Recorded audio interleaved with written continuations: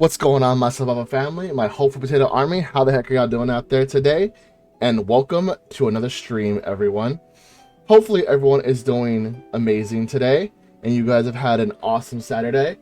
Hopefully you guys are just kind of at home relaxing, and you're now going to be enjoying some of your favorite streamers, or you already have been.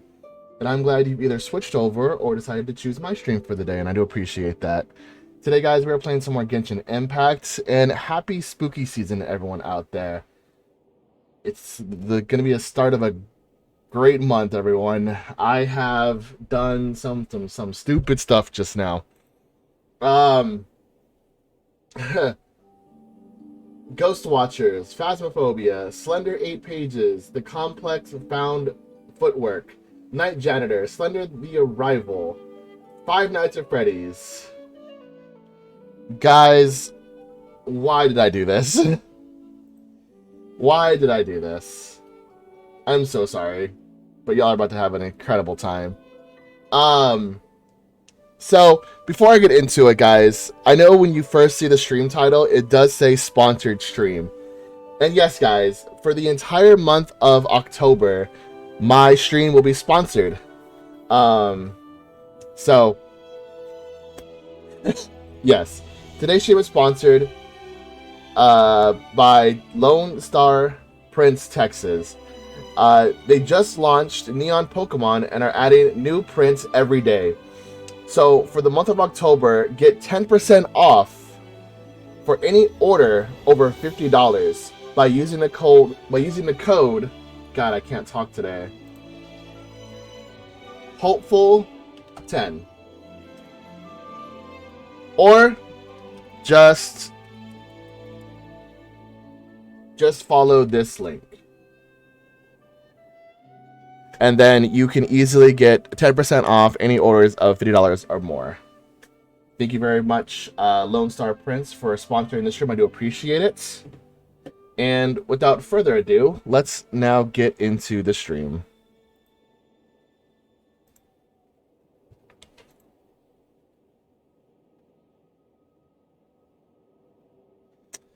Let's see what we can do today.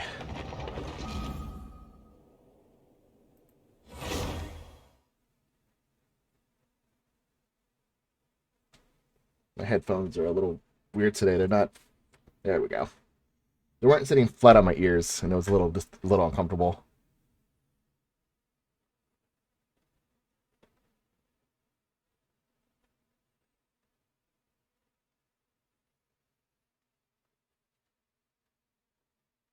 Yes, Astral, this is a sponsored stream. I'm not sure if you heard me in the beginning, but it is sponsored by Lone Star Prince. They have just added Pokemon Neon posters to their store. And for anything over $50, you can get 10% off by using the code Hopeful10 at checkout or by following the link in chat. Yes, this was all new to me as well. I just got the info. So I was quite surprised. So yeah.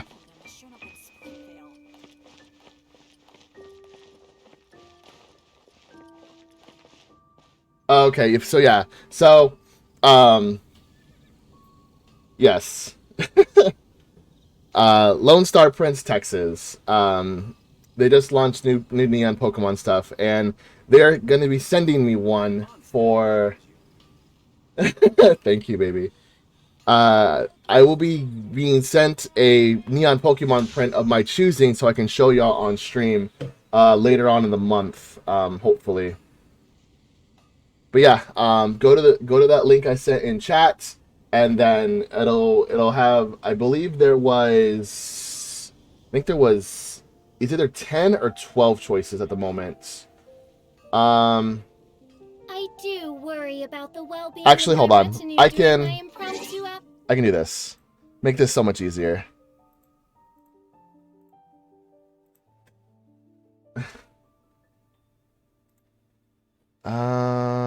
This one. This one. Okay. So,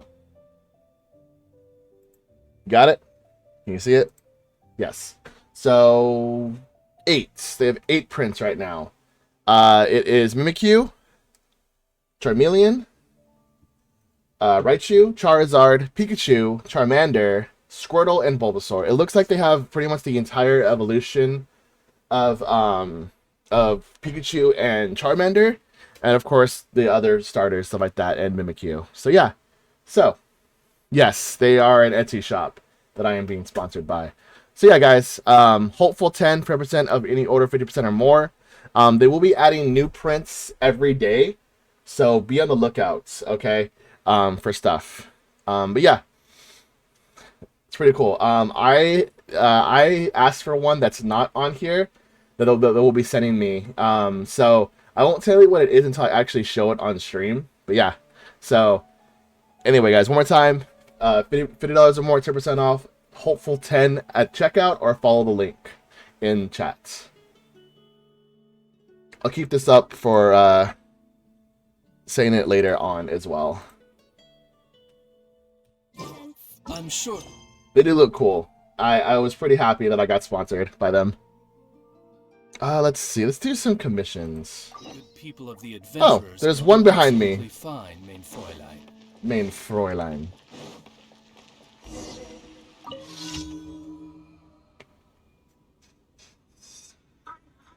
Oh, Jesus. Hold on.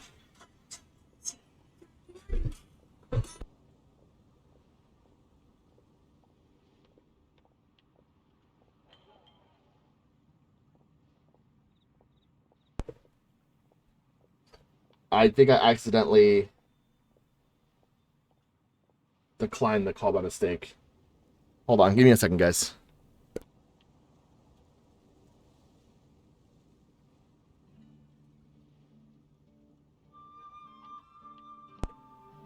Alright, it was a spam call.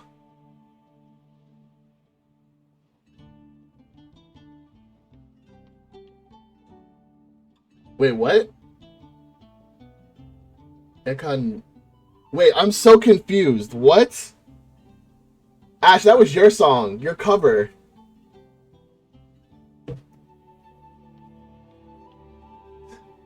Yes, I still have your cover song as my ringtone. That was your...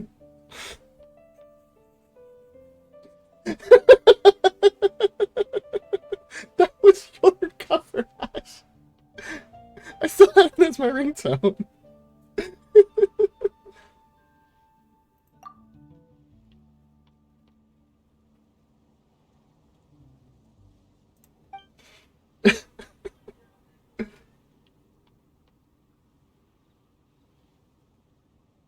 Oh, I did not know that. I actually did not know that.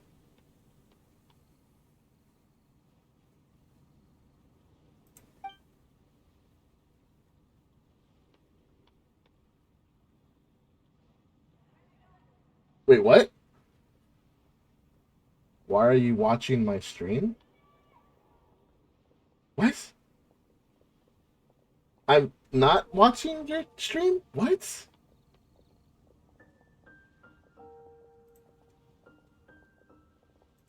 I'm so confused.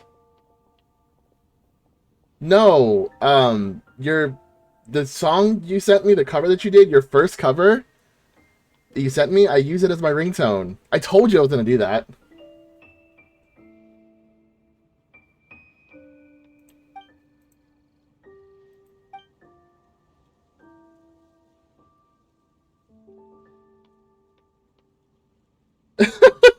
Oh my goodness. Astral, you are something else.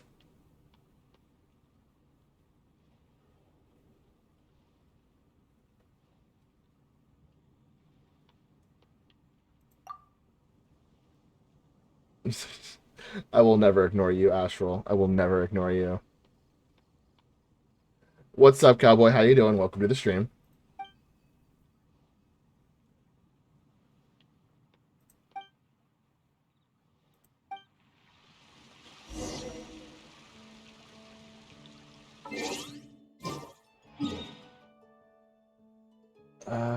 I gotta go to...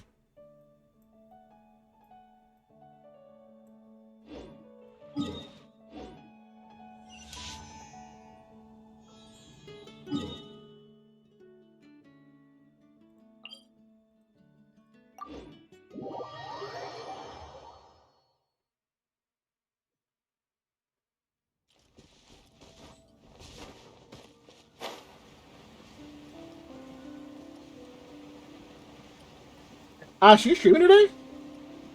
Astral? Are you streaming? I thought you'd already be streaming by now. I thought you usually started at 3.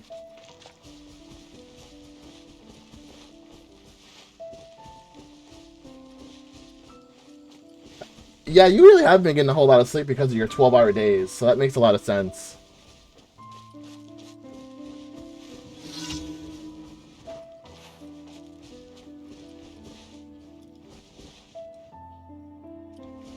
Oh, okay. Cool. That sounds awesome.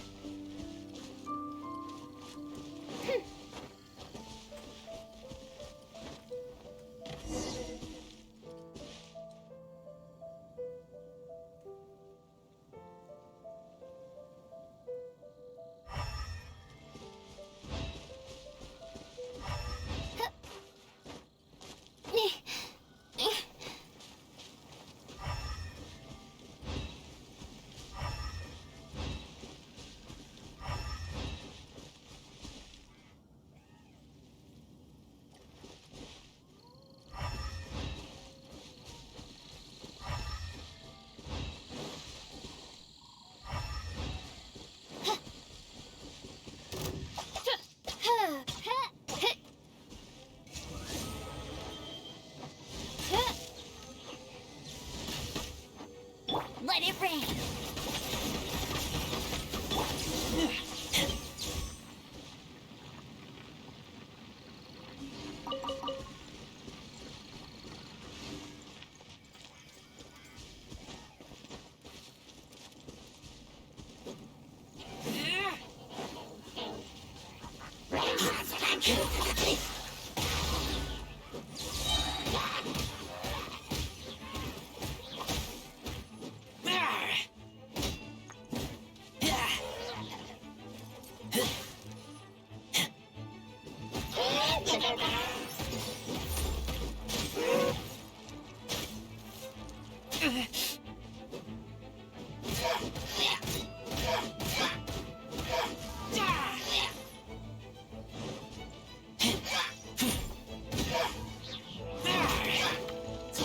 I can't believe all of my dailies are like right next to each other.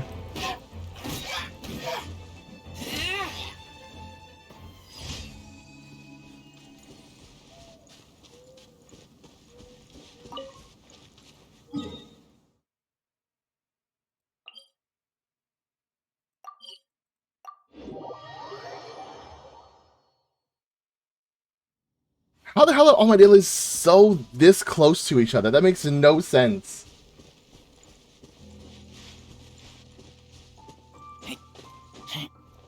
I'd never get this lucky where it's this freaking close together. Hey guys, how's it going?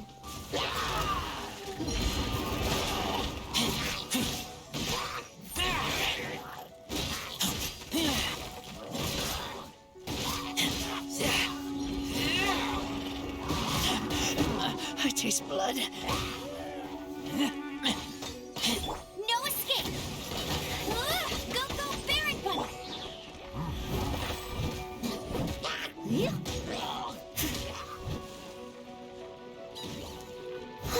Leave it all to me.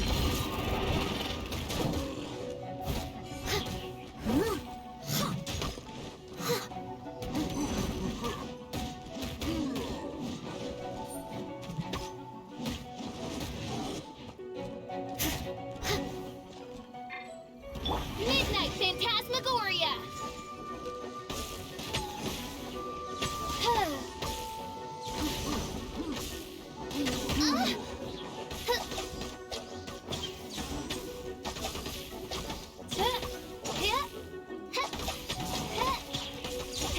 Oh, goodness gracious.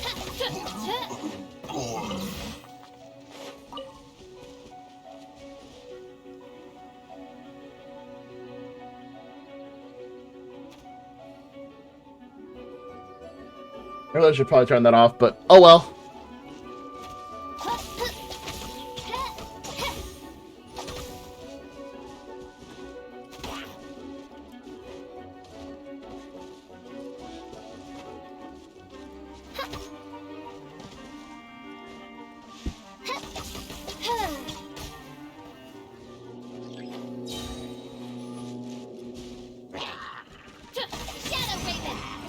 Nightfall! As a good knight should. Steady as stone.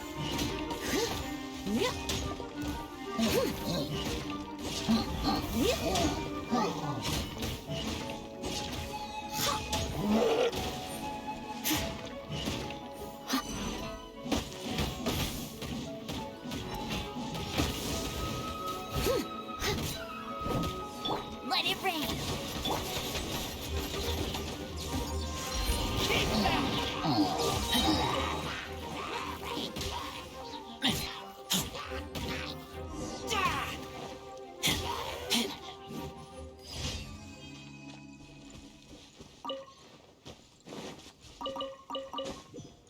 So many apples. Hey, look, Ash, apples.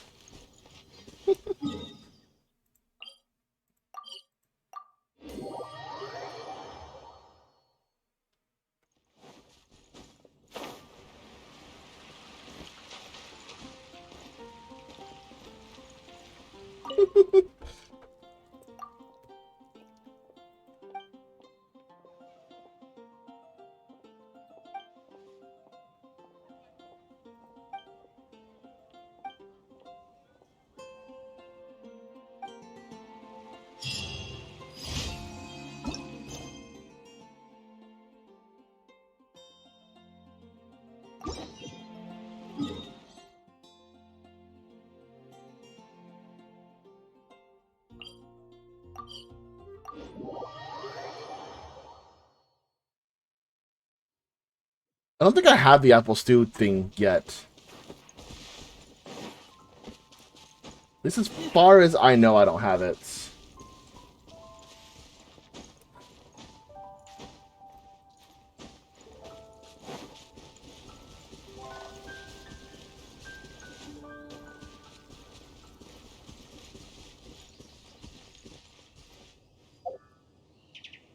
I would need to go to a cooking station first.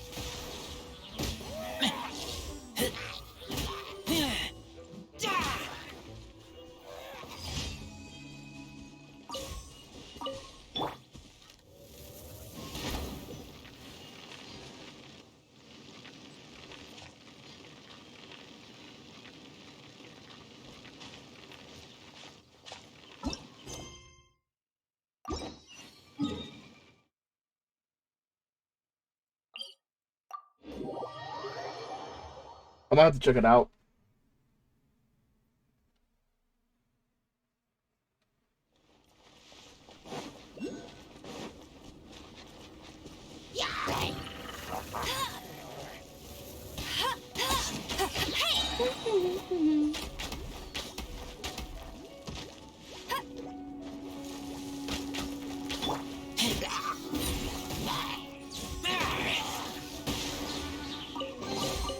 Empty chest.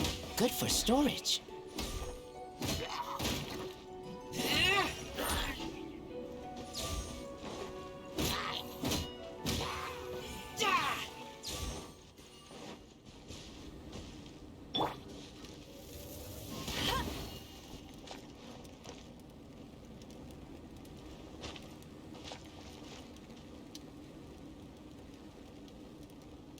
Okay.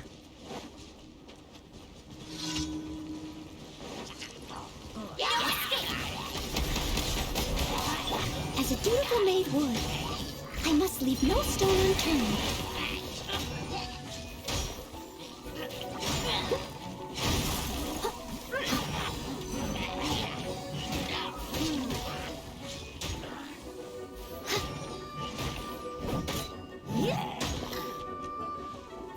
Midnight Phantasmagoria!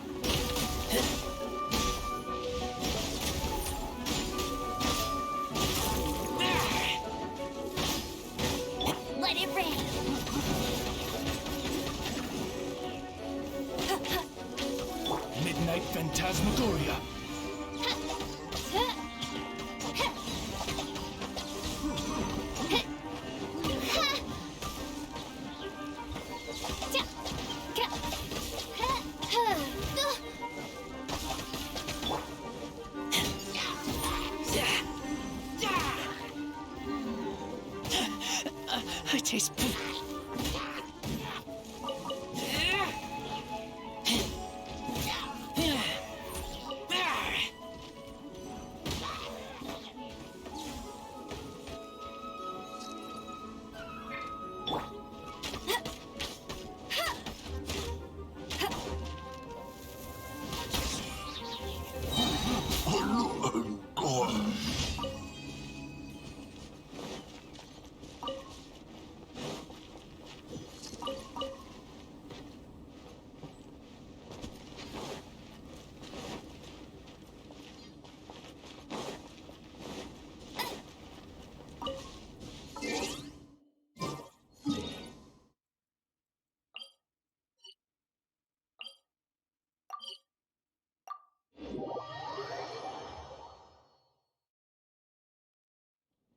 If only the wind was a little stronger.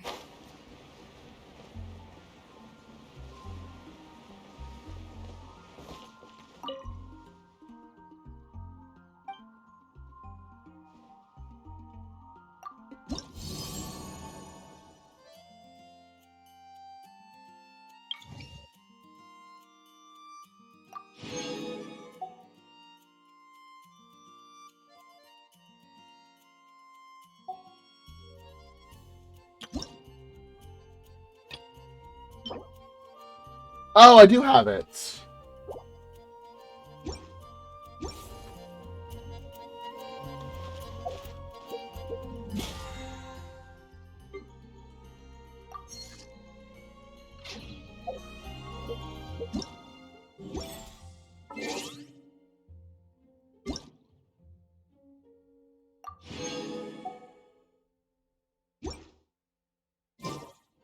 I'll race you there. I didn't even know I had it. Bet you can't keep up with me. Get ready for the gliding champion of Mondstadt.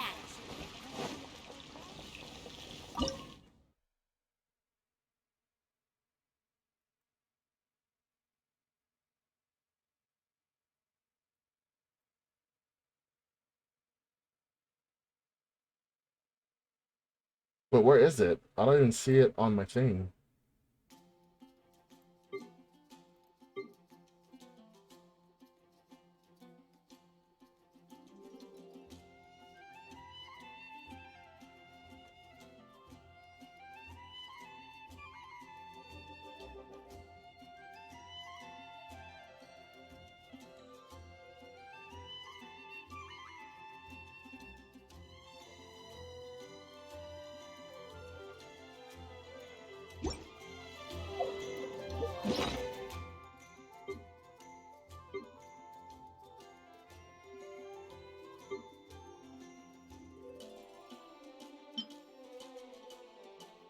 But where is it though? I don't.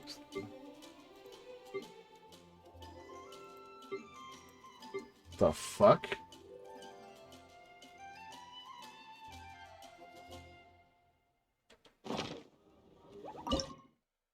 Where?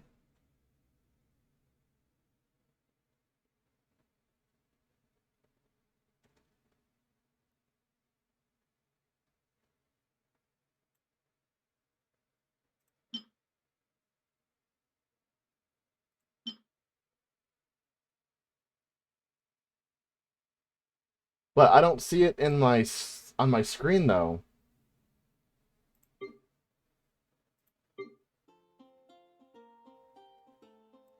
Shouldn't I see it even if I can't make it?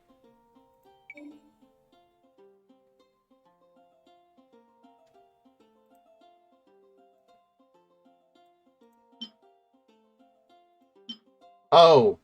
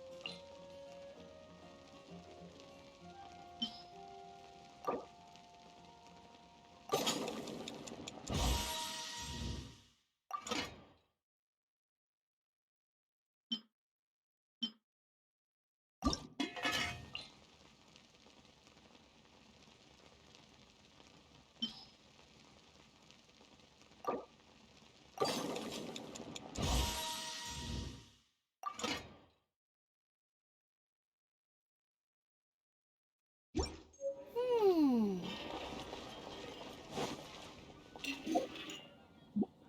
Okay.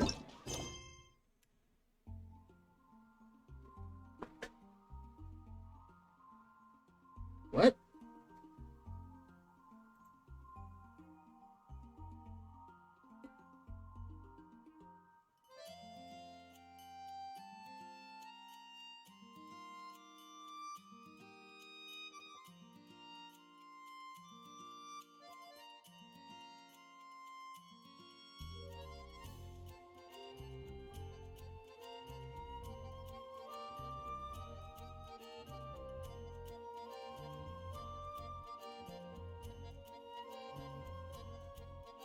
Oh yeah, so pretty much the entire month of October, if you're watching me play Genshin, you get special drops.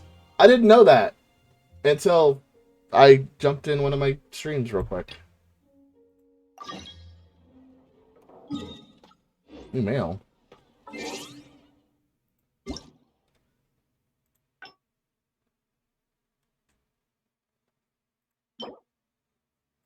What the fuck?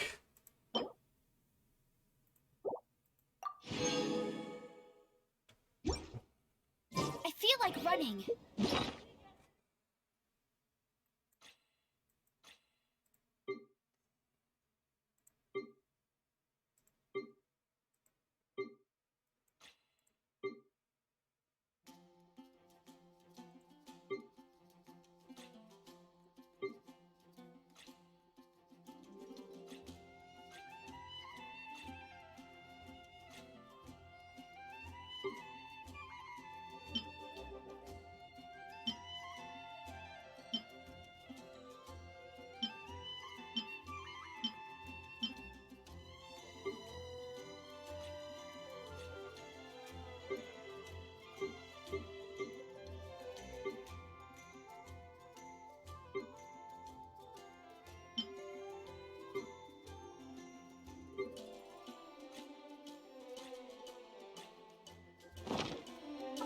Oh, also,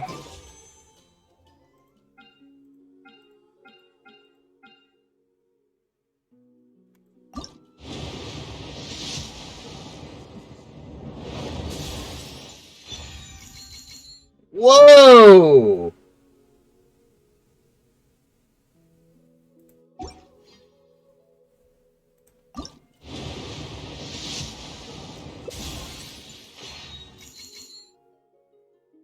Hey, look, Dragon Slayers.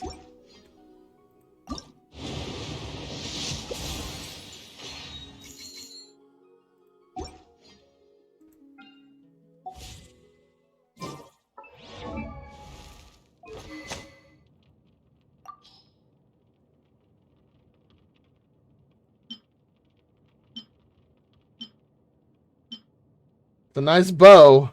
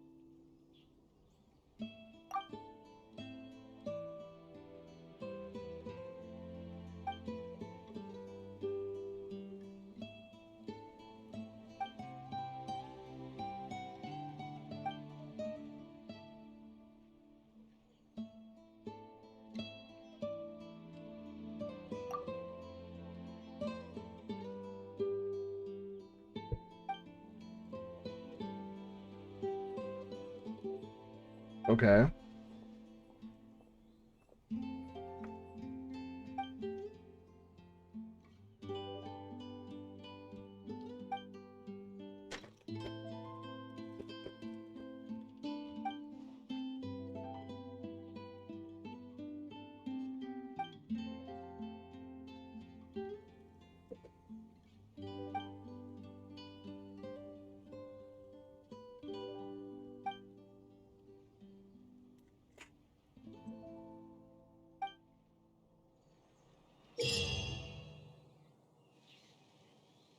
Oh. Sorry, little Diona is currently taking a few days off.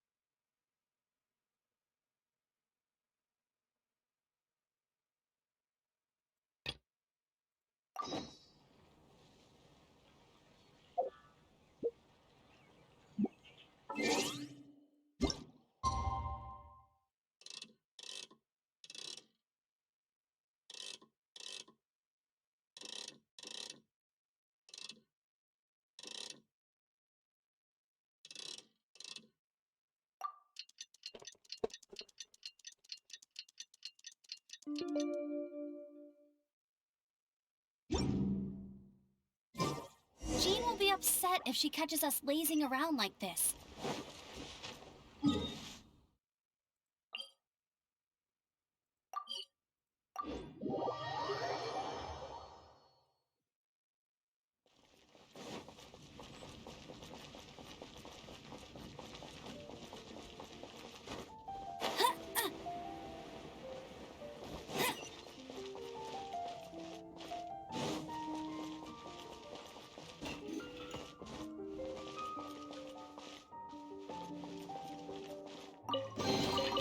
Another target tracked down by Outrider Amber.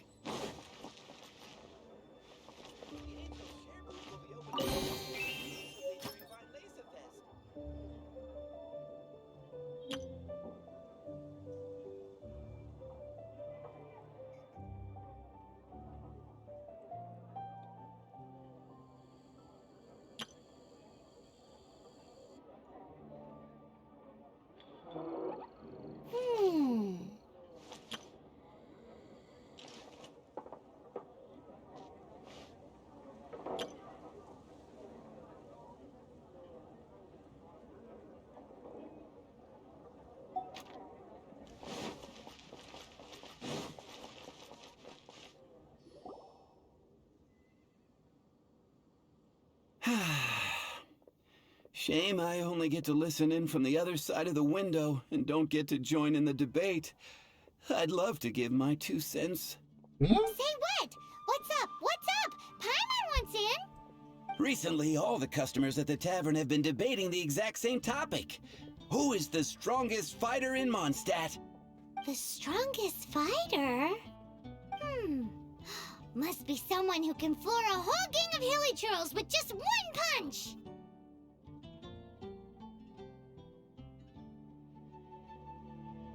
Then Paimon nominates you. But anyway, is there like a general agreement in the city on who it is, or?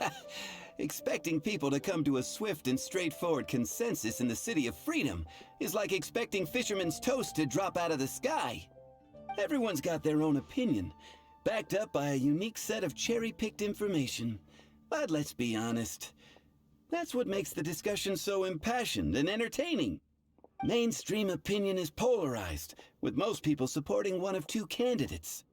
One is the Dandelion Knight, the other is the Dark Knight Hero. Oh, Paimon votes for you. But let's go into the tavern and talk to the patrons. Maybe we'll pick up some juicy gossip. Oh, I do envy your life of leisure. But don't mind me, of course. I guess I'll just get back to work. Hmm.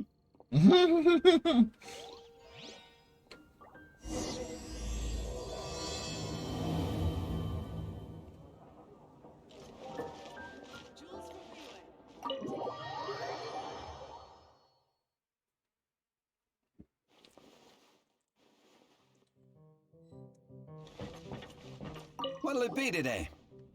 Gossip.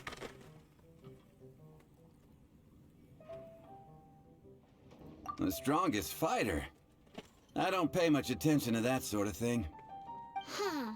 Paimon thought bartenders had some kind of special information sources. Exactly! That's what Paimon was getting at! I have no involvement in any intelligence gathering operation. But if you made me pick someone, it would be the Dark Knight hero. I've heard some stories about him. Apparently, he once rescued a city dweller from the Abyss Order. There it is! The barman's top secret intelligence!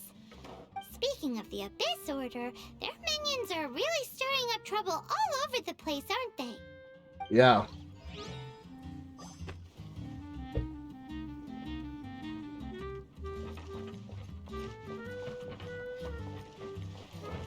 Hey, amigo. Do you want to hear my latest composition? I put my whole heart into it, and also my soul. How about it, amigo? Huh? The most macho in Mondstadt. She's a little girlie who wears red. Lee? No, Amber. That's right. I found this out one day about half a month ago, when I went up to the Storm Bear Mountains looking for inspiration for my new song. Lee or Guess Amber? what happened? What happened? I witnessed Lee. the most powerful destructive force Lee. I have ever seen in my life. I'm telling you, it completely changed the whole landscape in that part of the mountains. Holy moly! I was hiding behind a bush and I saw this little girlie in red clothing running into the distance, leaving a trail of destruction in her wake. But I don't know if anyone will believe me. Another Cleve. Now that you mention it, the idea of a tiny little girl wielding that much destructive power is a little far-fetched. You want to know what I think? I think she has a treasure nobody else knows about. Maybe even the most powerful treasure in all of Mondstadt. Did you say treasure? Did Paimon imagine that, or did you hear it too? It's just a guess. I mean, no. It's a bard's razor-sharp intuition. Thank you, amigo. I am so happy to meet a true amigo. Who would have thought? So, this girl, what's her name? I do not know her name. I do not see her often in Mondstadt. Not Amber. Hey, I'm telling the truth. You gotta believe me. Doesn't sound like much to go on. But thanks for your intel.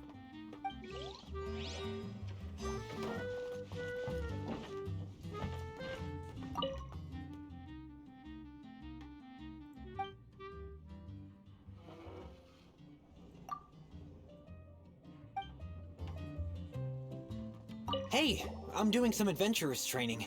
Alcohol tolerance training, to be precise. Want to join me? You want to know who I think the toughest fighter is?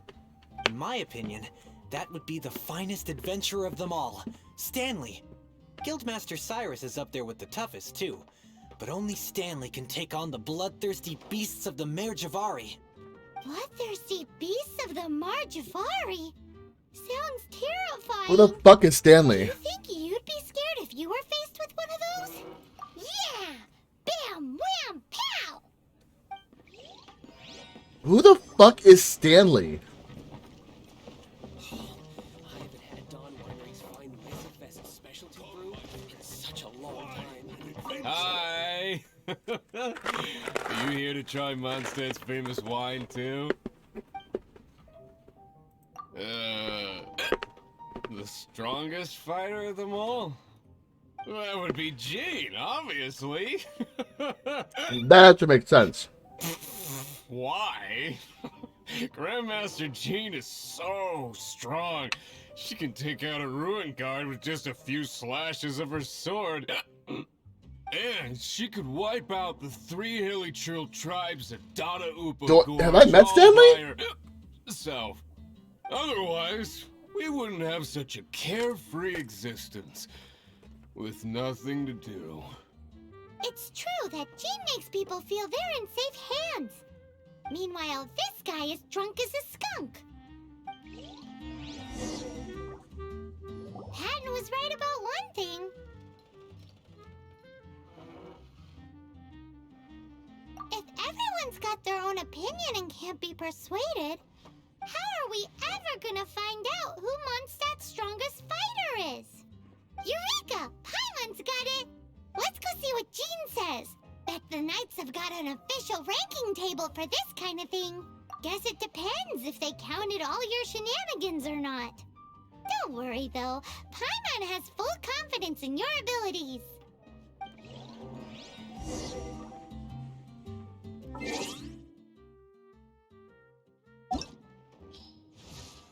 Stanley.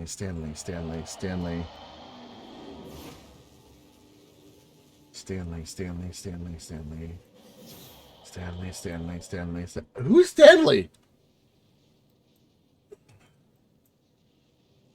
Excuse me.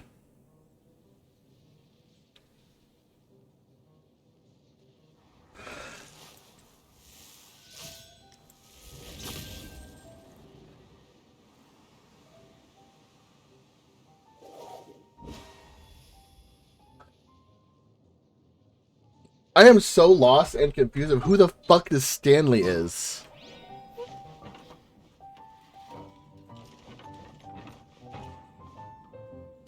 Thank you. Who the fuck is Stanley? I need to know who this person is.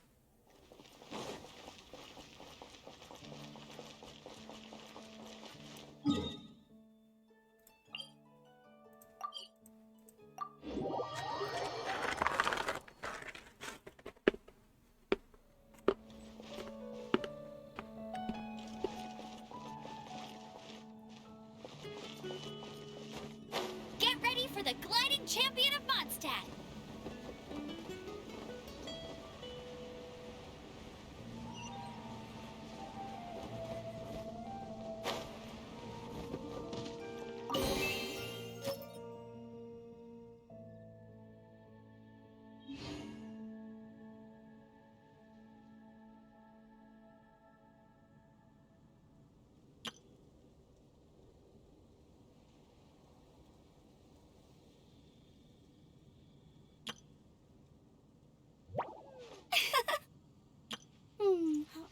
Jean's sword fighting is so much better than this.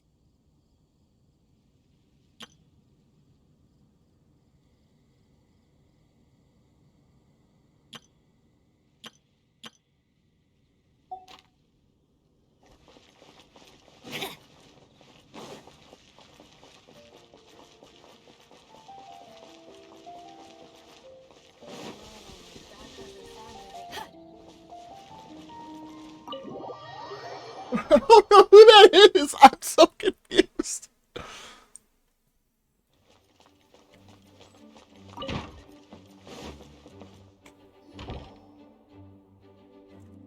Oh, Master Jean! Sorry to bother you. We're collecting intel on the strongest fighter in Mondstadt. Do you have, one of those official Knights of Favonius verified ranking table thingies? Strongest fighter in Mondstadt? Huh. I am sorry, but I cannot help. I do not have any relevant documentation on that topic. Oh, well that sucks. Paimon was hoping he would at least make the top 5. Well, although I do not have the data to make such an assessment, I will say that my faith in our honorary knight's abilities has never wavered. Which reminds me, recently one of the Abyss Order's mages has been active near the city, although he is keeping a low profile. Time to go beat up some Abyss Order. Around Mondstadt, please be on the lookout for danger. Right away. Given your, well, high-ranking fighting strength, I trust you will be able to help keep the area safe. Awesome! After he beats the Abyss Order, he'll climb up that ranking table faster than he climbs up all those cliffs. Well, either way, smashing the the Abyss Order to bits is the right thing to do.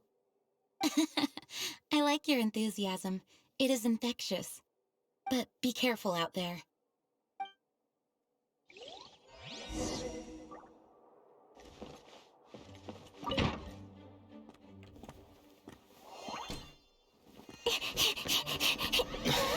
Hey!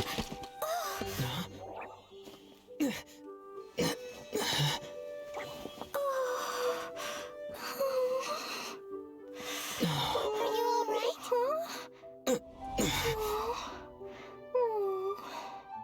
It's Klee! I'm fine. I'm not hurt.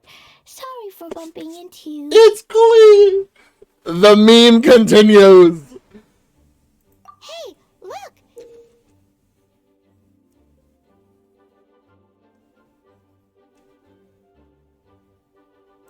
There's some writing on here. Explosion inside city wall. Grounded be thy woe. Explosions can hurt people. Jean can be dreadful. Mondstadt be bond. Klee be doomed? Yikes! Mr. Kaya wrote these down for me. They're, survival rules. Survival rules? Yeah. Rules that I must absolutely never break under any circumstances. Otherwise, something terrible would happen. Yep. I forgot to introduce myself. My name is Klee. And Paimon's name is... well, Paimon. I've heard all about you guys. You're the honorary knight who helps Mondstadt. Wow! More recognition, yay! Paimon is so happy right now. I heard it from Amber. But wait, no, there's no time for this right now. I want Klee as a character so... I grabbed my map and ran as fast as I could all the way here. The treasure I buried in the Whispering Woods, it's gone. Did you say buried treasure? Exactly what Paimon was thinking. Excuse me. Lost treasure is a big deal. Let us help you find it. Yay! Thanks, you guys. Here's where the map says the treasure should be. I put a circle around it. I also Klee, you're so adorable! At the place where I buried it to make it easier to find. Paimon is starting to understand how this treasure went missing so easily. Come on, Mr. Honorary Knight, let's go. I get to play as Klee? Do I get to play as Klee? Do I get to play as Klee? Please don't get to play as Klee. I want to play Klee so badly. Please, please, please, please, please.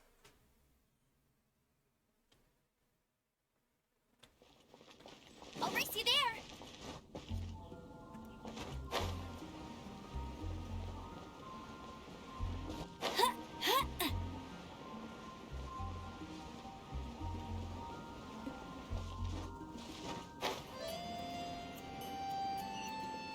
Bet you can't keep up with me.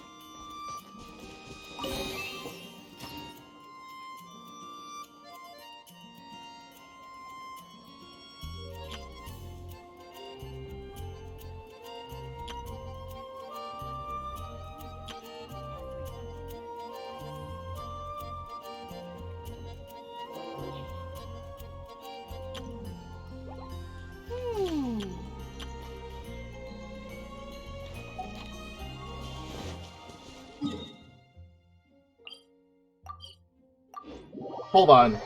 I think I know where one of the treasures is.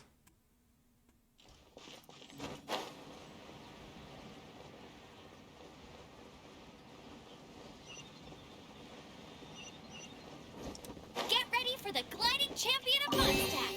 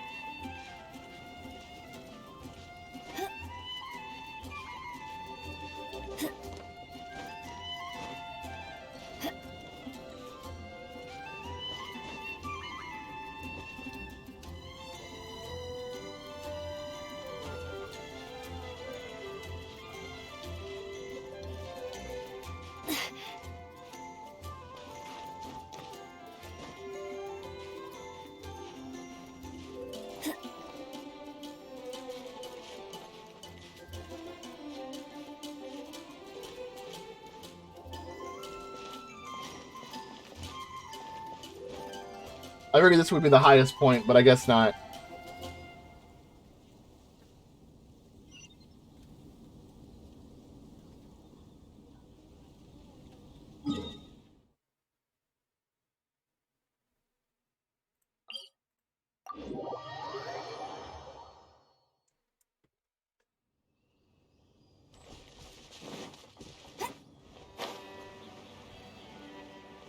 I'll race you there. La la la la la la la la. La la la la la. Oh, my La, la, la, heart. la. She's so cute. Your treasure's gone, but you seem oddly happy. She's so cute. Well, Razor and Albedo seem really busy recently. So Klee must not disturb them. But now Klee has new friends. I never thought I'd have a new big brother to help me. Oh! So happy. Oh! She's so big brother. Oh my god.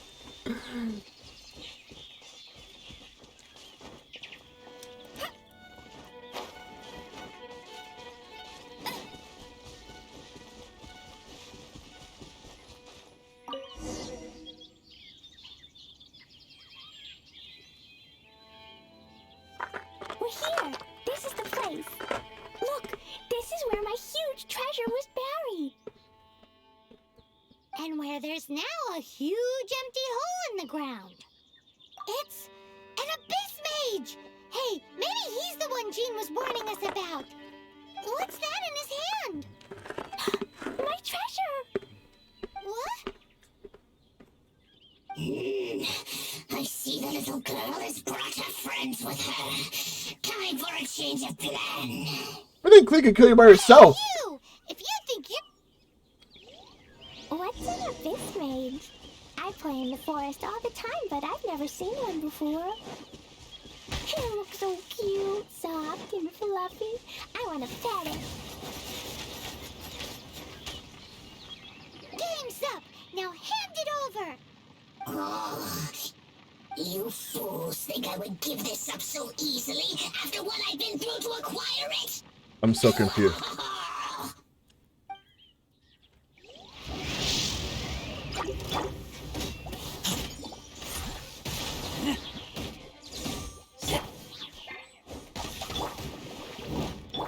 Time to clean up.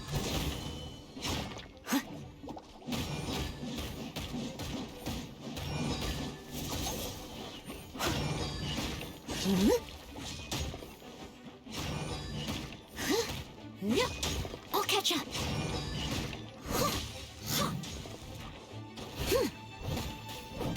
Leave it all to me. Careful, Klee. Don't be drawn in by it. Abyss mages are the bad guys. Oh, that's right.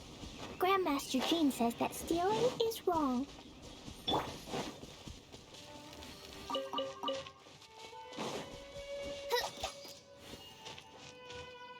Freeze! That girl's lucky she didn't come alone. Otherwise, I...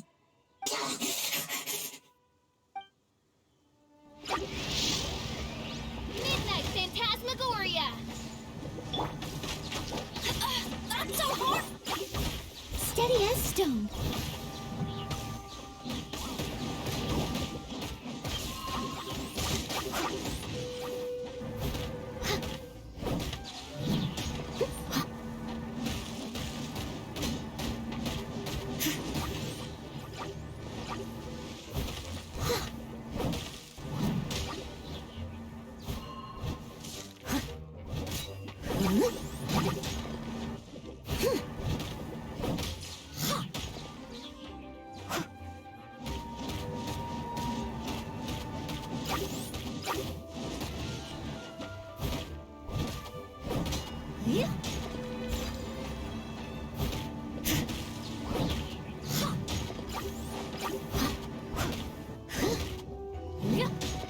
No one escapes my sight.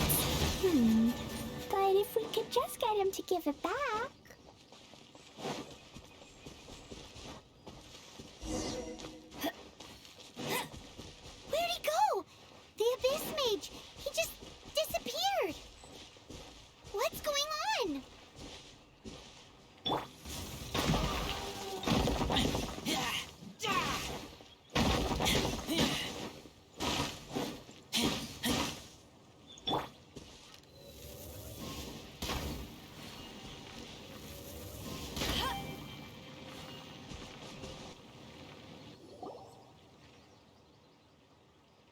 gateway to a domain! The Abyss Mage must have snuck inside! Clee, do you need a rest? Why don't you wait here while we get your treasure back for you? No! I'm coming with you. It's my treasure that Mr. Fluffball stole, and it's up to me to get it back. Don't worry, Clee is a big girl. Come on, Mr. Honorary Knight, let's go. I am playing as Clee in this domain. I don't give a shit.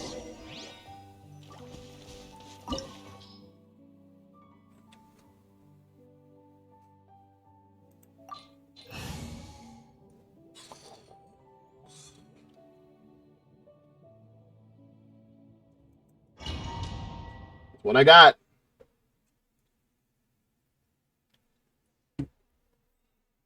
Yes! I love the way she runs! It's so cute!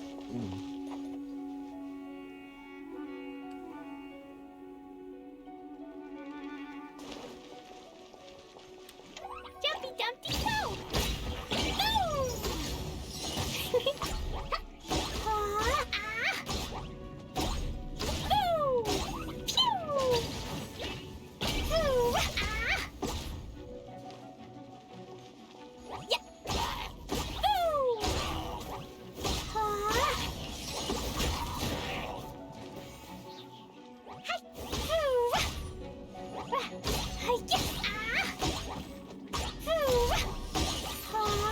No escape!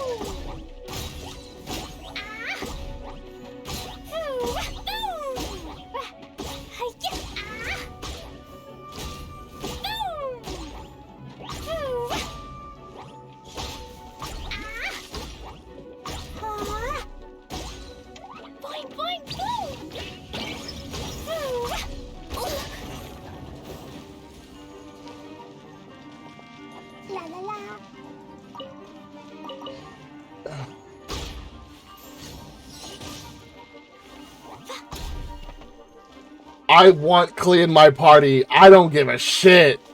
Dude, Clee is amazing. And she runs so cute.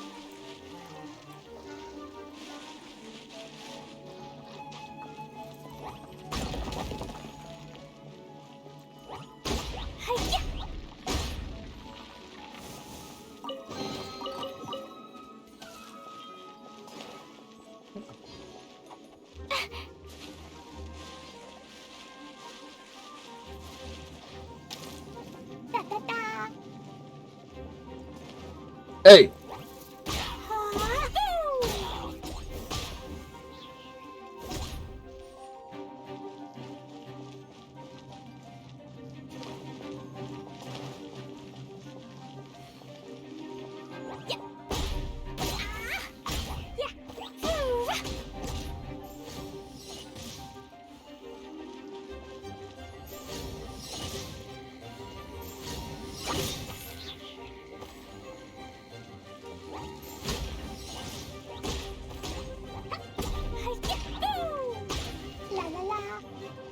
Oh, I want her so badly.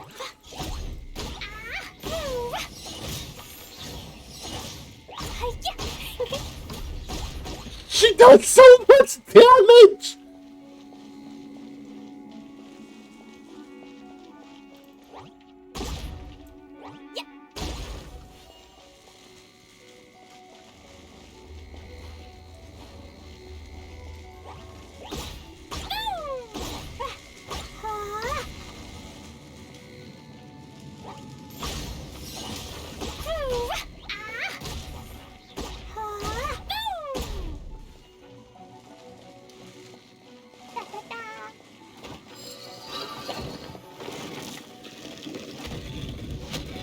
Hell yeah, let's go! Clee,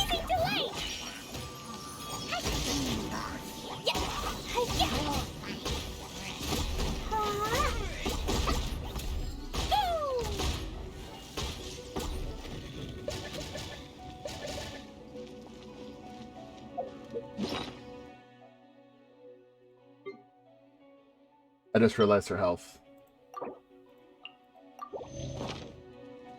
But now let's use Razor.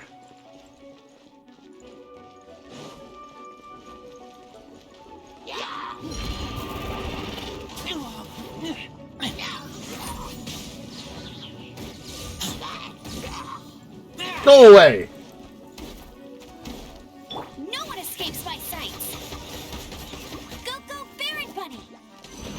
Huh. Huh. Huh.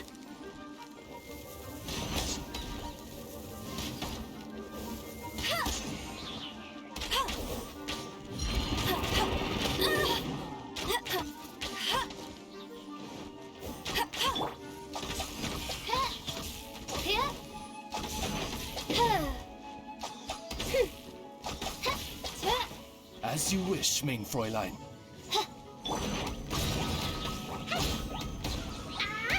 Boing, boing, boom! Boom! Yeah, hi-ya! Hi-ya, boom!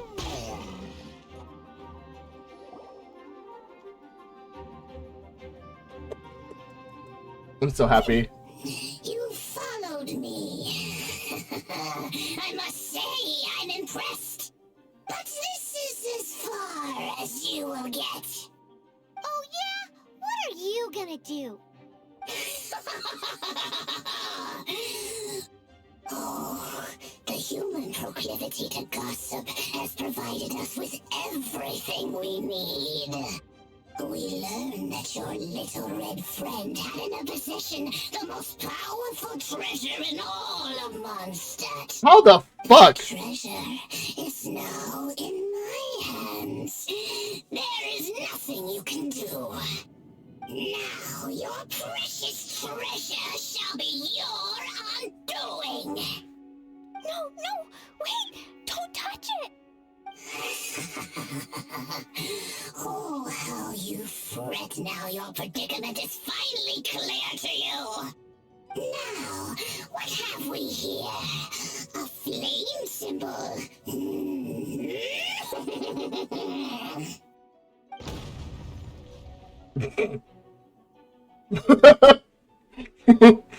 No!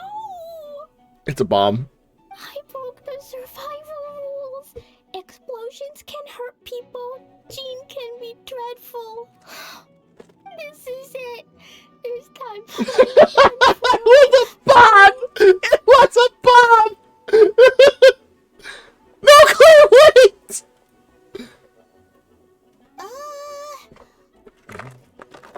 Wait! So Klee's treasure is a bomb? No wonder Klee was rumored to be the strongest fighter in Mondstadt. Paimon, for one, is never picking a fight with her, ever. Hold on. Why has she gone and run off?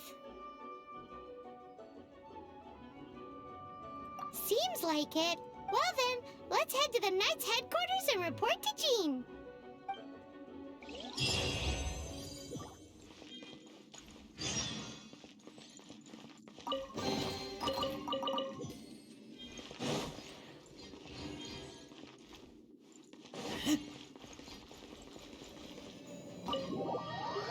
What's a fucking bomb? What's a fucking bomb? That was so awesome.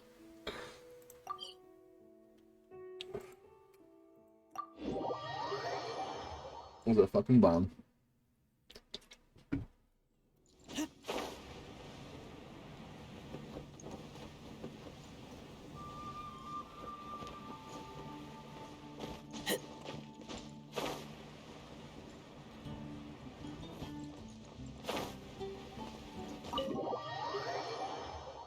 The best surprise ever.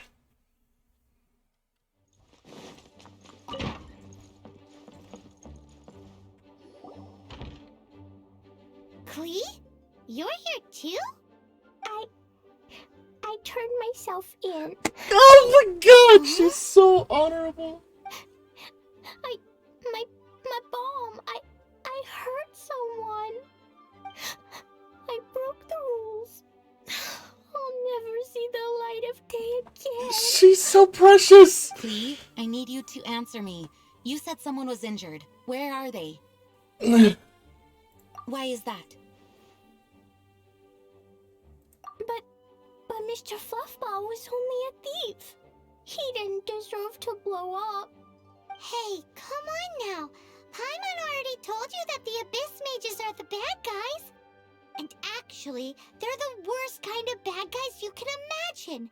They don't just hate the good guys, they hate all people. Their enemy is humanity itself. Mr. Fluffball was a bad guy on purpose? Mr. Fluffball is the enemy of humanity. Fluffball, she's so cute. What? She's so I cute. don't get I can't This was take an it. oversight on my part. I did not tell you these things before because you are still young. In fact, the Abyss Order is a hostile force in Mondstadt. How which old has is been Clee? unusually active lately. Wait, what? For what? Oh, god damn it. Really, Ash? You sent me the V trend? This should be fun. But seriously, how old is Clee?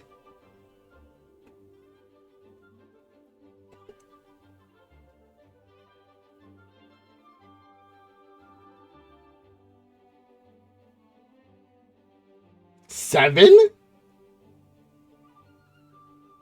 Oh, she's 10. She's 10. That's insane. She's 10 years old? Aha! That's it! Paimon understands now! They were tracking down poor Clee because they heard rumors about her treasure. Just like the way Paimon's first reaction was to try and get her hands on... no. To try and get the facts on the treasure. Paimon, you're so... Does that mean? In light of your contribution on this matter, I will allow you to take part in the next Ludi Harpastum. Ludi Harpastum? Whoa! Mr. Honorary Knight, you've gotta come too! Whoop-de-doo! It's a happy ending! Except... Uh-oh. Except what? Who's the strongest person in... Clee, where did you hide the treasure to begin with? Oh no! Were you trying to blow up the fish in Starfell Lake again? I wasn't! I swear I wasn't! She's giving us that look that means play along. Clee? I'll see myself to solitary confinement. I fucking love Clee must get bored in there all by herself. I love Clee. Can I have Clee as a character now, please?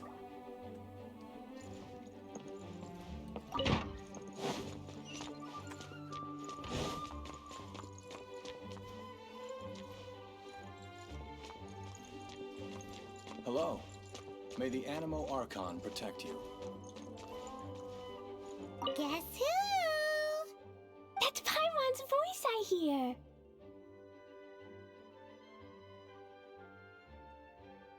Ooh, yes, please! Wait, no, I can't. Clee needs to be a good girl and think about what she did. Stop tempting me. Anyway, while I'm grounded, I'm making an extra special new treasure, the Ludi Harpastum version. Oh no. When you say treasure... Bomb. I made it into the shape of a harpastum and everything. It'll look so cute. Just wait for Ludi Harpastum. Oh yeah, they're gonna love She's a it. bomb maker. Yeesh, if Jean was listening to this, Clee might find herself grounded for an awful lot longer.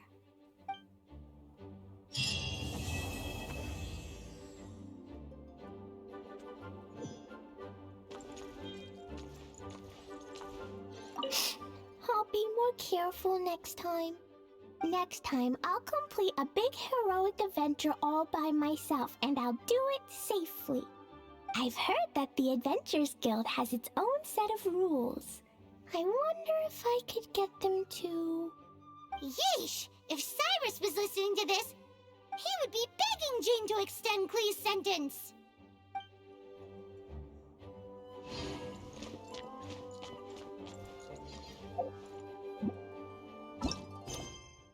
The last one.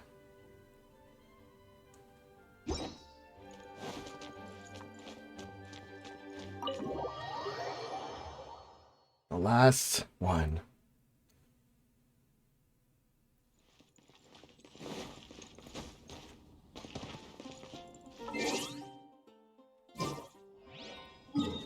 First, I must go here.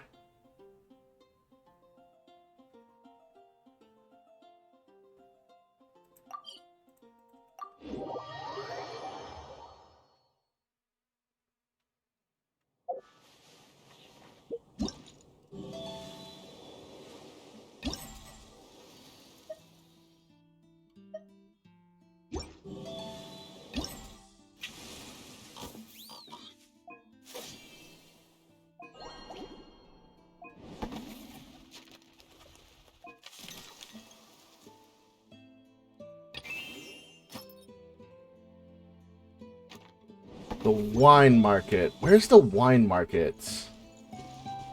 The foot of the wine market. Oh, I see it. I see it. I see it. I see it. I see it.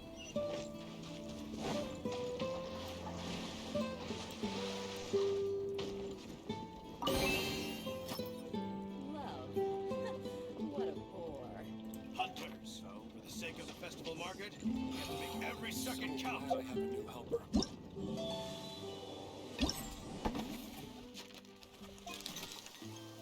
What?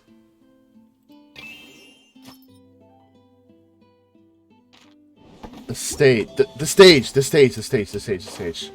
The stage. The stage. The stage.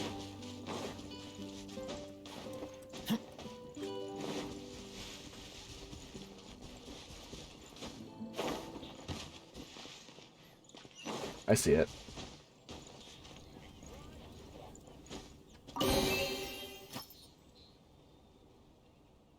It's Barbara.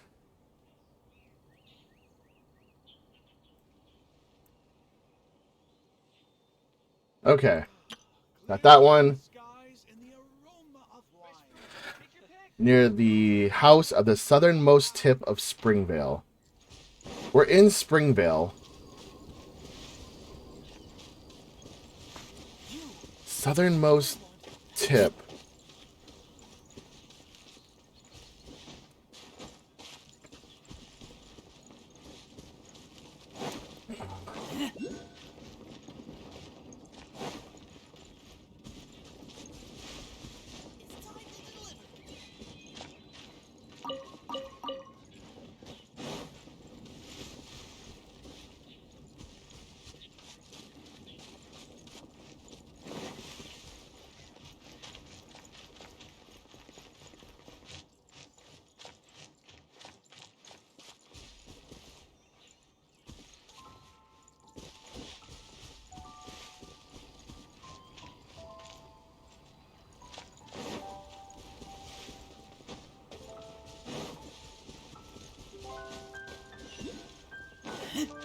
I knew it.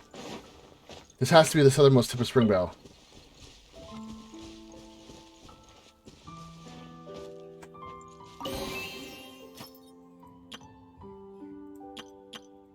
Okay.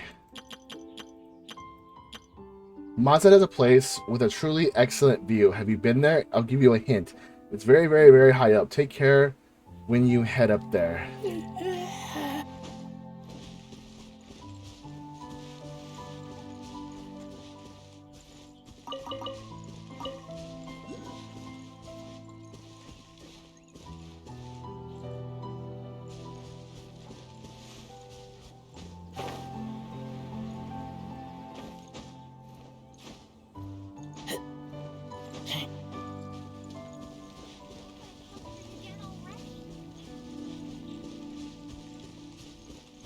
Could it be?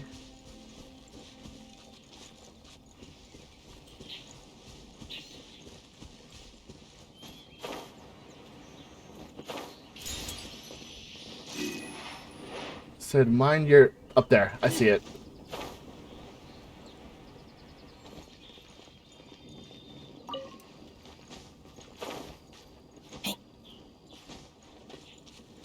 Oh.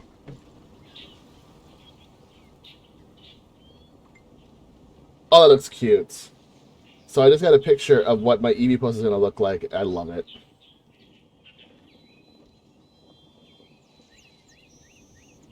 Speaking of that, guys, so this stream is sponsored. You leave, It is sponsored by Lone Star Prince, Texas. They just launched some new neon Pokemon posters. And if you want to get 10% off your order over $50 or more, use Hopeful10 at checkout or go to this link. Whoops. Go to wrong button. This link. And then use that to get to be 10% off as well.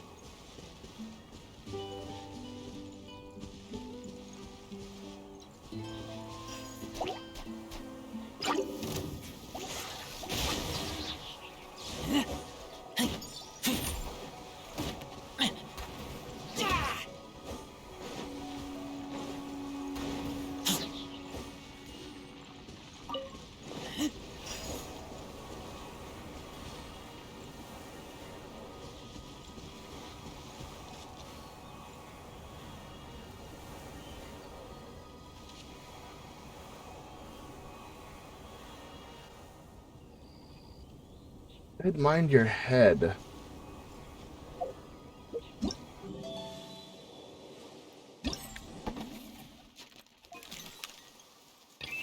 Modstad has a place where truly excellent view. Have you been there? Give another hint. It's very, very high up. Take care, mind your head.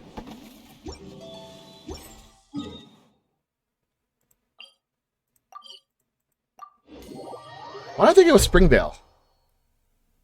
It's very, very, very, very high up. What is higher?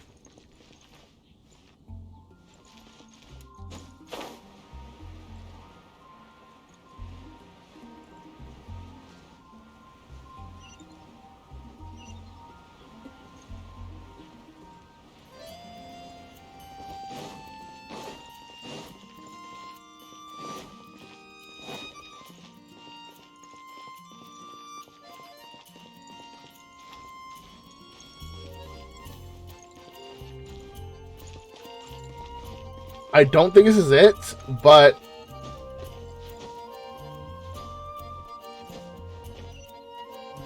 oh my god! I was like, what could be higher than the tower I am currently at? How the fuck did they even get up here? It's fucking Amber. Of fucking course it is.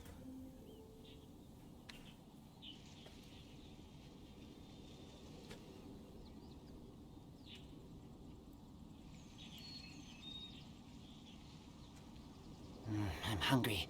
Let's hunt.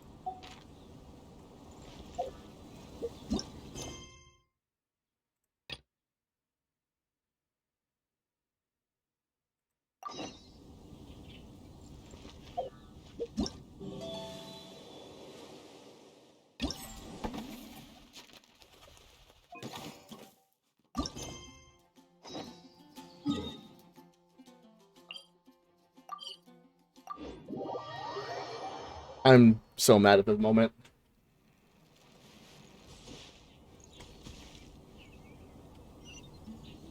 Oh.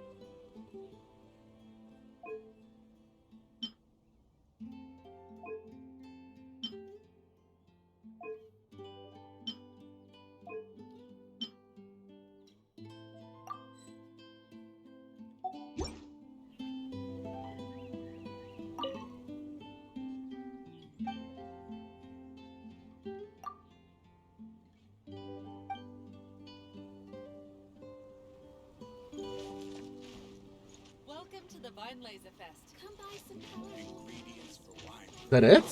Chosen carefully. That's it.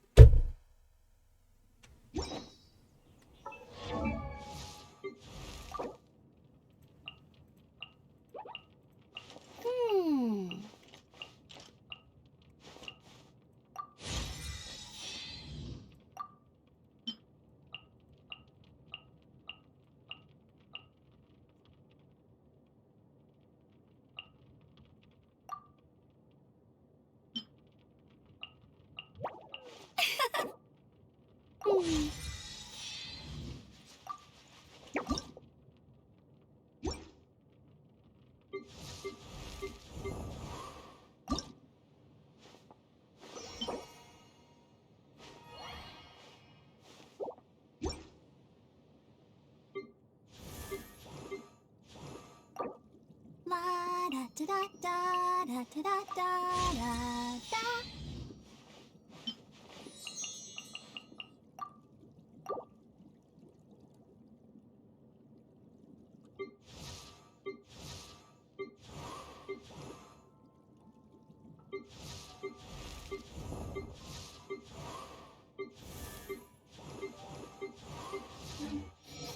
I smell rabbit.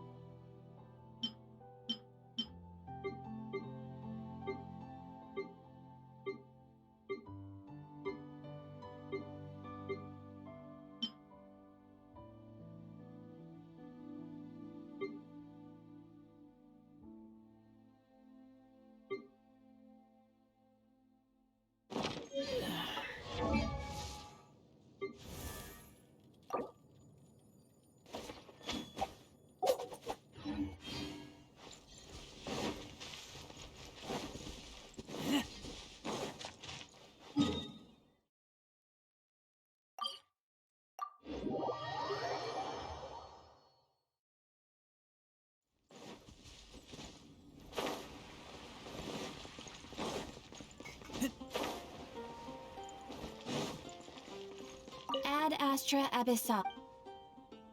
Thank you for completing. Ad Astra Abyssa.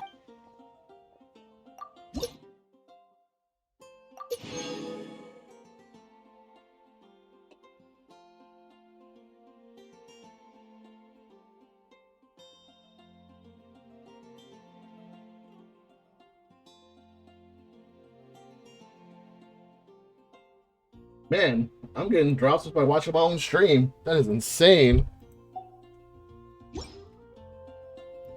Ad Astra Abyssa.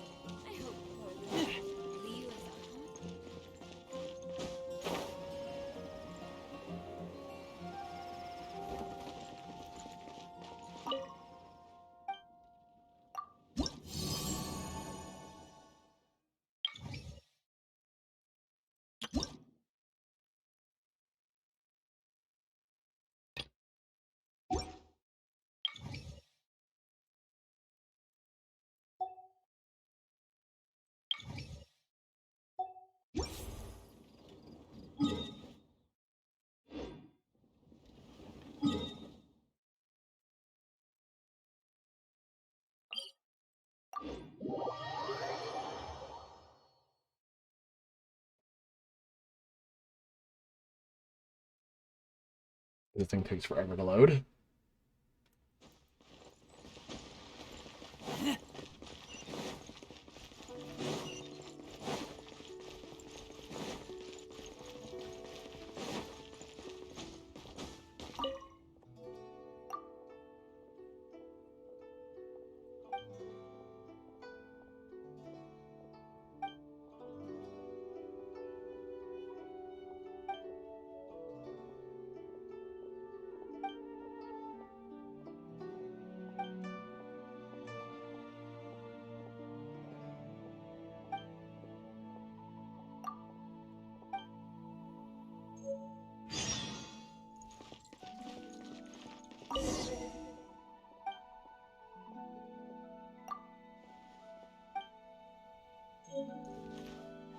But you didn't.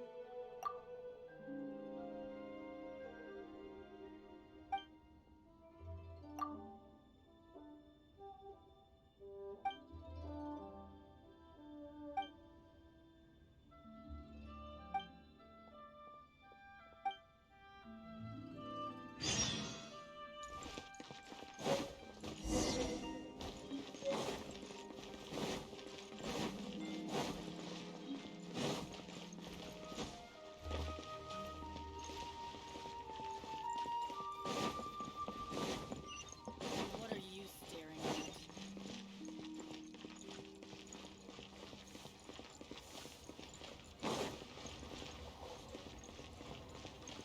Try your luck betting on Jade? Quan, just I want like a to new make toy. people smile.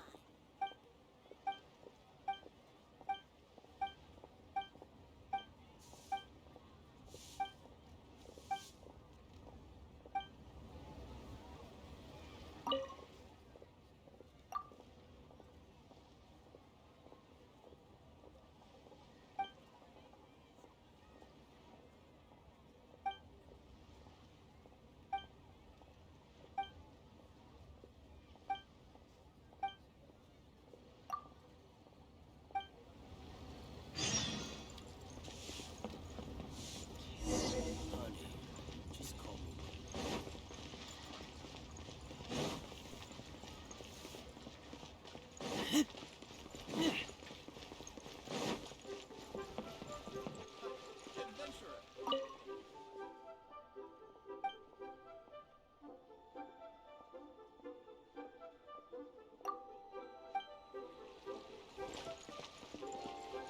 Ad Astra Abbott.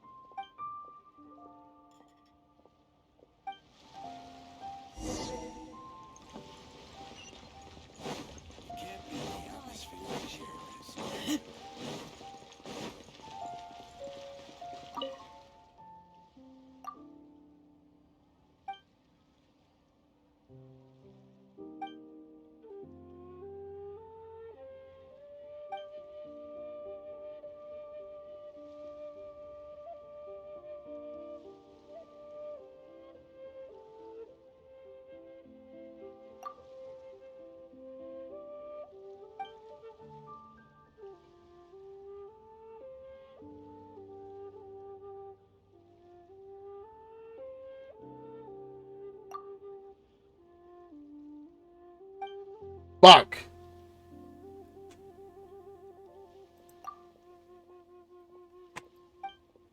Oh my god.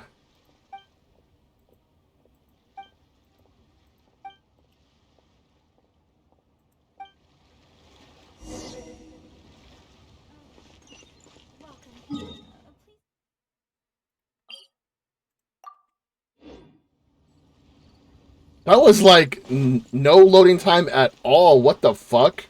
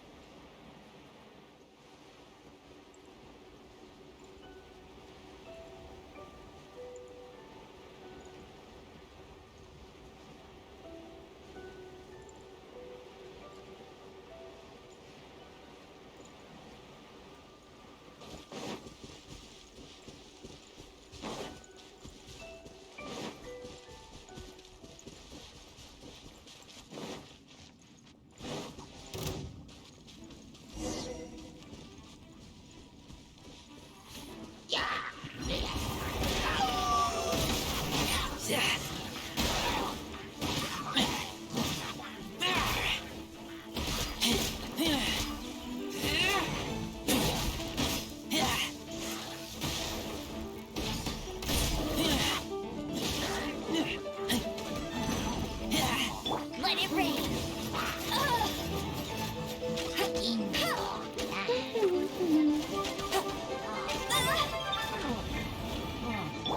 As a dutiful maid would, I must leave no stone unturned.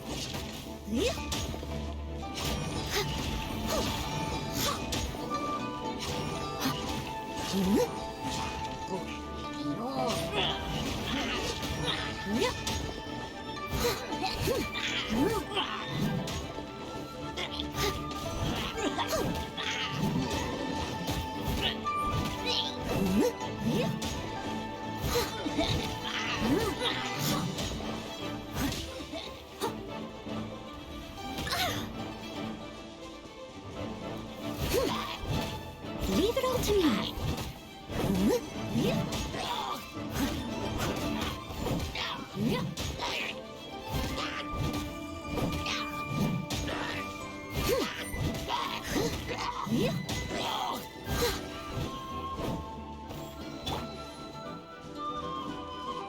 Wings of darkness, come, sever night from day. No rest for the wicked.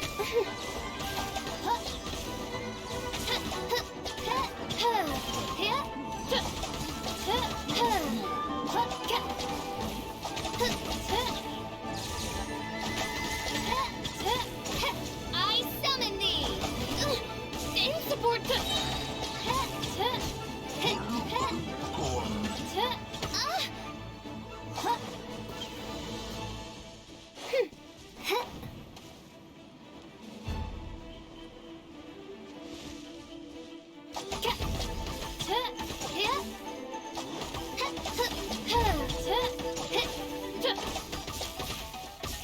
As you wish, main Fräulein.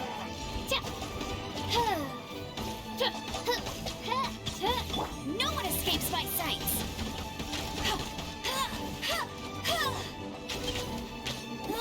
Get him!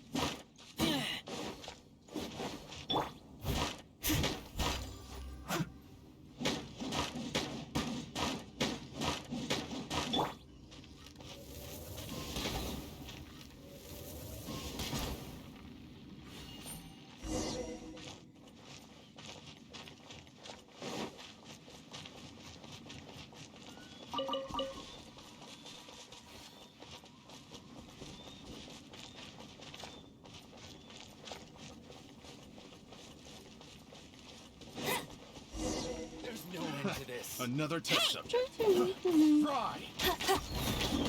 You're open!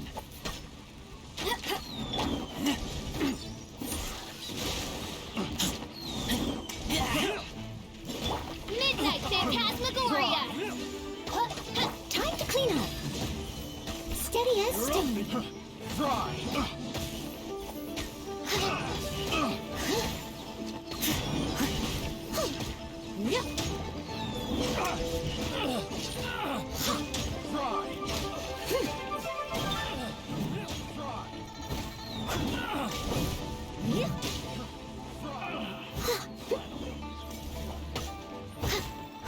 I must leave no stone unturned.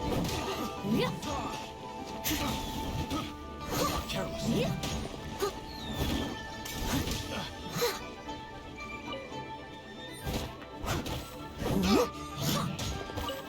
I'll catch up.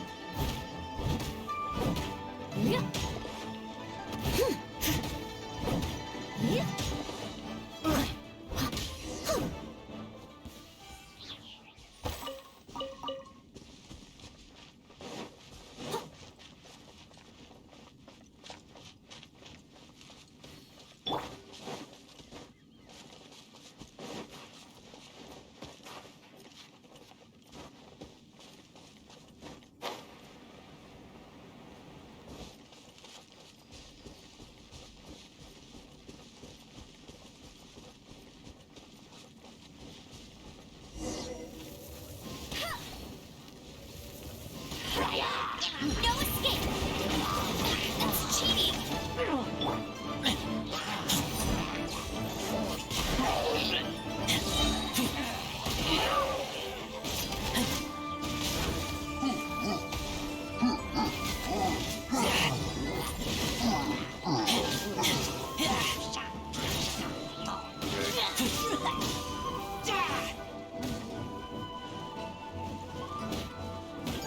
As a dutiful maid would, leave it all to me.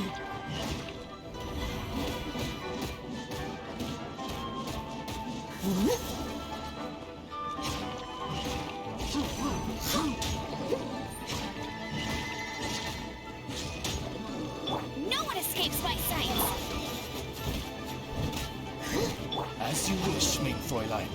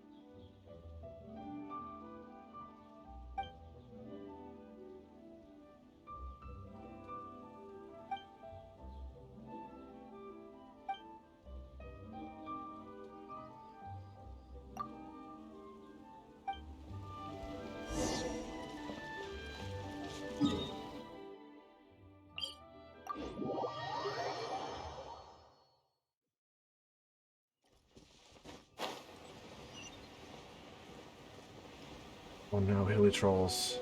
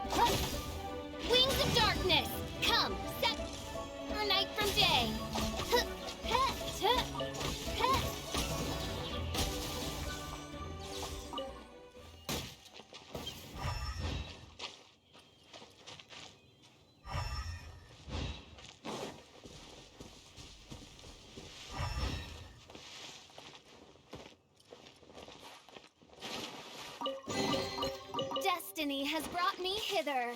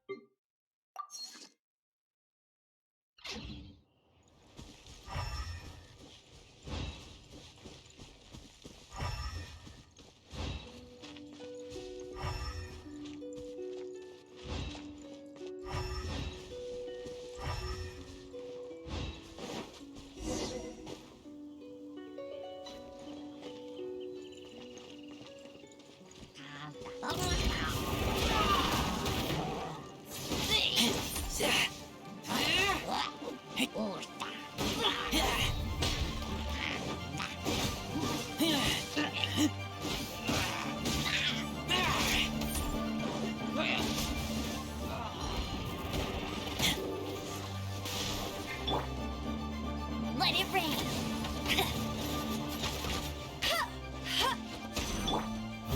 I must leave no stone unturned.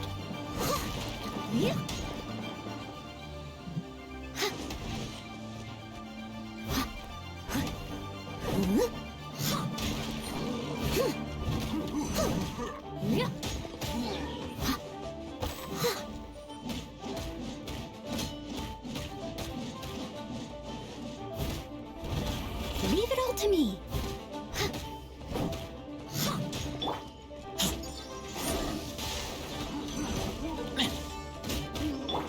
Midnight Phantasmagoria.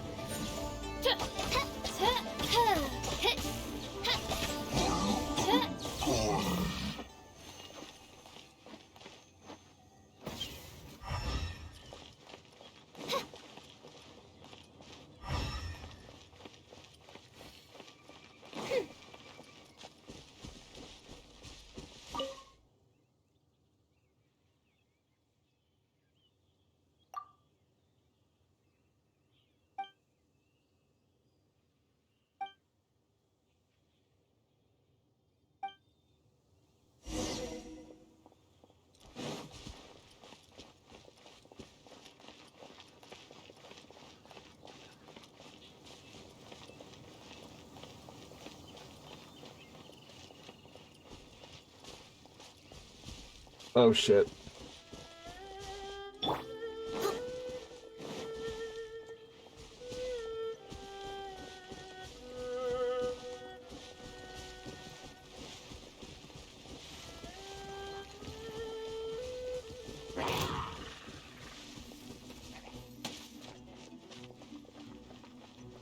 Steady as stone. I'll catch up.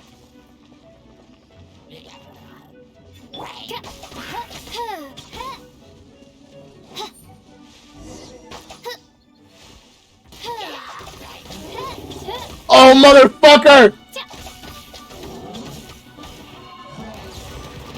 Nope, not dealing with this right now.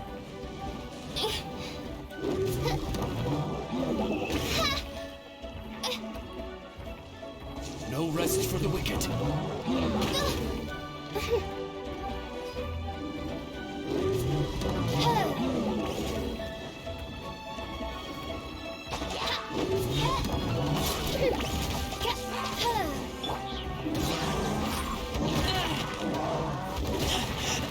I taste blood.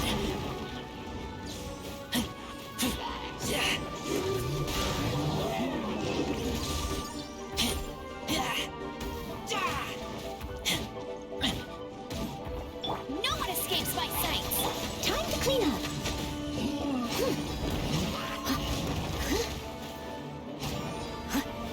Someone needs assistance.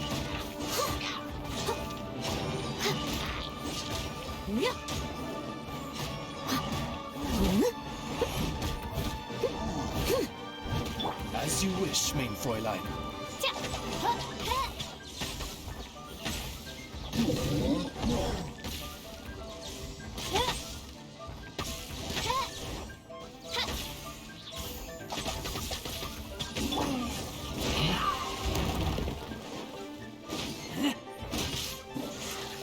Get back!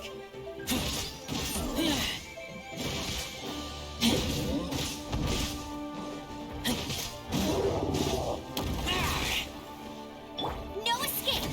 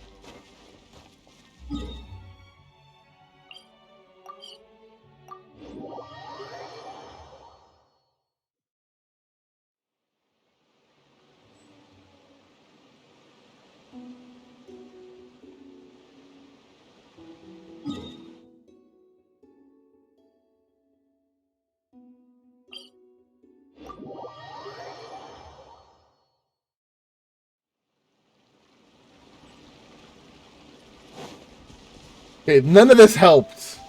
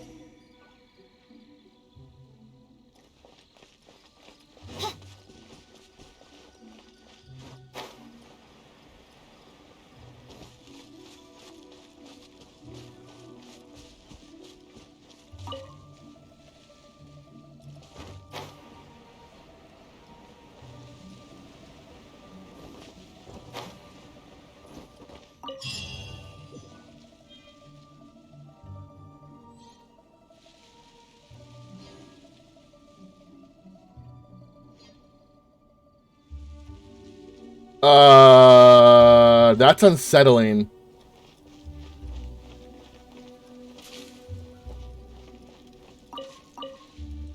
That's a little unsettling. Where the fuck did the girl go?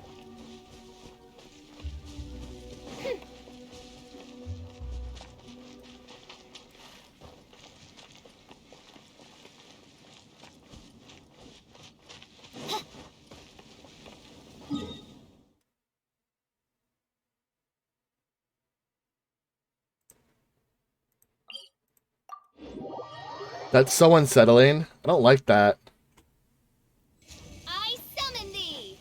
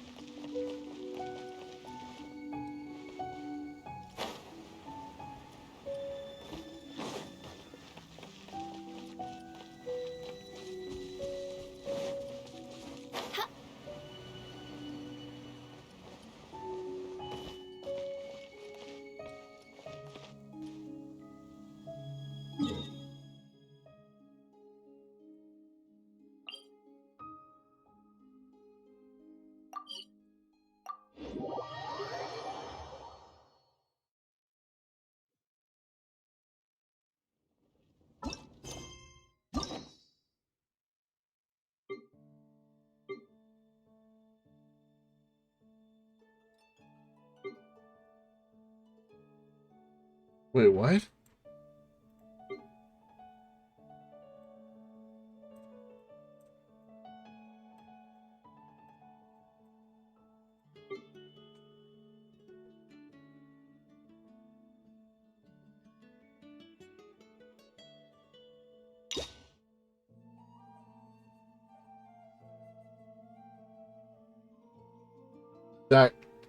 That was Klee's quest.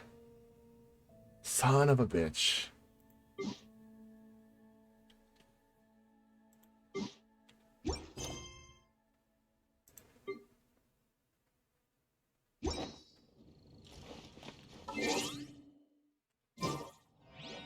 Well.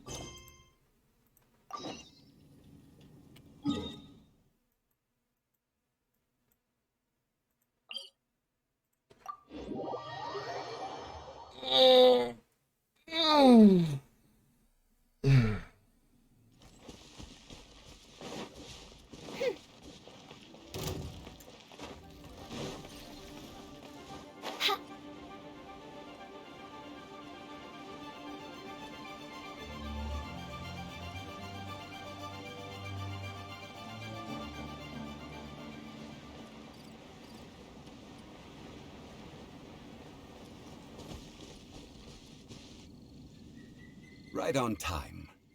I myself only arrived moments ago. Really? I've been Did out you for enjoy your days. visit to the Jade Chamber? It was so big and pretty and expensive. Paimon's never seen such a fancy schmancy place before. Indeed.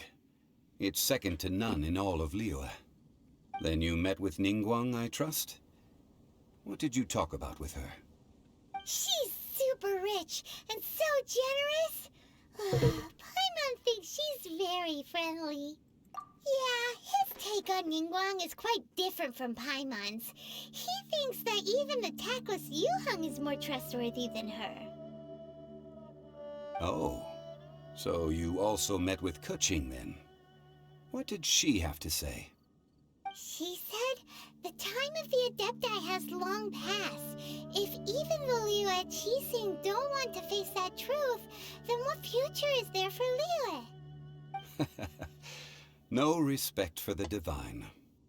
Indeed, contrary to the ever-bold Keqing, Ningguang is more of a businesswoman at heart, though they are both members of the Qixing. Although she's friendly, there's no way of clearly discerning her true intentions. Yes, she has only relied on herself to rise to her current position. No ordinary person could ever achieve that. It's said that she's the one behind the constant expansion of the Jade Chamber. It's the second most important thing to her. Even if she ever gave up the position of Tianquan, she would never give up the Jade Chamber. The Jade Chamber is only second. What's the most important thing to her then? Why, Mora, of course. All Ningguang talked about was the Fatui this and the Fatui that. She said that after Rex Lapis was murdered, the Fatui have constantly been trying to sink their fingers into Liyue, and that they aren't to be trusted. That is how the Fatui have always been. It doesn't surprise me in the least. No matter what they may be planning, you must be careful when dealing with the Fatui. Always be on your guard. So, is there anything we need to get for the rite of parting in Dihua Marsh? Yes, as a matter of fact, there is. Today, we'll be gathering wild glaze lilies. Glaze lilies? But why did we come all the way out here? Doesn't the garden in Yujing Terrace have some? Even Qingsa Village has glaze lilies. Oh, right! Paimon remembers that Madame Ping is always tending to flowers. Maybe we could ask her. No. Those lilies have all been gardened by people. They won't do it all. Dihua Marsh used to be full of glaze lilies. It is a sort of joyful flower that listens to human song. Before the Archon War, Dihua Marsh was all dry land and fertile soil. But the war caused landslides, and the land was flooded, turning it into the marsh you see now. Nearly all the glaze lilies were wiped out. Of course, there are some kinds of flowers that have been preserved and gardened by people in the city. But very few people know that glaze lilies may still be found in the wild.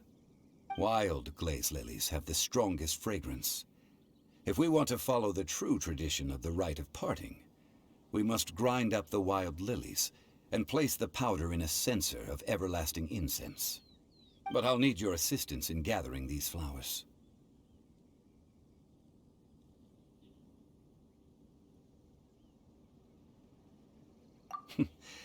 That's correct. Your singing will surely bring out the strongest fragrance from the flowers. So how good is your singing? Really?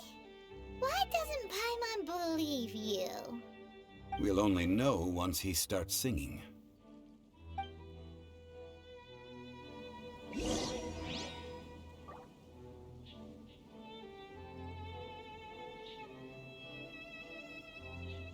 Okay.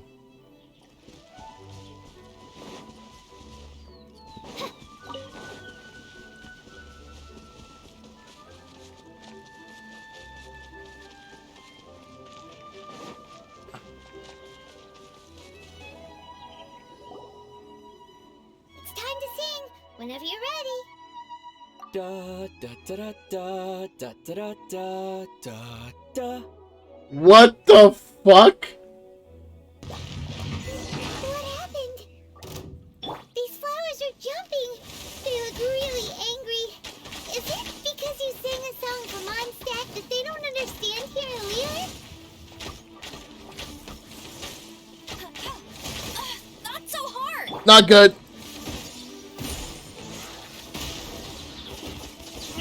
I can kill you.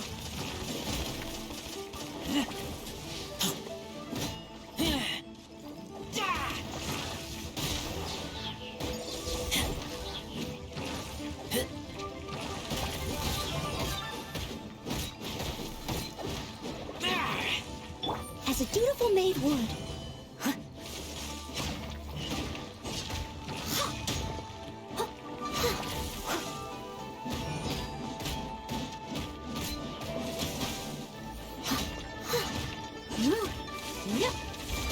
Someone needs to...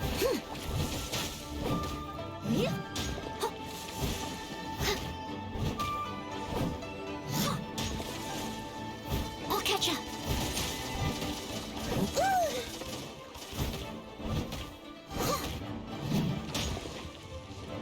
Someone needs to...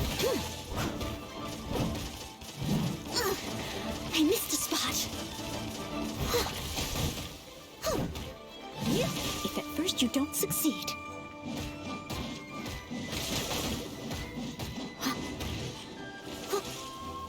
Leave it all to me. No one escapes my sights!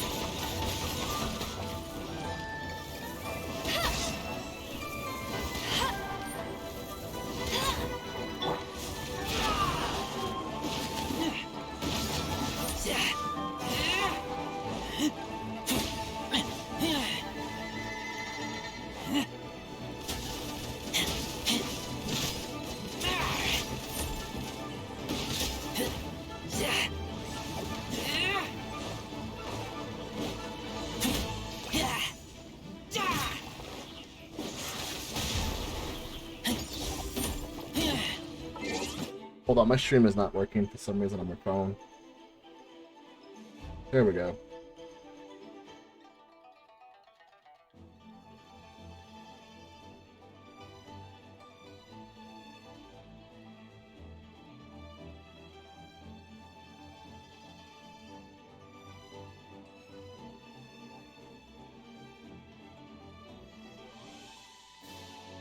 Okay, now it's working.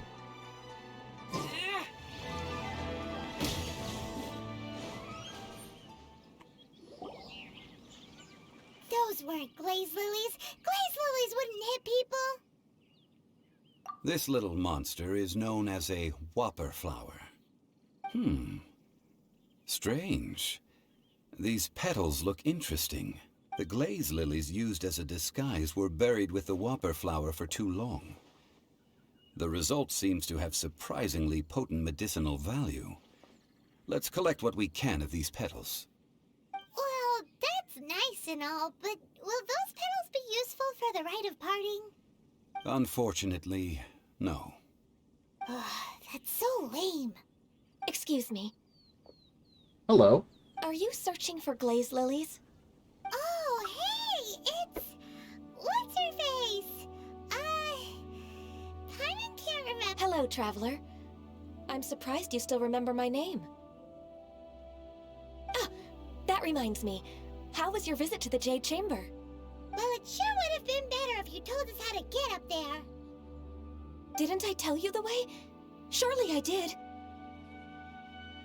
Nope. We found the way on our own.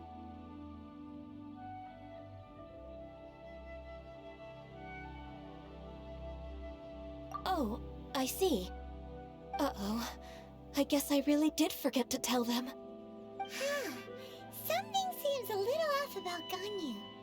She's acting different from the first time we met. Where's her serious attitude now? Ah, well, I met you at that time as an emissary of the Tianquan. But now, I am simply out on a stroll to see the flowers. You came all the way out here to see the flowers? Why not just enjoy the gardens of the city? Yujing Terrace is where Rex Lapis parted from this world. If I strolled through those lonely gardens now, I wouldn't be able to bear it. Whenever my duties take me near Yujing Terrace these days, I draw the windows to block my view of the gardens. Oh, sorry. We shouldn't have brought it up. No, it's quite all right. I just haven't processed my emotions yet. When the Archon War came to its end 2,000 years ago, the first iteration of the Seven would gather in Liyue and drink with Rex Lapis. But 5 of those original 7 had already passed before Rex Lapis. It's truly a changing of the guard. Yes. Now that the spirit of Rex Lapis has returned to the heavens, only Barbados of Mondstadt remains of the first 7. The other 5, including Inazuma's Raiden Shogun, are no longer the same friends from 2,000 years ago. Of the current 7 Archons, the youngest is Sumeru's god of Dendro. She is merely 500 years old, whereas Rex Lapis was more than 6,000 years old at the time of his passing. This means that Liyue had been under Rex Lapis's rule from the moment it was first founded 3,700 years ago. The city has never had to bid farewell to its deity. So what do you think of this farewell? Huh? This is a little sudden. As a mortal, I've never dared to imagine a Liyue without Rex Lapis. But as an Adeptus, I think I will eventually come to grips with reality. Since Rex Lapis has passed, the time of Liyue's contract with the gods and Adepti has now reached its end. Huh? Did you just say, as an Adeptus? Yes, I am a mix of human and Chilean. Adeptus blood flows through my veins. I fought for Rex Lapis and the city of Liyue during the Archon War. After the war ended, I signed a contract with Rex Lapis and took the position as secretary for the Qixing. I've continued those duties to this very day. Well, let's save that conversation for another day. You say that you are here looking for glaze lilies? I also know where wild glaze lilies can be found.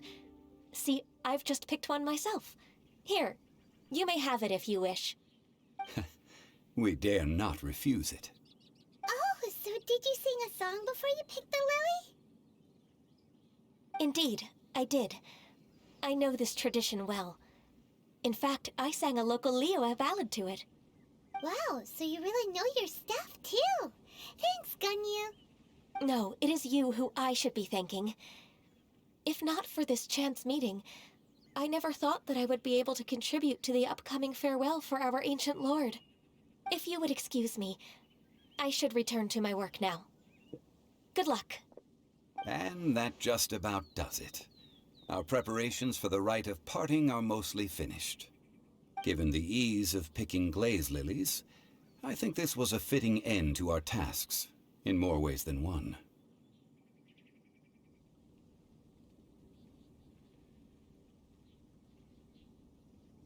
Yeah, Paimon can already imagine him starting a business in Liyue. I've had enough ventures in my life already.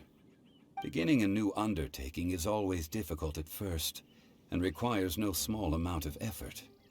And once business is at full steam, the stress of it all only wears away at you over time. So you must be careful to take the time to step back and re-examine yourself. If left unchecked, the wear and tear on your heart may go well past mending. Wow. See? Zhongli sounds like he's already seen it all. Alright, I think it's about time we head back to Liyue Harbor now.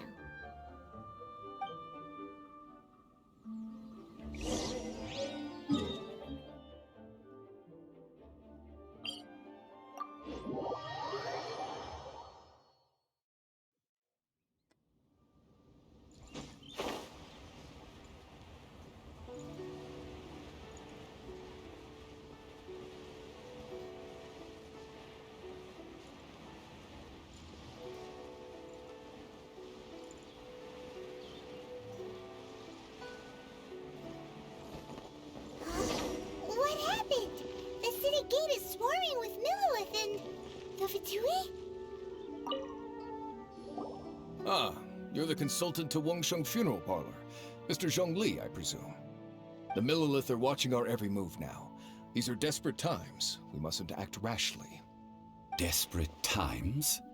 The Adepti of Jueyun Karst are finally on the move. Do they intend to exercise force? Most likely. I've heard that some members of the Qixing have already gone to meet them. Well, I say meet, but it's more like they're attempting to stall the Adepti outside the city. However, both sides were quite obstinate and hit an impasse. It seems inevitable, given the current situation. The Adepti do not acknowledge the Qixing. They only acknowledge the contracts of the Geo-Archon. If the two sides come to blows, Liyue Harbor will be in no position to stop them. Surely the Liyue Qixing are not the sort to give in so easily. Their boneheadedness is known throughout the lands. Yet it's because of that obstinacy that mortals and Adepti are now on the verge of conflict. And what now? I can't pause it. Thank you very much for the raid, Lamari. I appreciate it. Hello, Raiders. My name is Hopeful Survivor. I am a vibe chill streamer. Welcome, welcome, welcome. Hope you are doing well. They want to start keeping tabs on us? That's the Qixing for you. What were you playing, Lamari? Mr. Zhongli, actually, I think you're playing Call of Cthulhu, right? Please understand that your actions will reflect on us. Don't let anyone catch you off guard. It looks like things are about to boil over in Liyue Harbor. Welcome, Raiders. Hopefully you had a great stream. Call of Cthulhu, yeah. I know my roommate, Raven, is going to be doing a Call of Cthulhu campaign very soon. And we're looking forward to it. They're supposed to be doing it, I think they said, midway during October, I believe what they said. Do you intend to use your neutral identity as an intermediary between both sides? Or will you use your sword to turn the balance? Oof, that's a good... Neither path is an easy one. Oh, by the way, Mr. Zhongli, we've heard that the Wangsheng Funeral Parlor has also been caught up in all of this. They're currently squaring off with the authorities at the gates. What? Things are taking a turn for the worse. I'm afraid I must leave now to handle things back at Wangsheng Funeral Parlor. I hope that Master Hu has been able to keep things under control for the moment. Consider your next course of action carefully, Traveler. If you're trying to prevent an explosion, it may be wisest to look for the fuse first. Makes sense. Having connections with the Fatui seems to be quite the double-edged sword. So what does Zhongli mean by looking for the fuse? Oh, Paimon gets it. If there's anyone that wants to see the whole city turned upside down, it's definitely him. He must be waiting for the moment when no one is watching to do something really bad. But where could we find him now? Where would he go at a time like this?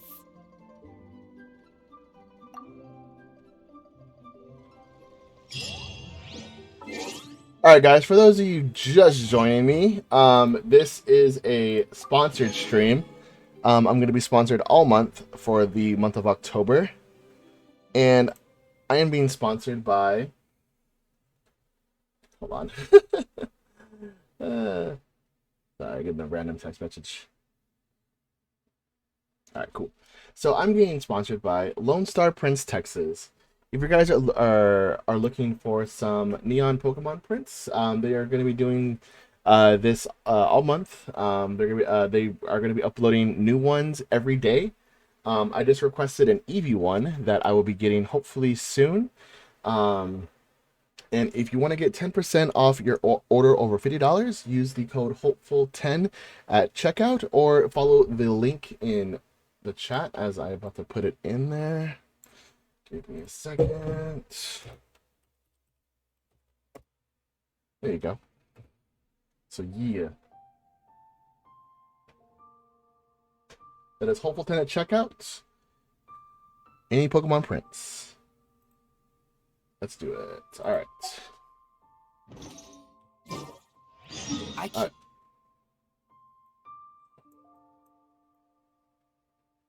How the fuck do I...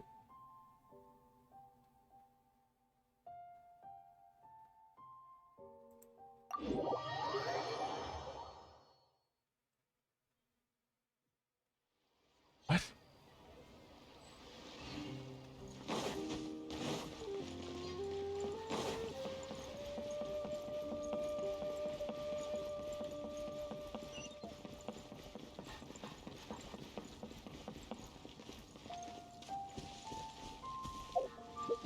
I must heal. I'm very low on a lot of my health. Revives. Damn it.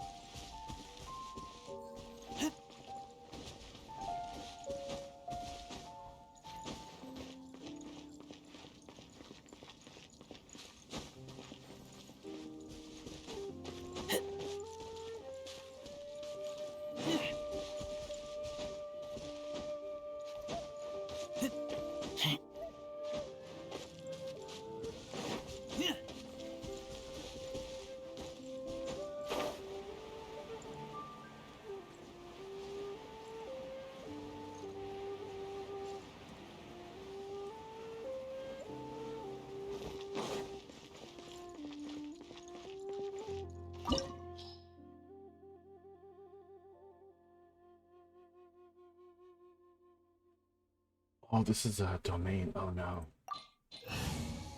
This is about to be very interesting. I don't think I am ready for this.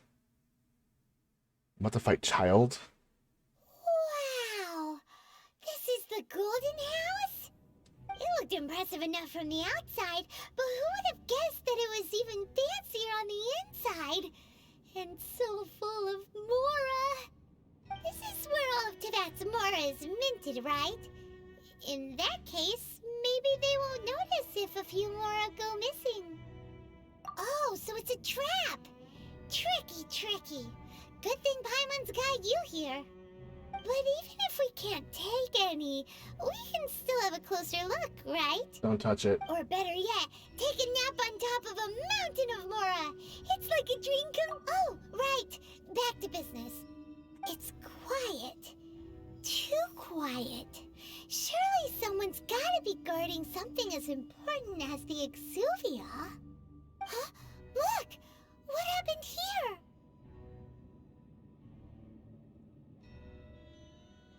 Uh-oh. Paimon smells trouble. Quick! We have to go make sure that the Exuvia is alright. Go.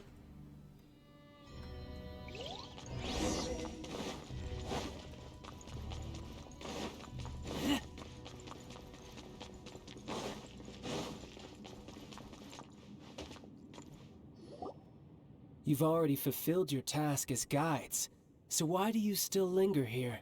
Haven't you already seen enough trouble for today? Huh? Who's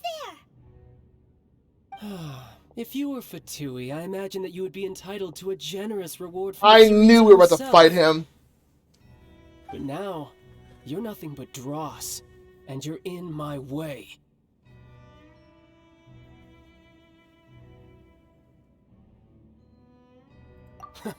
Although I'm deeply grateful to you that I was able to effortlessly find this secret location, don't you think that trying to stop me now would just be wasted effort? Nope.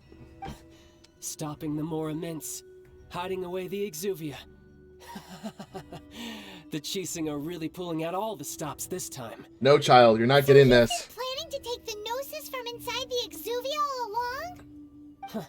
As one of the 11 Fucboi Harbingers, it's my duty to see the will of the Tsaritsa fulfilled. She will get that which she desires. I'm not asking for your blessing, and there's nothing you can do to stop me anyway. The time for discussion and diplomacy has already passed. I mean, if it were up to me, I would have skipped that stage to begin with. But I'm willing to do as the Tsaritsa deems fit. Don't. Either way, we now come to my favorite part. A simple pleasure, and one that I am oh so delighted to be sharing with you. Don't. The battle. Child. Battle? So you're the type that goes looking for trouble, huh? You could say that. When Signora offended the deities outside the cathedral in Mondstadt, she swiftly left the scene once her mission was accomplished. Instead of confronting you directly, she chose to rely on the snow and ice to make her escape. She wouldn't want the knights to come running towards the sound of battle now, would she? When she faces a worthy opponent, she will prioritize her mission, weigh the outcomes, and consider the consequences of her actions. But as for me, the greatest pleasure of being a Harbinger lies in crossing blades with strong opponents. Child, don't do this. Won't let what happened in Mondstadt ever happen again! Oh, so you intend to fight me? Good. I won't kill you, Traveler. I'll just play along, to feel the thrill of battle. Child, you don't want to... Besides, you could never defeat me, not even in your wildest dreams. But hey, try to relish the fight anyway, because if you ask me, without that, what else is there? Child. Fighting talk, I love it. Now let's see you live up to it. Child. Child. This chance is hard to come by, so show me all you've got. So very few ever get the chance to square off with a Fucboi Harbinger.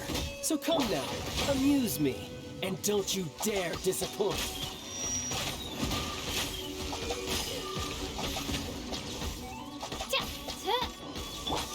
You're wide open. Am I? Or will I be right where I want you, child?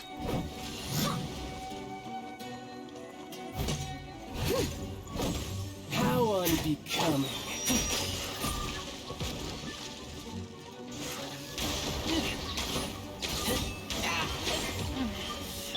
No escape!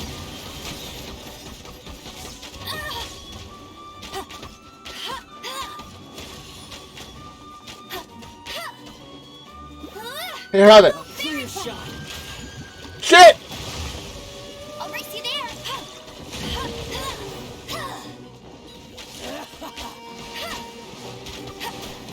Tired. Oh no!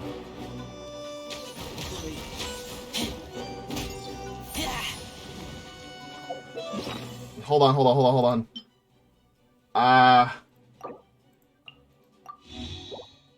That one. No, wait. Other one. Where is it? Nope. Is it that one?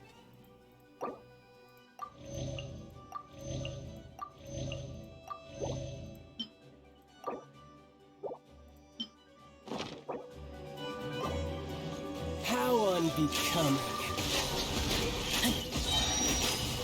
You're mine!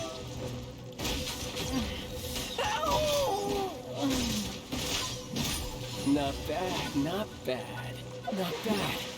Nope, not having this. Ha! Good. No wonder Senora was so wary of you. Well, that just means I can go all out. Brace yourself. This is about to get tough. Now, show me what you can do against the might of a Harbinger.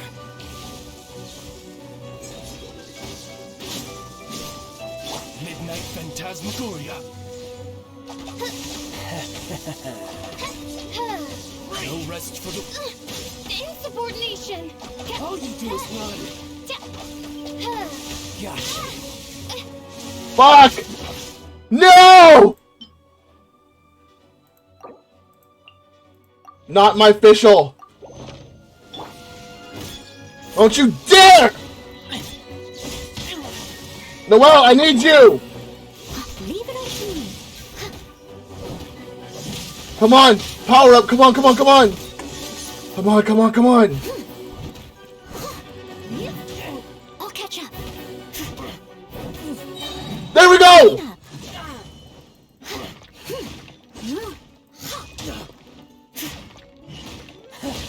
You've got some skills.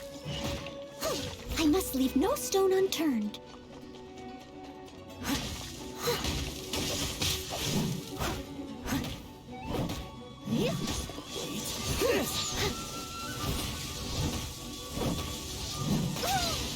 Ow! No use hiding back there.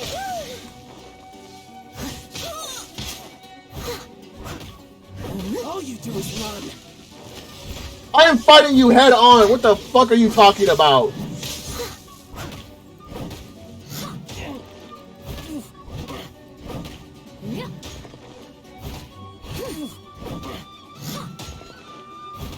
As Raven says, begone, fuckboy! God damn it! Skills.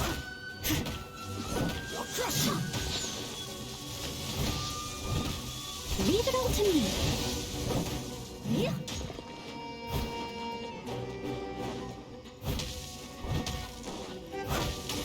No use hiding back there.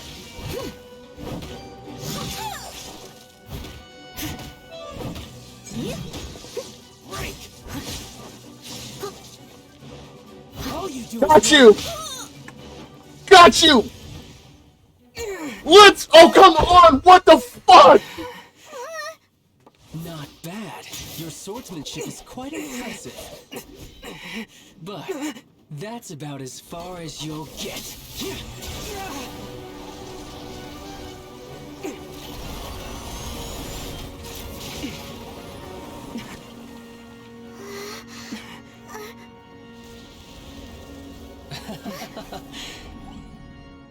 Didn't think you had that card hidden up your sleeve. You were just playing us to get close to the Exuvia!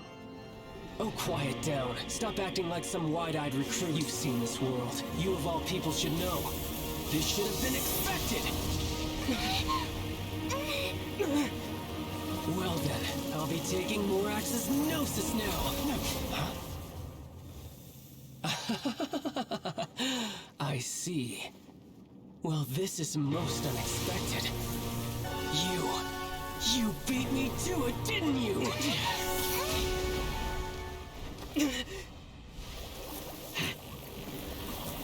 Electric and water? What? How is that fair? What the fuck is that?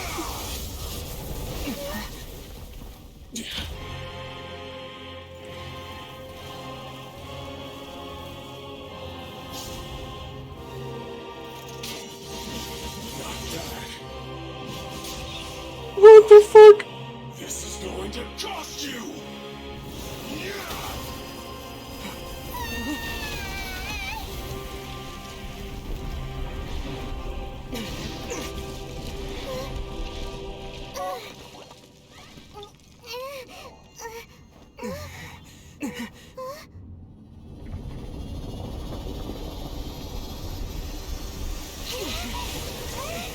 This is about to hurt.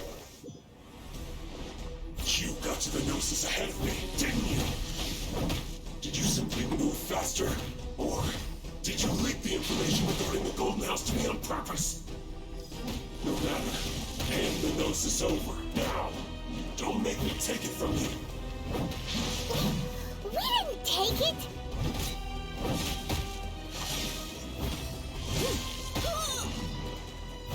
I must leave no stone unturned.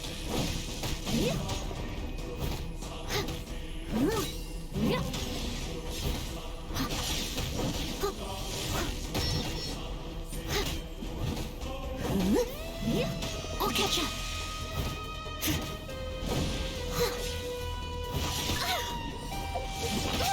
Fuck!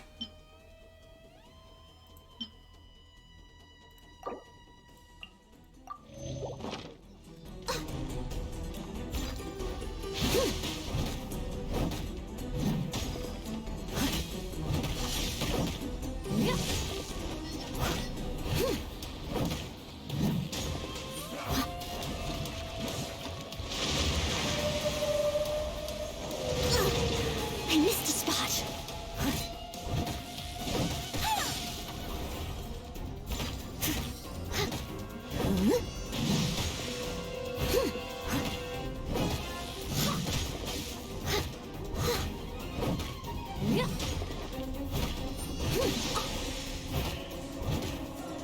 Die here. It was my No! honor to serve you. No! What the fuck? That's so true! Go!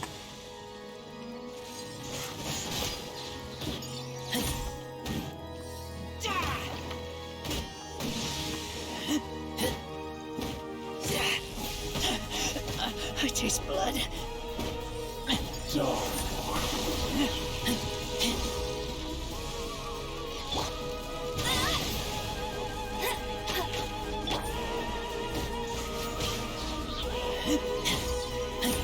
Midnight Phantasmagoria! Come on! Shit.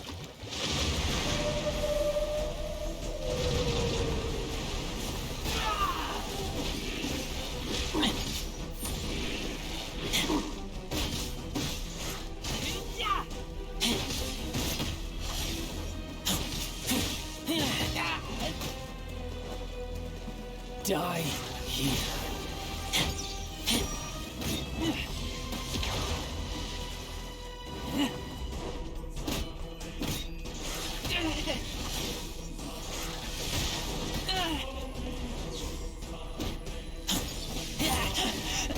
I taste blood.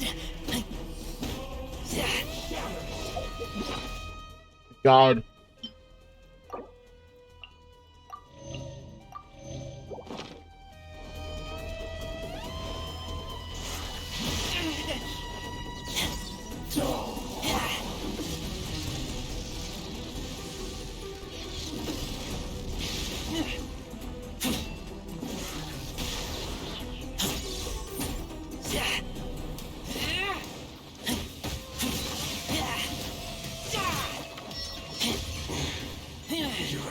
Yes! Yes! Look! Child's back to normal again! Well then, time to cool off. It seems the burden of the foul legacy transformation was too great for my body. I lacked the opportunity to think this through. Oh my Now God. that I consider the matter more carefully, you never had any chance of beating me to the Gnosis. You had no connection to the Gnosis, no matter where it had been taken. That's what we've been trying to tell you! We didn't take it! Your show of ability today far surpasses that of Signora's initial assessment of you in Mondstadt. Tell me, how could that be? You already know the answer, don't you? I can see it in your eyes. But if that is a secret you wish to keep, I guess I'll just have to curb my curiosity. Fuck you, child. Fuck you. This battle has already left me satisfied. Anyone who strives as I do to grow stronger shall be called a friend, even if our friendship can only be shown in battle against one another. Fuck being your friend. Sure, that's not the normal way to make friends. I'm not your friend, child. Unfortunately, I must bring this amiable conversation to an end. My quest still beckons. Given that the Gnosis wasn't taken by anyone, then we must look once again to the beginning. Perhaps it was never in the Exuvia to begin with. In fact, it might be that the Exuvia was just a diversion of sorts. What? So you mean that... Yes, it appears so. Interesting to say the least. It seems that the guardian deity of the capital of commerce is also well versed in little maneuvers beyond the boundaries of contracts. As such, we must now look to our backup plan. Backup plan? I had hoped it would never come to this, for the weak will be swept away in the process. The truth is, the world belongs to those who pursue strength. I seldom willingly involve myself with the weak. Unfortunately, we cannot be picky about our methods as Fatui Harbingers. Children must all learn to eat their vegetables sometime. So what are you planning to do? I will awaken the god that lies dormant beneath Guyan's stone forest. A god? Uh-oh. Osial, Overlord of the Vortex. Why would he tell us his plan? Morax, the Geo-Archon. Why would he tell us his plan? War, Why? And who has remained pinned beneath the waves by the Geo-Archon's stone spears ever since. If such an ancient god were to be unleashed upon Liyue Harbor, defenseless without the protection of its deity, do you think the cunning Rex Lapis would just stand aloof and watch the ensuing destruction? But the Archon War ended 2,000 years ago. How can an ancient god appear in a world now overseen by the Seven? Simple. I've already prepared the means to awaken it.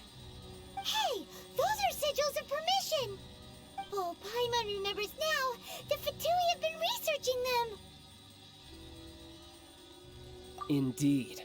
The one that was given to you was just a byproduct of our research.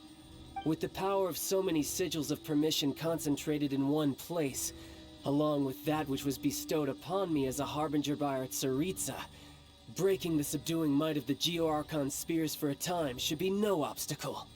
Using the powers of ancient gods in such a situation fails to interest me, and is largely against my principles. But knowing that such an action will not only force the Geo-Archon to show its hand, but you as well, that makes matters a little more intriguing.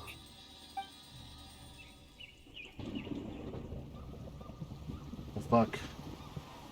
What is going on? No. No.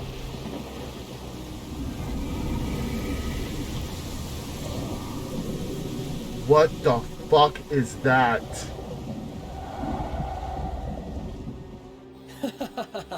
Let's see. Will the nation that has lost its deity be swallowed up by an ancient malice once more? If you wish to drown together with the people of Liyue, you're free to stay and enjoy the show. Huh? He's already gone. That guy is fast. What's going on?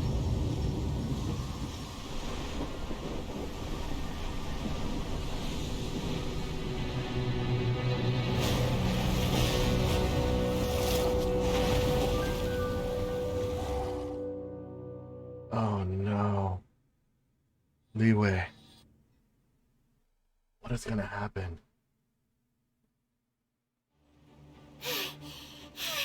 Paimon's exhausted. If we hadn't happened to see the Jade Chamber flying over just as we came out of the Golden House, we really wouldn't have known which way to go. Did we make it in time? Is the Overlord of the Vortex still in the sea? It hasn't destroyed Liyue yet, has it? What are you doing here? Oh no. Huh? Hold on. It's the Adepti. What are you doing on the Jade Chamber? Paimon thought you were arguing with the Chising. Is the fighting over? Faced with a calamity of such magnitude, We have agreed to put our differences aside for now and unite against this common enemy. Oh, Paimon gets it. So how do you plan to defend Liyue? Just seeing this Overlord of the Vortex guy puts a pit in Paimon's tummy, even from all the way out here. It's not just you. We've got new Millilith recruits who can't even stand at attention without shaking. The force of an ancient god's presence seems to be too much for ordinary people to handle. Which is why we must stop that monster before it gets any closer to Liyue Harbor. Liyue, oh my god. What, 2,000 years ago against enemies like that thing? Now that's scary. So will the power of the Qixing, Millilith, and Adepti gathered here be enough to stop that god? We've already discussed this together, and our conclusion is... not necessarily. Oh god! But all of you are supposed to be the guardians of Liyue. Can't you think of something? One certainly could. Huh? The Qixing did once research the matter of the Guizhong Ballista when it piqued their fancy. Liyue. And as fate would have it, Liyue. one who did craft the Guizhong I've Ballista heard some people say it so differently, it's ridiculous. For what could you mortals ever learn of Adepti mechanisms? Yet, it would take one, but a little tinkering to turn this ballista into an engine of war beyond your wildest thoughts. I suppose this is one blessing from the Adepti that we should be thankful for. So be it. We shall use the upgraded Guizhong Ballista to fight off that god. All the Adepti here can lend their strength to man it. We haven't a moment to spare. Our battle begins now. Am I joining this fight? Yep.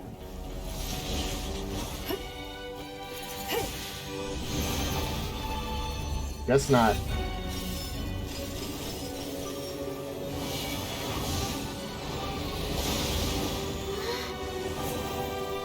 What the fuck?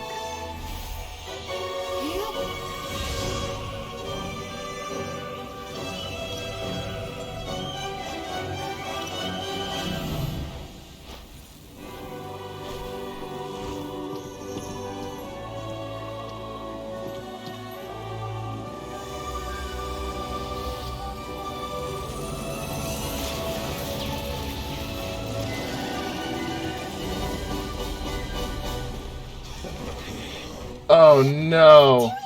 They're attacking the Guizhong Ballista!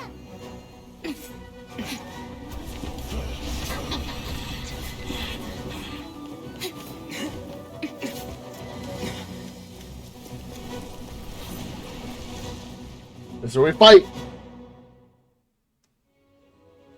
The three Adepti are manning the Guizhong Ballista. Do not let the Fatui disturb their work! All able Millilith, with me! Let's go help too! We Adepti have not faced a god in several millennia. Let one see what you're made of then. What strength remains within you, one wishes to witness.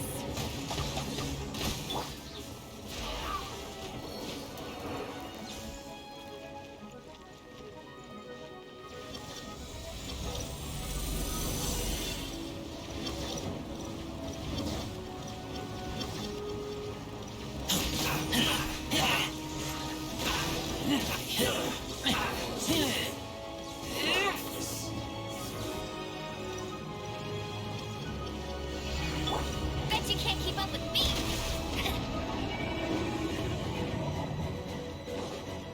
No escape! Hey, shut up! Don't be a killjoy! We've only just begun. Looks like I went too far.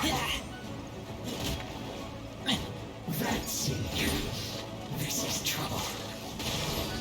Finally, some quiet.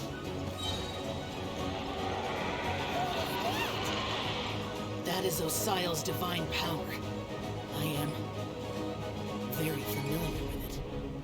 Be careful not to get hit. Blood.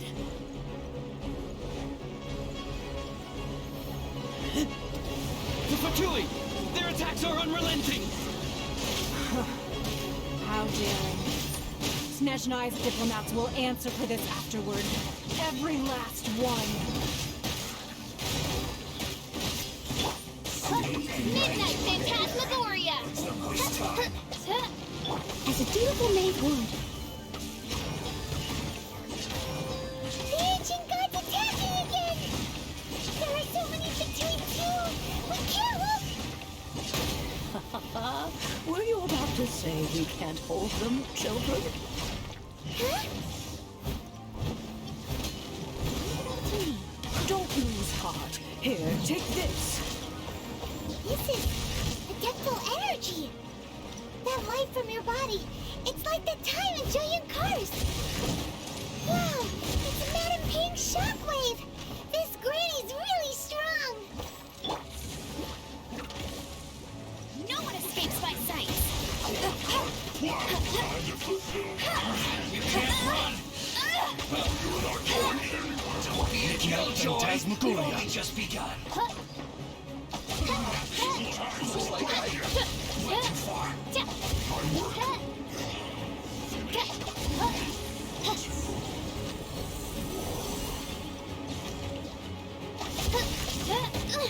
Insubordination! With the blood of the Chilean, I guard you!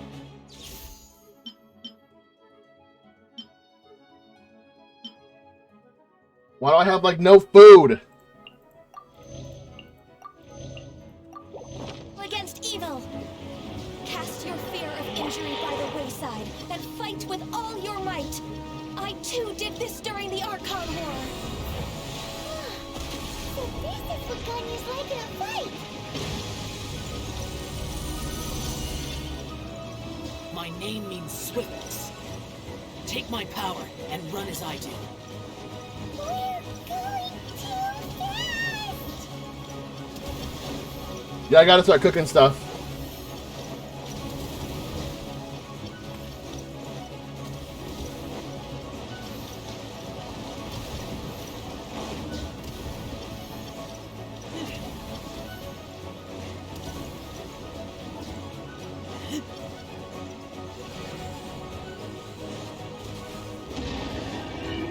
Child, you are strong in body and spirit. Perhaps you can withstand 3 forms of adeptal energy at once. This will hurt a little. Please bear with us. Once you've adapted, try to use them in battle.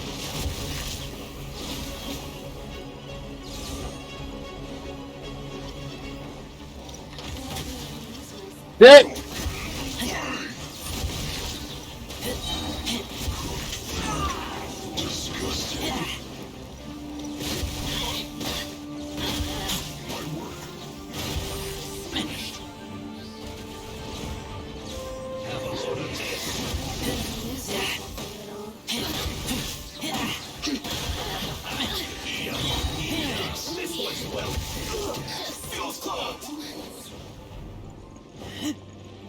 Exercise caution! I fear that the god's power has reached its peak!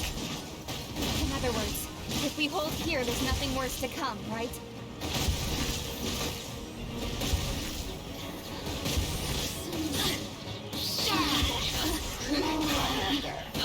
Look at me. Yes, this is it. Don't get away.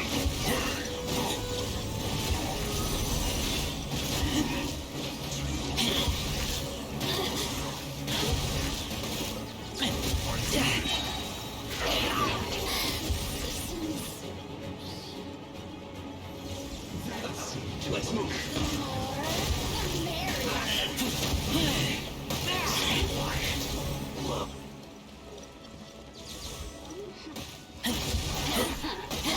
Let me amuse myself a little. The Fatui's numbers are thinning! Fight on, comrades! Once we finish this lot off, the Adepti will be able to deal with the god in peace.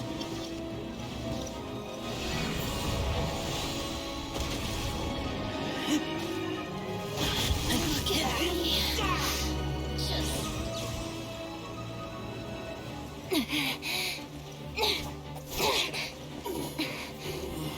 Damn, she's good. The interlopers are no more. Now we may commit ourselves fully.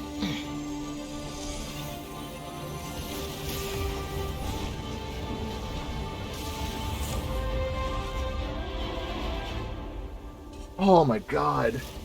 That shit was not easy. It's working! We just need to keep this up!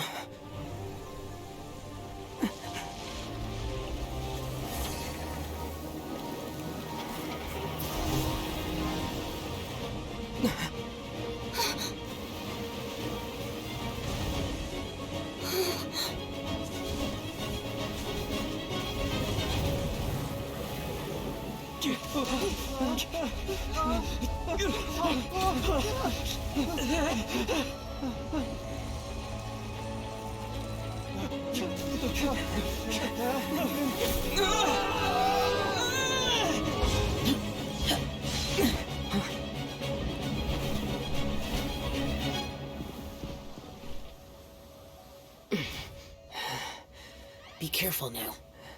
The Guizhong Ballista is destroyed. Without its covering fire, retaliation shall be difficult. But the Jade Chamber is our last line of defense. We can't give another inch, no matter what. I have another idea. What do you mean, Lady Ningguang? I'll sacrifice the Jade Chamber. No! What is the meaning of this? I understand. Traveler, lend me a hand. Farewell, old friend. Goodbye for now. Let us meet again in the future.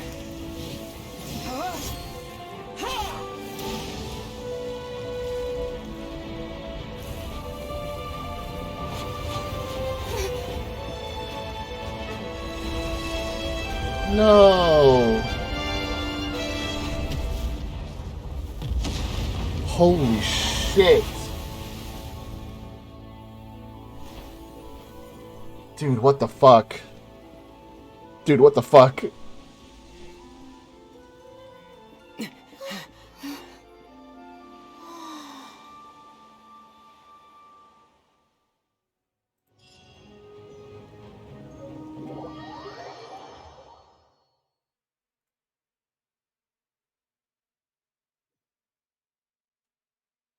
Is it finally over? The ominous aura of that monster has indeed begun to fade.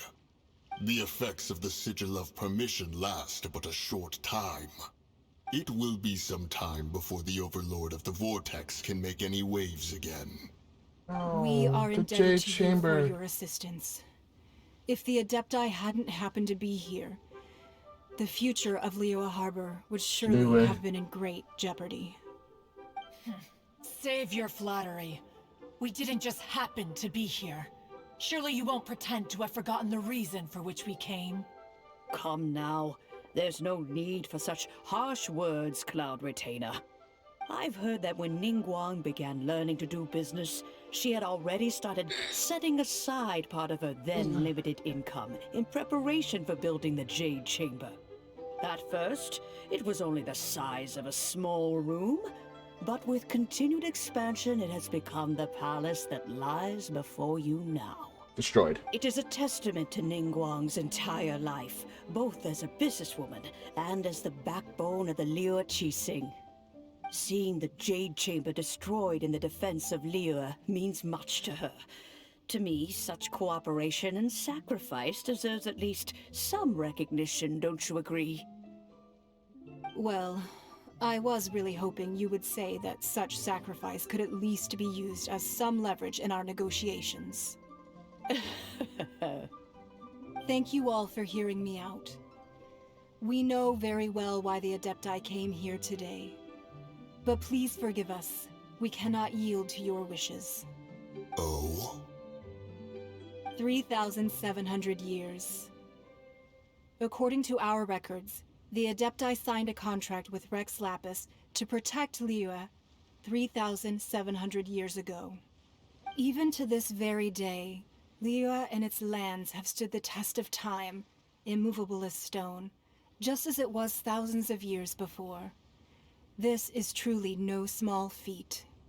But that does not mean that the Liyue of today is the same city as it was all those years ago. Do not merely cast your protective gaze upon the land. Instead, focus your sights on our city and each of the citizens that dwell within it. Are you questioning our means of protecting Liyue?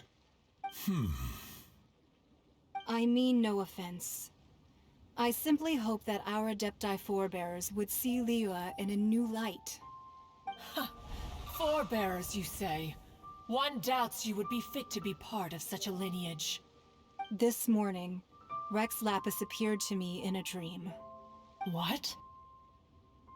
In the dream, I yearned to tell him that we Qixing, though mortal, are equally bound to the contract.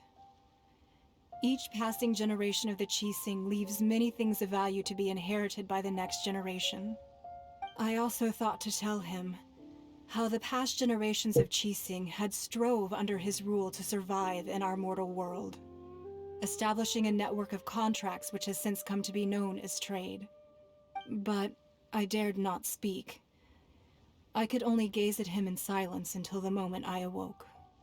Oh, Ningguang. Yet another perspective. What are you trying to say, Outlander?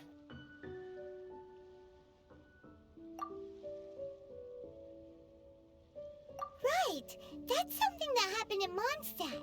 It's a story about the Four Winds and the people of the Animal Archon. The Animal Archon sought to quell the strife between the two sides, because he believed that such conflict would only scar the hearts of both, and that nothing good would come of it. Each of the 7 nations has its own scars from the past. Though your point is the very height of simplicity. As Adepti, we've become a laughingstock, to be chastised thus by an outlander who has lent us such succor. All right, all right. Didn't Ningguang suggest that we should focus on the city and each of its citizens? I know I already have, so why not see for yourselves? I apologize for appearing in full armor. I am afraid I cannot show the proper courtesies. And who are you? I am Feng Yan, a sergeant of the Millelith. I have come to extend my thanks to the Adepti. I thought this battle would perhaps be my last. But thanks to the aid of the Adepti, our forces were not as badly battered as I feared we might be. Although I am a mere mortal soldier, I promise to hold the line and never betray the grace given to us by the illuminated Adepti this day. Huh?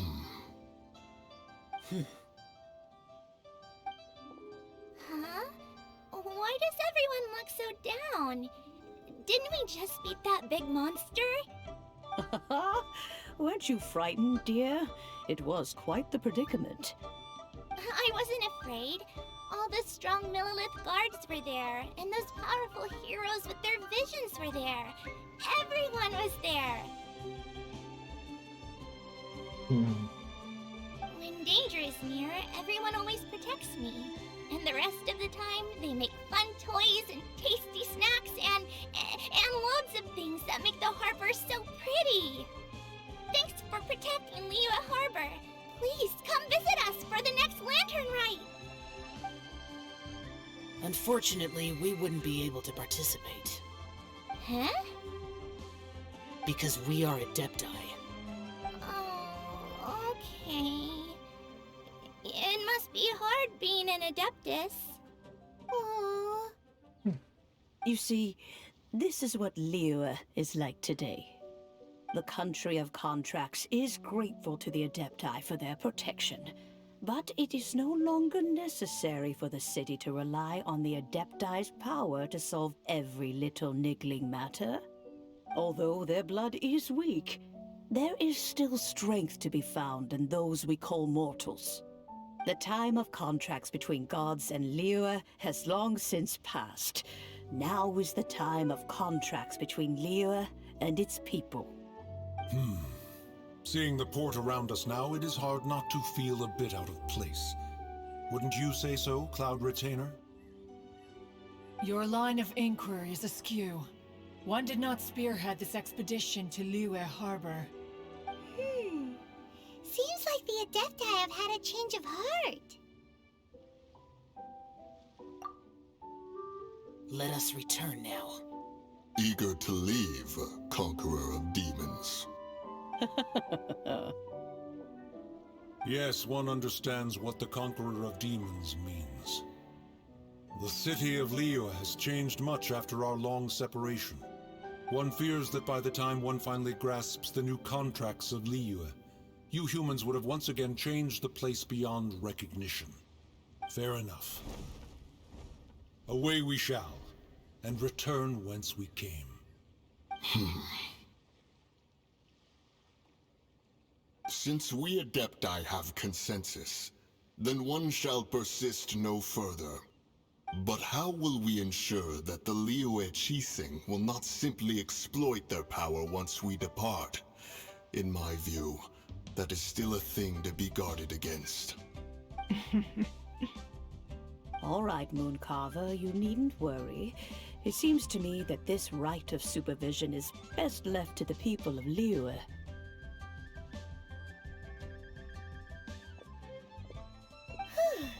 Looks like the conflict between humans and Adepti was avoided. All's well that ends well, huh? Oh, right! It's nice that we've got peace and all, but we're forgetting one thing. Child wanted to unleash the god so he could lure Rex Lapis out. But we were able to handle the Overlord of the Vortex on our own, so Rex Lapis never showed up. Oh, and speaking of that, don't we still need to get to the bottom of that Archon's death, too?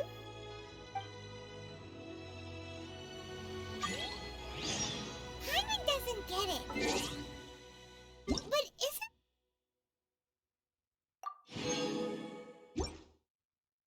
the strongest...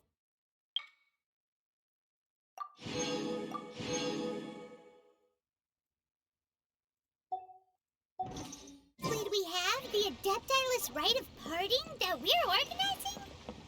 No idea where Zhongli's gone. Let's ask for him at Wangshen Funeral Parlor. That's crazy.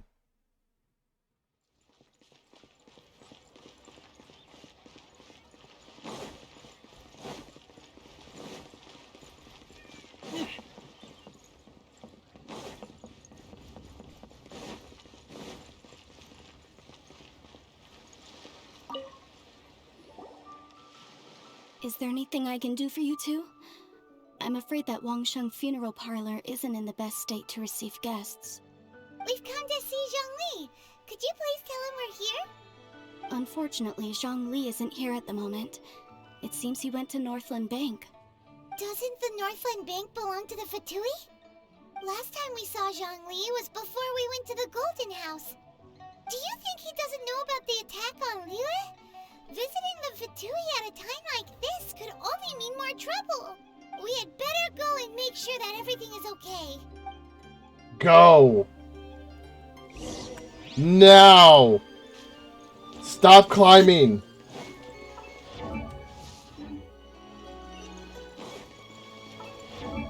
Stop that!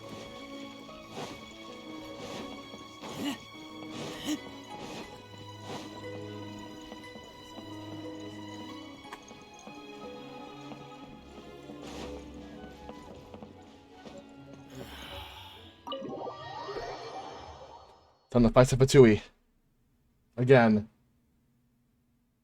You call this cooperation between Harbingers? Cooperation involves communication, you know. Don't take it to heart, child. Besides, aren't you happy that you got to skip the formalities and bring chaos to the land? I'm sure you must have enjoyed that. I will fight. It seems that some of your friends have arrived. I will fight every last one of you. It's Zhongli and Child. And... you're... It's you two. I believe we've met once before. In the City of Bards, was it? I'm glad you still remember my name. Ah, right. I imagine that it must have been rather hard to forget watching helplessly as something precious was snatched away from your friend. Well, if it isn't you two. This is our first time seeing each other since Liyue was nearly wiped off the map.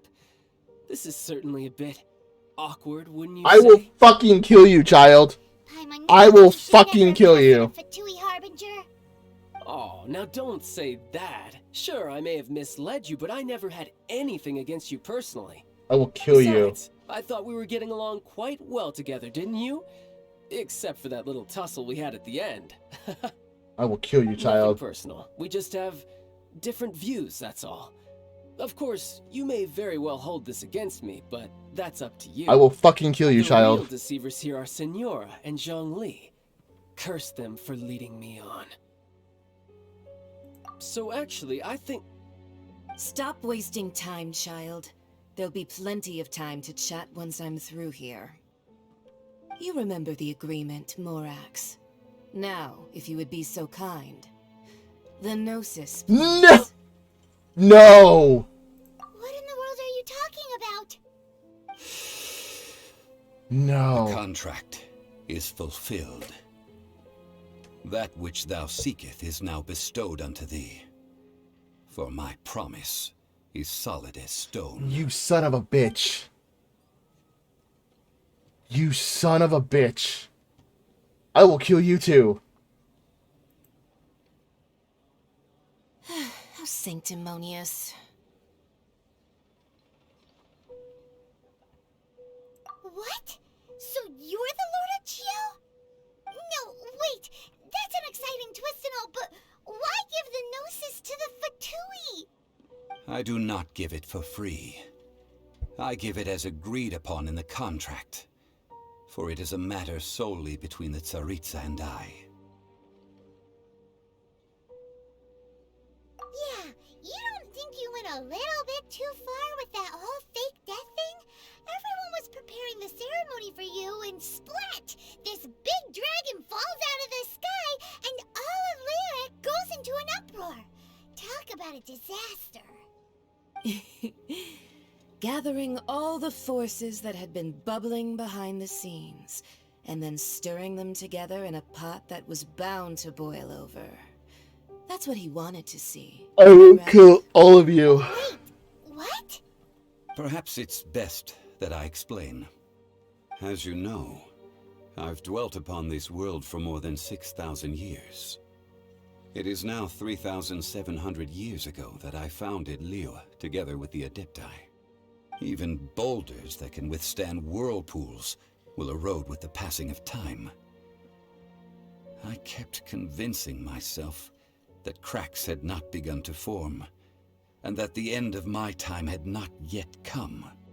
Until one drizzly day, as I was strolling along the harbor, I heard a merchant tell one of his workers, "You finished your duties. Go ahead and call it a day." I stood motionless among the crowds, asking myself, have I already finished my duties? Oh, Zhongli. But as I began to consider relinquishing my divine role, I soon discovered that many reasons still remained to not hastily depart. Was Liyue, the city I had dwelt in for so long, already prepared to enter its next age? I decided that a test was needed in order to reveal the answer. So I feigned my own death, and gathered the cast of Child, the Adepti, and the Liyue Qixing to play their roles together on the stage that was Liyue. That's right, which is why I continued to safeguard the Gnosis until now. So you mean that if the chaos ever reached the point of no return, you would simply appear and use your divine powers to bring Liyue back under control? Of course, and it would have been all too easy for him too. Just as a child quickly matures after losing their parents, so has Liyue matured when faced with the death of its deity. In the end, the resolution to all that has transpired was even more satisfactory than I could have hoped for. Take the Adepti, for instance. Owing to their years of seclusion, they were the least informed. Yet when faced with a crisis, they commendably showed the greatest amount of restraint possible. Not only did they manage to cooperate with the Qixing, but in the end, they even made efforts to understand the hearts of the people. Credit is also due to Signora, the emissary dispatched by the Cryo Archon to fulfill our contract. At my request, she kept everything she knew in strict confidence. This despite the eavesdropping ears of her colleague, Child. This meant I could remain as Zhongli, even having the chance to fulfill the age-old traditions of Liyue in this mortal form. Thank you for joining me on this journey, Traveler. I will kill all of you. All of these things turned out as I had planned. There is only one thing that I had not anticipated, and that was the conduct of the Liyue Qixing. I had expected them to do no more than the Adepti, to come to the defense of Liyue. But when all was said and done, they seized the opportunity to supplant Liyue as divine protectors, and used the subsequent power vacuum left by my death to quickly gain complete control of Liyue. Huh? That doesn't sound good at all. On the contrary, I think it is excellent. I had always feared that it was too soon for them to take over from me. And it was also that which I longed for the most. As such, this is the best parting gift anyone could have given this god of old. Hey, what about me? Doesn't anyone feel the least bit of remorse for deceiving me? You've practically kept me in the dark. Fuck you, Child. I think that thanks would be more appropriate. You certainly played no small part in all of this, wreaking havoc and turning the city upside down. The Lord of Geo ought to thank you for your performance, if anything. If you hadn't created the pressure of a battle between mortals, Adepti, and a god, the lump of coal resting in the hands of the Geo Archon, Liyue, would never have been able to become a dazzling diamond of a city. Huh? Just whose side are you on, mocking me like that? Are you itching for a fight? Hey, haven't you learned the Liyue saying, don't always call it as you see it? Well then, with the Gnosis in my possession, I have no use for such idle chatter. We should return to Zapoljarny Palace and seek an audience with Her Majesty, the Tsaritsa. Come, Child. Fine. I'll meet you there later. I'm not sharing a boat with the likes of you. Do as you wish.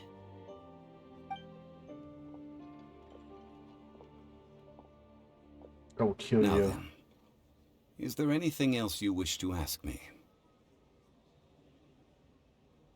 Right! As Zhongli always told us, a good trade is a fair trade. Paimon has no idea what could be a good trade for a Gnosis. Realistically speaking, there is no such thing. Huh? However, I am the god of contracts. For thousands of years, I have made countless contracts. If the deal was of no benefit, then I certainly would not be inclined to agree to it. My agreement with the Cryo Archon will be the last of my contracts as the Geo Archon. My contract to end all contracts. As for the bargaining chip that the Tsaritsa used to balance the scales, uncover that answer for yourself in your future journeys.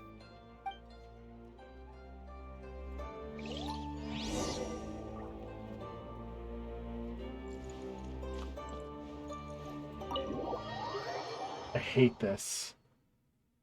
I will kill Child. The date is fixed to... Today's the day of the rite of parting. Although the star of the show is fake, we spent so much time trying to organize it, it would be a real shame not to go there now. The rite of parting.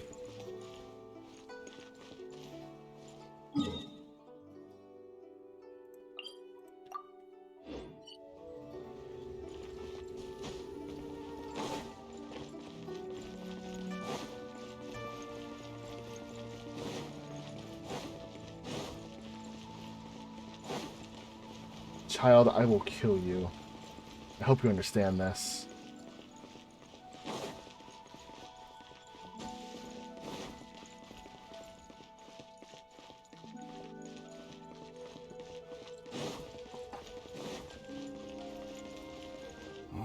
Well, since we're going through with this rite of parting, I guess it means that those rumors hit the nail on the head. So Rex Lapis is really... But they didn't catch the culprit, did they? Oh, come on. Do you think that the assassin could have been a normal person? You know what I think. I don't think any of the gossip on the streets you hear from those shady types is worth anything. There's only one real possibility in my mind. I've heard that the assassin was that Fucboi fellow. Youngish, pretty high in rank. I think they called him Child. The Fucboi? They certainly are very suspicious. Who knows what those greedy, crooked folks... Shh! Lower your voice. If the Fucboi catch you in their sights, Rex Lapis won't be around to protect you this time.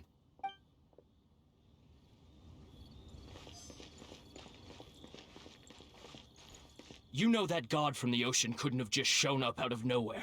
I mean, it's been 2,000 years since Rex Lapis subdued it. Yes, and to think that this happened right on the heels of the incident with Rex Lapis, too. Say, do you think the person who assassinated our lord and released that evil god might have been one and the same? Now that you mention it, that's very possible. Yes, it's very possible indeed. I mean, it all fits together. That person must have colluded with the evil god to harm Rex Lapis. Oh, that wicked, black-hearted scoundrel. Still, what sort of supernatural prowess must this person possess to be able to do such things? I have never heard of such a person in all my years. Ah, forget it. Guessing's no use to us. Look, the Millilith over there looks like he's about to make an announcement. Let's hear what the Ministry of Civil Affairs has to say first.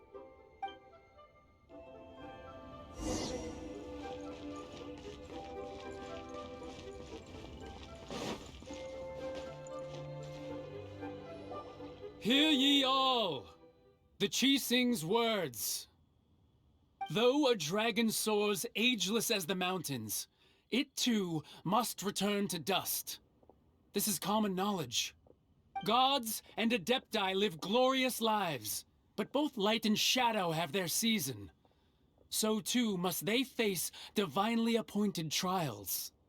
Rumors and hearsay abound on the streets that Rex Lapis was murdered. Now, let the truth be revealed. Having been thwarted in his trial, Rex Lapis's soul has recouped the celestial heights. He beseeches the people of Liyue to grieve not and to let not their hearts be saddened. Nor are they to believe street-born rumors or indulge in baseless speculation.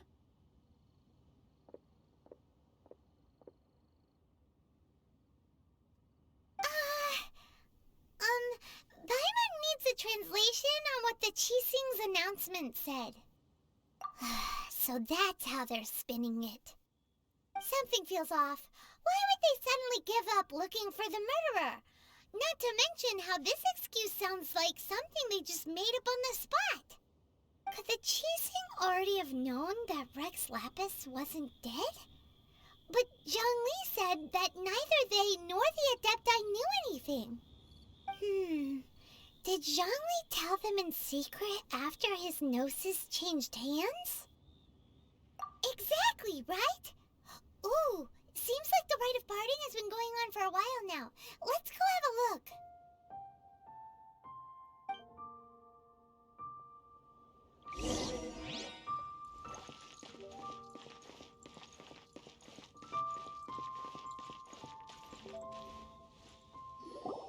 Look, it's Ningguang and Keqing. Are they saying something? Are their speeches over?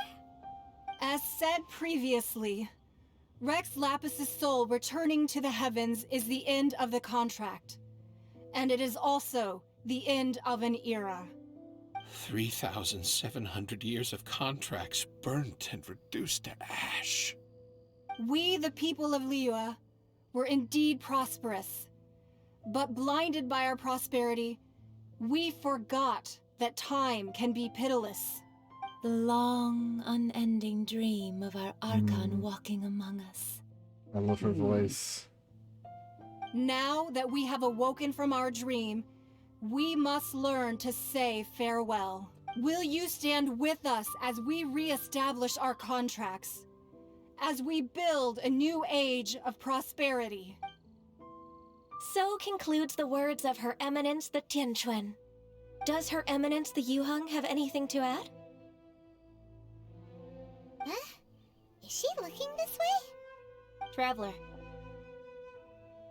Yikes! She really is looking our way! Is that the traveler who they say defeated the ancient god? So young. The Liyue Qixing always repay their debts. And as you have heard, our eyes see far and our reach is long. Name your price. You deserve that much. Whoa!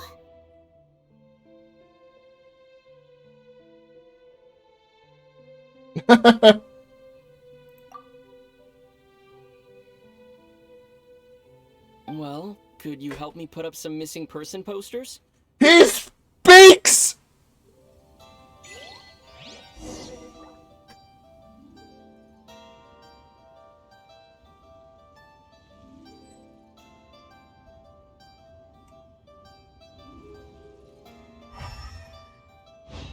I'm hungry. Let's hunt. Huh. And to think I'd put my best perfume on before coming here, thinking you'd like it. But it seems as if those perfumes really were meant to be offered to Rex Lapis. Well, that's fine. Suffer no rivals in love, they say. And that's 3 gone in 1 stroke.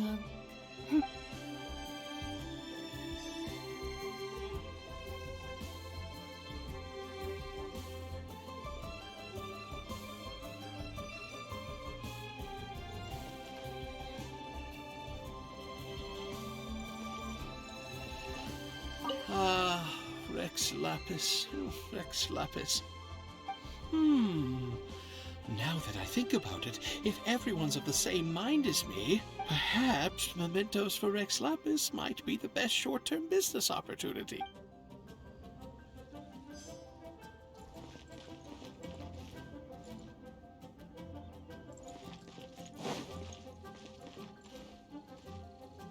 As for the mortals and Adepti of Liyue, what shape shall our relationship take from now on?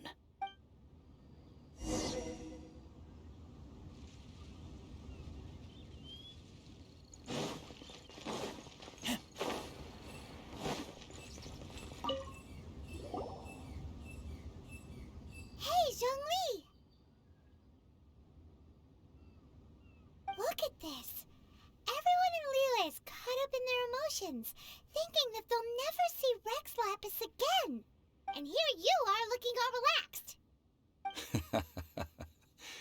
Why would I not feel more at ease after laying down the burden I have borne for 3,700 years? Right. If the two of you can spare the time, I should treat you to a meal at the Xinyue kiosk. That sounds like big talk, Zhongli. Paimon might have believed you if you were treating us to some third-round knockout, but you'd have to pay out your nose just to stand inside Xinyue kiosk. Are you sure you can afford it? You're right. I do like the Mora.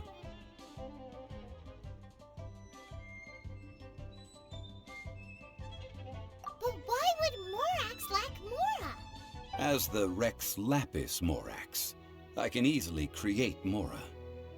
But since I have chosen to walk this earth as the mortal Zhongli, I should abide by the same rules that mortals do. When I was journeying with you, though I still had the Gnosis in hand, I knew that I must soon retire from my role as an Archon. So I had to rehearse a little for my new life. Oh, no wonder! Paimon gets it now. You didn't look at the price tags when we were spending because you've never had to. But since you weren't used to not being able to just make more Mora as and when you wanted to, you had to try becoming a parasite to society who lives off of other people's credit. Well, we were only spending Fatui money. You don't have to say it like that. In the City of Commerce, we do not merely exchange money or goods. We also exchanged knowledge, memories, and foresight, as well as positions, roles, and lives. The Archon Morax could never experience life as the true mortal Zhongli could, no matter how many times he descended to be with his people. I must thank you for that. I will treasure the memories that I made as Zhongli, traveling the streets of Liyue with you. That is true. But there is no journey that does not end. No meetings without partings. Paimon thinks that we should make a move and continue our search for the Seven. I fear that continuing your journey may be difficult. The nation that neighbors Liyue by sea, Inazuma, is presently closed. Yes, the nation has been closed by order of its deity, the Electro-Archon Ball. And just as the people of Liyue preferred to call me Rex Lapis, she too goes by another name among locals in Inazuma. Paimon thinks we've heard that one before. Raiden? That is the case. And since Raiden is also the Shogun of Inazuma, people call her the Raiden Shogun. That said, though people at the wharf were saying that the situation in Inazuma is very tense, Paimon doesn't remember that always being the case. It wasn't that bad last year. Zhongli, since you're Rex Lapis, shouldn't you know something about what's happening there? Just how did Inazuma become a closed nation? It's because of visions. Visions? When faced with circumstances beyond their control, humans often bemoan their lack of power. But if a person shows true strength of will at a desperate and fateful moment in their life, the gods will look upon them with favor. This is what visions are. Magical foci bestowed upon those who have been acknowledged by the gods. Uh-huh. That's how people in Teyvat see it.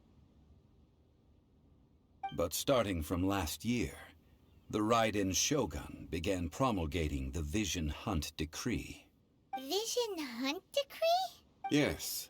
It was an order to seize all visions within Inazuma's borders, and to inlay them upon the hands of the statue of the omnipresent god. They want to seize visions. But why? Aren't visions blessings from the gods? I should think that in the Raiden Shogun's eyes, it is precisely because they are divine blessings that they should be under the sole dominion of divinity. Whoa, that's harsh. The Animo Archon is the god of freedom, and the Geo Archon is the god of contracts.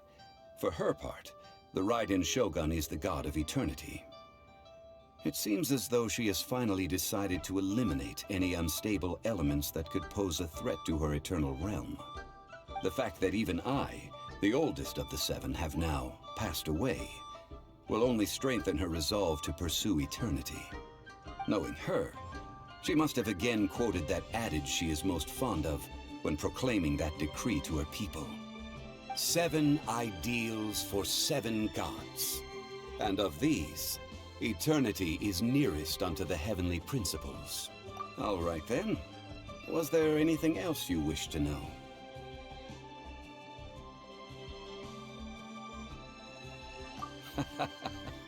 Ah, that was a good one. Failing a divine trial.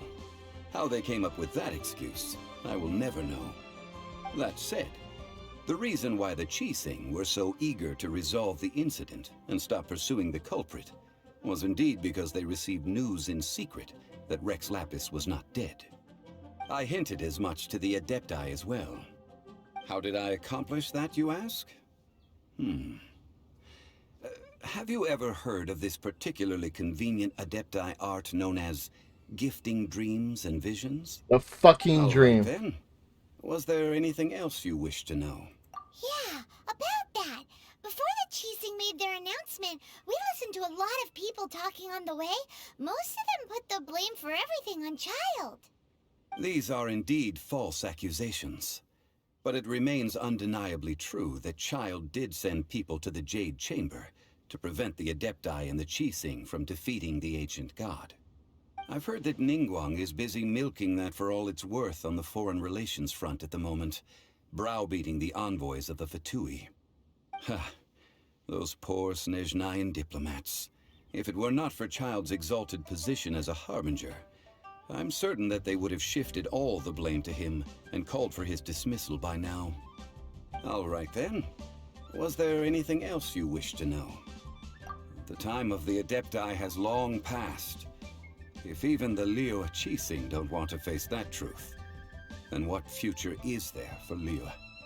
Keqing is absolutely right in saying this.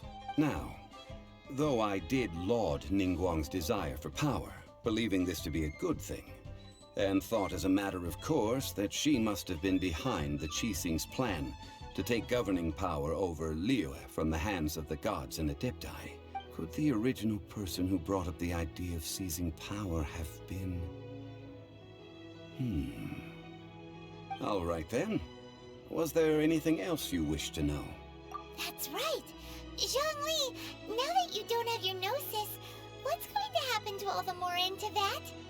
Since Morax is dead, are they all just gonna disappear? Also, isn't the Golden House the only mint in the entire continent? Will it even continue to work? The Mora present now will not vanish. But the Golden House will indeed have to cease operations for a lengthy period of time, since creating Mora requires the use of the Geo-Archon's power. This is terrible! We're all about to run out of Mora! The world is coming to an end! Yes, this is indeed a major issue from a financial standpoint. Well, I suppose we'll just leave such troublesome matters to the Liyue Qixing to debate. Then, did you at least set some private funds aside for yourself? Oh, a private fund. This does seem like a good, logical, common-sense idea. It's a shame. Wow, what an idiot. It's a shame. It's a shame that I didn't think of it at the time. All right then. Was there... Well then. I suppose you'll have to find a way to get inside this closed nation. Have patience. I suspect that some serendipity must first come into play.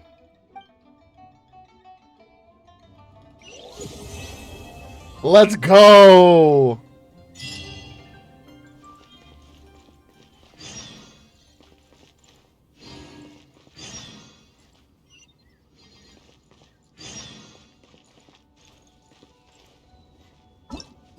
Holy shit! What the fuck?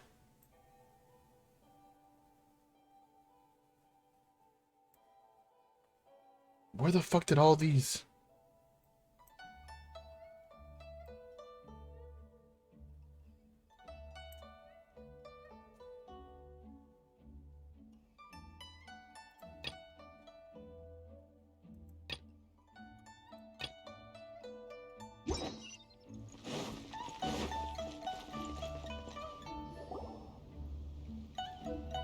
I have gathered everyone here today to make an important announcement.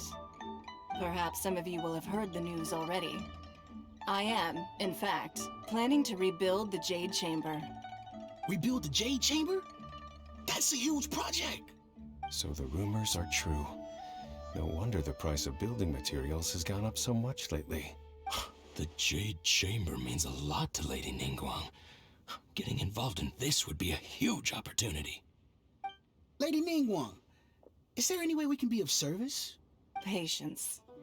Since the news made it out a few days ago, I have already had many people contacting me to declare an interest in joining the project.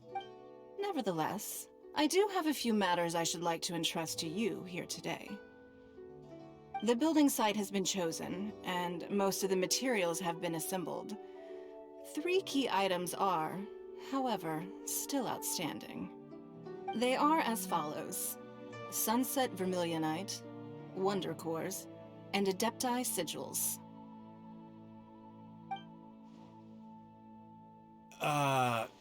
Excuse my ignorance, Lady Ningguang.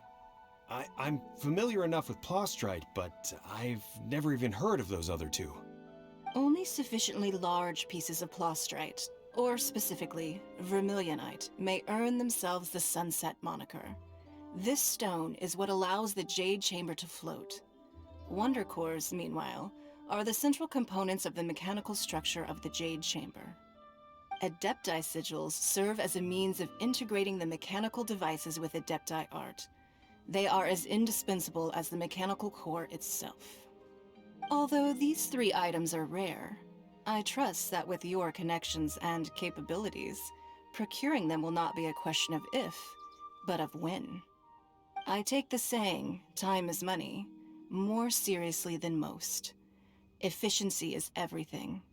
I will pay a generous price for the materials that you find, and in addition, the first 3 people who collect all the materials will have the opportunity to ask me a question.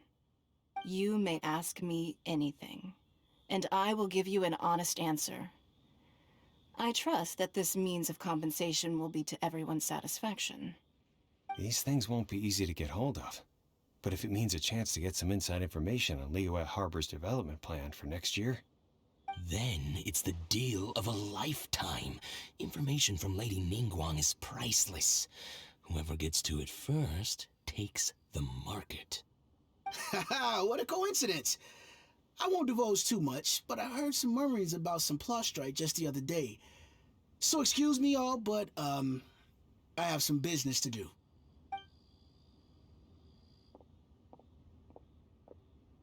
Oh, no.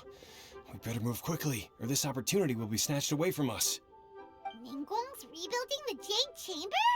This is a huge deal! Let's get involved! So you heard my announcement, did you? What do you think? Interested? Yes. Providing the question pertains to something I am knowledgeable about. Really? Ooh, then Paimon will ask you about how to run a business!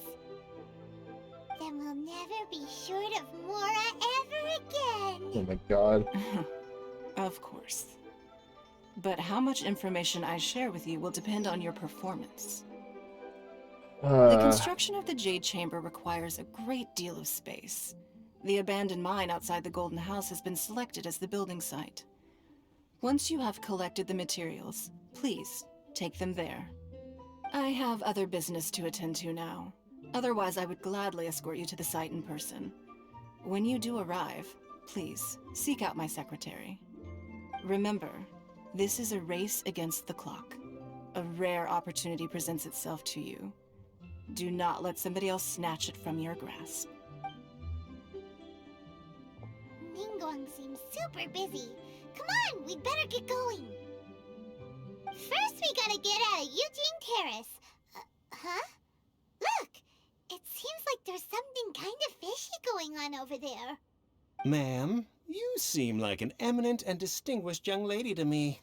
I can see that you're easily gonna win this procurement contest Lady Ningguang has set up. As it happens, we have some information about the materials that I really think might interest you. Come on, let's find somewhere a little more private, and we can get down to brass tacks. No, I don't need it. Don't be like that. Hey, come on, don't go! Why don't you stand there after her? Oh, right, yeah. Uh-oh.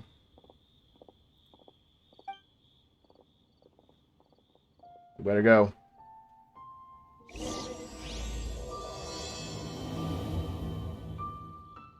you hear that? They said they had some useful information! Information's just what we need right now. Let's follow them and see what we can find out.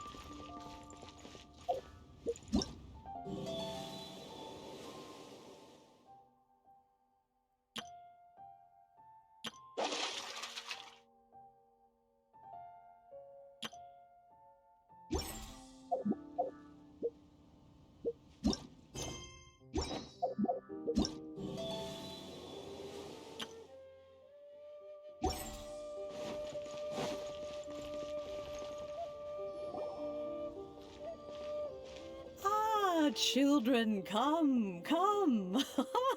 You've arrived at just the right moment. I've been looking for you. Oh, what is it, Granny? Need any help?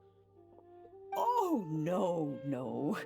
You've done so much for Lea Harbor already. I could hardly ask for more. In fact, my old friends and I have been putting our heads together to think of what sort of gift we might give you in return. A gift? For Paimon?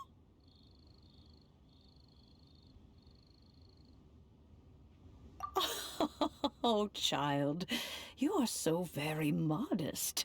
Uncommonly so, even. But you mustn't decline this gift. I simply won't allow it. When you traversed my old teapot in search of the cleansing bell, I heard your little friend mention that you often camp out in the wilds. That simply won't do. Especially since I imagine you still have a very long journey ahead of you. Fortunately, I have not yet grown so old as to see my subspace creation abilities atrophy. Oh, did my friends never mention that to you? Well then, it is a blessing we old folks once received from Rex Lapis, part of our illumination, if you will. I will not go into too much detail, but subspace creation is the ability to create a small, autonomous pocket world. The teapot that you entered previously was a little trinket created using that ability. So, in the eyes of an Adeptus, creating a magic teapot world is just child's play, huh? Oh, indeed, the teapot is nothing to boast of. One such as myself must depart from this realm to create a world of one's own.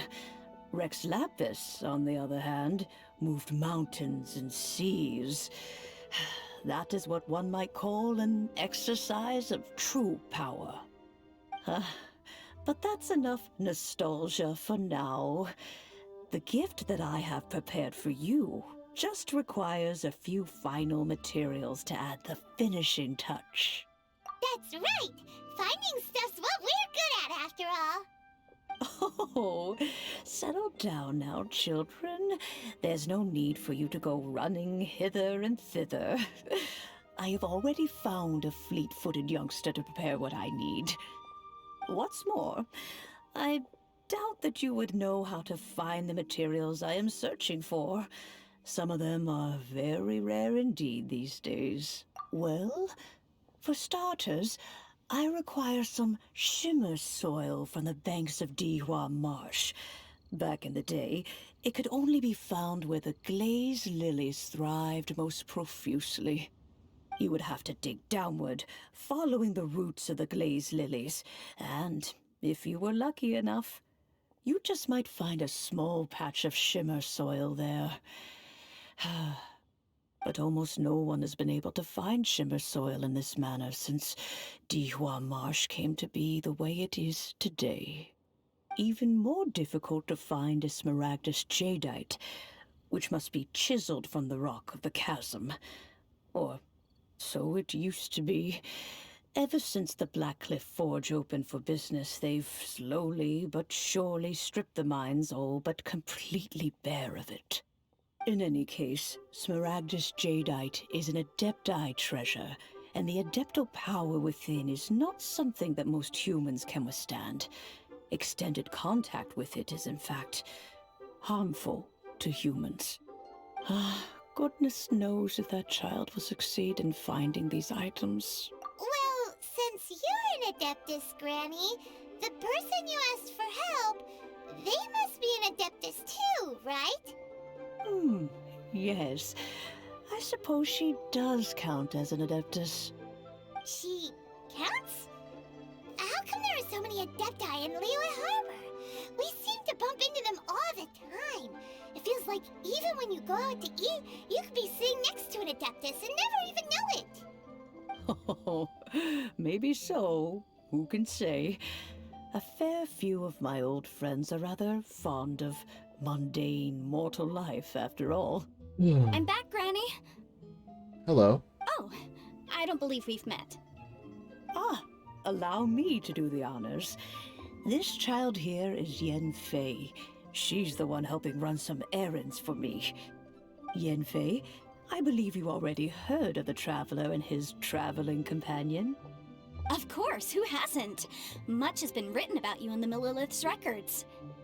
You became one of Liyue's most wanted after the Millilith marked you as a suspect following the incident at the Rite of Dissension. After which, you fought off the Millilith at Julian Karst and made contact with the Fucboi. Before finally defeating an ancient god together with Granny and her associates, and subsequently being cleared of any and all suspicion by the Chiseng. What a shame. A shame that we didn't meet sooner.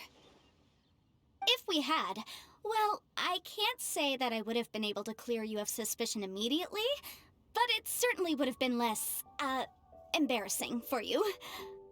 Allow me to introduce myself once more. I'm Yenfei, a legal advisor. Got a legal problem? You can come right to me. Oh, yes, here's my business card. You'll find it has my contact details and office address. Keep it handy. If you have an urgent issue, just leave me a note at this address. Oh, and I almost forgot to mention, I offer a very generous discount for first-time customers. All right, Yenfei, all right. Let's get to the business at hand. I do not think these two are in any dire need of legal assistance at the moment. You'll have to excuse Yenfei. She's always been like this, ever the talkative one when it comes to her own affairs. Paimon was gonna ask the same question. You seem really different from the ones we've met before. An Adeptus? I guess. Kinda. My old man said he was one anyway. He mentioned that he once campaigned with Rex Lapis for a long old time, and then after that was all over, he went back and married my mom. They had me, and once I was all grown up, the two of them upped and left on a journey, leaving me with Granny here. Well, that's a bit casual for an Adeptus. Aren't you guys supposed to sign solemn contracts to protect Liyue Harbor and all that stuff? What do you mean he just went back to get married? Well, my dad did say that he'd talked it through with Rex Lapis, and that he was fine with it. Even contributed towards the wedding gift, apparently.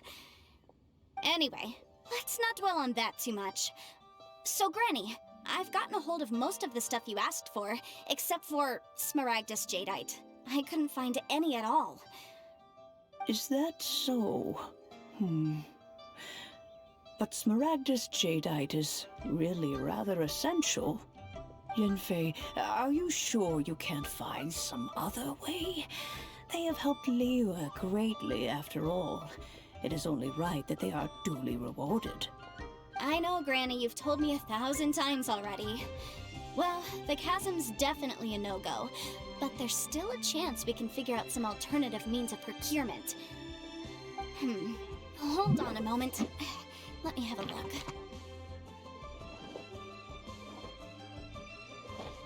Whoa, that's a really thick book. What kind of things do you write in there? Commercial consultancy. Or Snezhnaya. Ah, found him. Crossel. A Snezhnayan merchant who once came to me with some legal queries on certain articles in the legal codices. If my memory serves, all of them had to do with rare ores. He mentioned that he was considering acquiring some Smaragdus Jadeite to make hairpins, and wanted to know if there were any legal ramifications that he should be aware of. Said he was planning to sell them in Snezhnaya. So, I guess I'll go look for him. With any luck, he'll have gotten his hands on some Smaragdus Jadeite, or might have an idea of where we can find some. Oh, you want to join me? I suppose that's no problem, but it's best if you just stand by and watch. If you try to get involved, you'll only risk placing yourself in legal jeopardy. Wow, an Adeptus imploring us to avoid incurring legal liability. Well, that's a first for sure. Best we be a little more careful than usual while we're with her.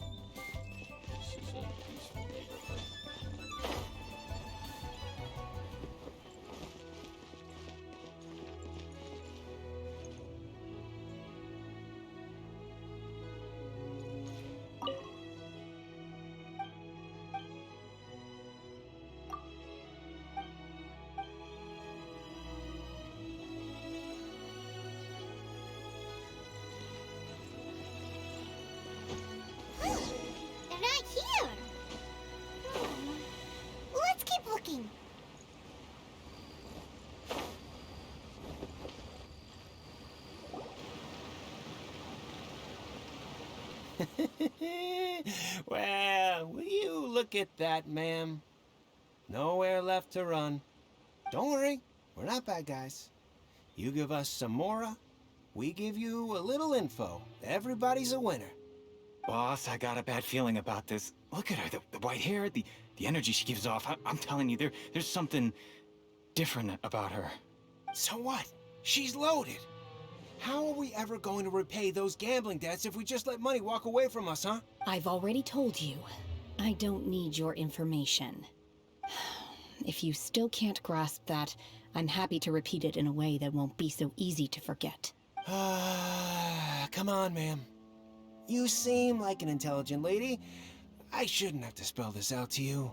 It's not about whether you need the info or not, okay? It's about you taking out your money and handing it over and nobody getting hurt. I won't... No more excuses! I know you have money. I saw you. Yeah, I saw you. Strolling into Leo Lee Pavilion, ordering a table full of food, and only taking a few bites. Then Shinyu at kiosk, then Wanmin restaurant. Same story each time. You order all the signature dishes, take a few bites, then you're on your way again. How could you afford to be so wasteful if you weren't from a rich family? And since you're so rich, what's the loss to you in giving us a little spare change, huh? Master warned me not to lay a hand on anyone in Liyue Harbor. But here we are. Perhaps... yes. Let's call it fate. Boss, I'm telling you, something's not right. What are you afraid of? We're just selling information. It's not illegal. If she lays a finger on us, all the better. We'll sue her for everything she's worth. Oh, you again. Millilith? What are the Millilith doing here? Did you do this? You ought to mind your own business, I swear! Silence! How dare you threaten innocent civilians? You're coming with us.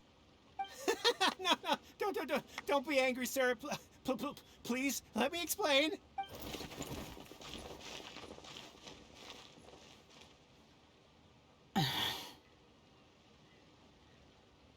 Shenhe. Shenhe? My name.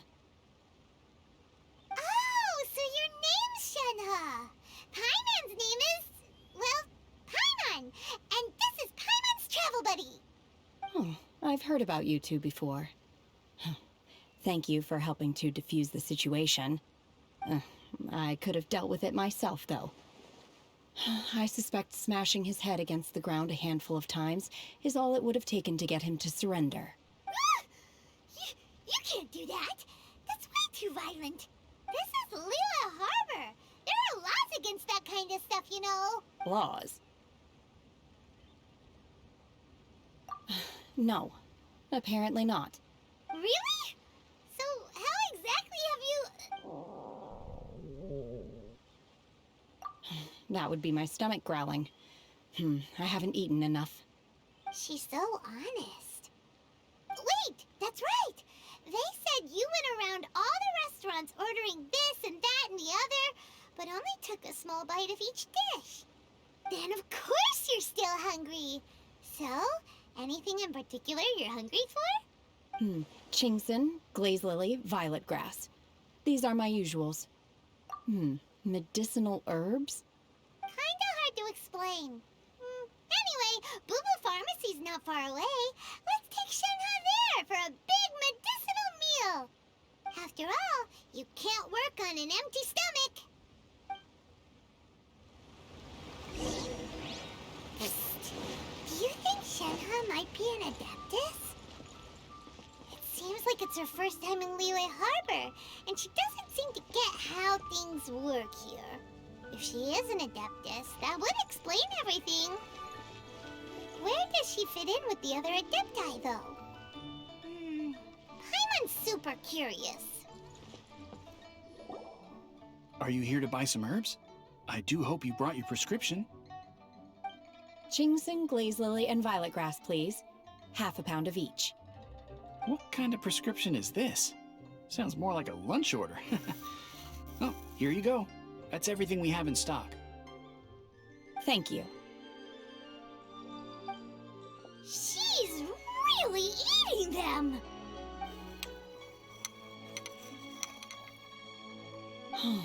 My hunger has now abated. Thank you. Rather awful. Though they were not completely devoid of sweet fragrance. After consuming a large quantity of them, bitterness is all that remains. So, how come you chow down on these and barely touch the restaurant food? If Paimon had enough mora, Paimon would go to the fanciest restaurant in town and order a whole table of food and eat it all in one go! Because I'm not sure whether I will remain here in the future. The food of the mortal realm is most delicious, but should I return to the mountains, yearning for the food here shall only pose an obstacle to my continued spiritual development. Sampling each dish in order to appreciate its taste is enough. Return to the mountains! That proves it! Paimon knew she was an adeptus! Enough about me. What are your plans from here? Oh, right! Paimon almost forgot! We came out to take part in the Rebuild the Jade Chamber competition! And now we're probably super behind because we've been held up for so long. I see. I heard something about the contest when I was passing by. Yep! You get to ask Ningguang any question you want if you win! Were you interested in the contest too, Shenhe? I came for the rebuilding of the Jade Chamber, but until this point I had no intention of joining a contest. However, you have shown me your kindness, and I would now like to lend you my assistance. Oh, don't worry. I ask for nothing in return. Wow! You really don't have to. But having an Adeptus help out will make things a whole lot easier, so... Then let's not delay. I have a plan. Okay. Great! Paimon bets this is gonna be the awesomest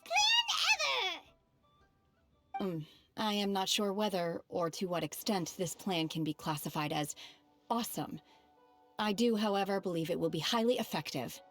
We simply need to dispose of everyone who is currently ahead of us. What the fuck? We alone shall become the victors. Veto! That is not acceptable! Not by a long shot! Really? But I hear that competition is in essence about conflict and one-upmanship. Look, we want to win this competition fair and square, okay? Jesus. Sunset Vermilionite, Wonder Cores, and Adepti Sigils. Let's start at the top of the list and work down. So, for Plostrite... I was wondering who I could hear arguing over there. So, it's you. Baishu? What are you doing out here? Lady Ningguang wishes to purchase a large batch of wound dressing. We're running low at the store, so I came out to fetch the ingredients personally. Huh? How come Lady Ningguang needs so much wound dressing all of a sudden? I'm not too sure. I did hear she's looking to rebuild the Jade Chamber. Maybe for its first aid on site?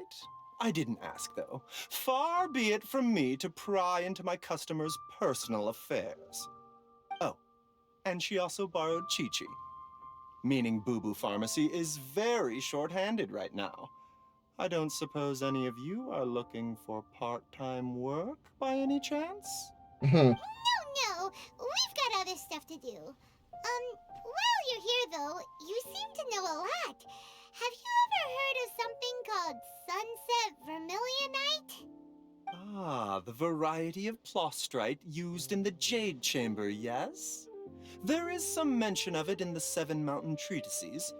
When activated, Sunset Vermilionite rises up all the way into the clouds. It's very rare indeed. As far as the records show, virtually all Sunset Vermilionite in existence has been mined and taken possession of. But the Feiyun Commerce Guild would know far more about this than I do. Okay then, let's go ask at the Feiyun Commerce Guild. Thanks, Baiju. You're quite welcome. Good luck to you all. And if there's anything further you need from me, just come to the Boo Boo Pharmacy. He doesn't seem like a bad guy.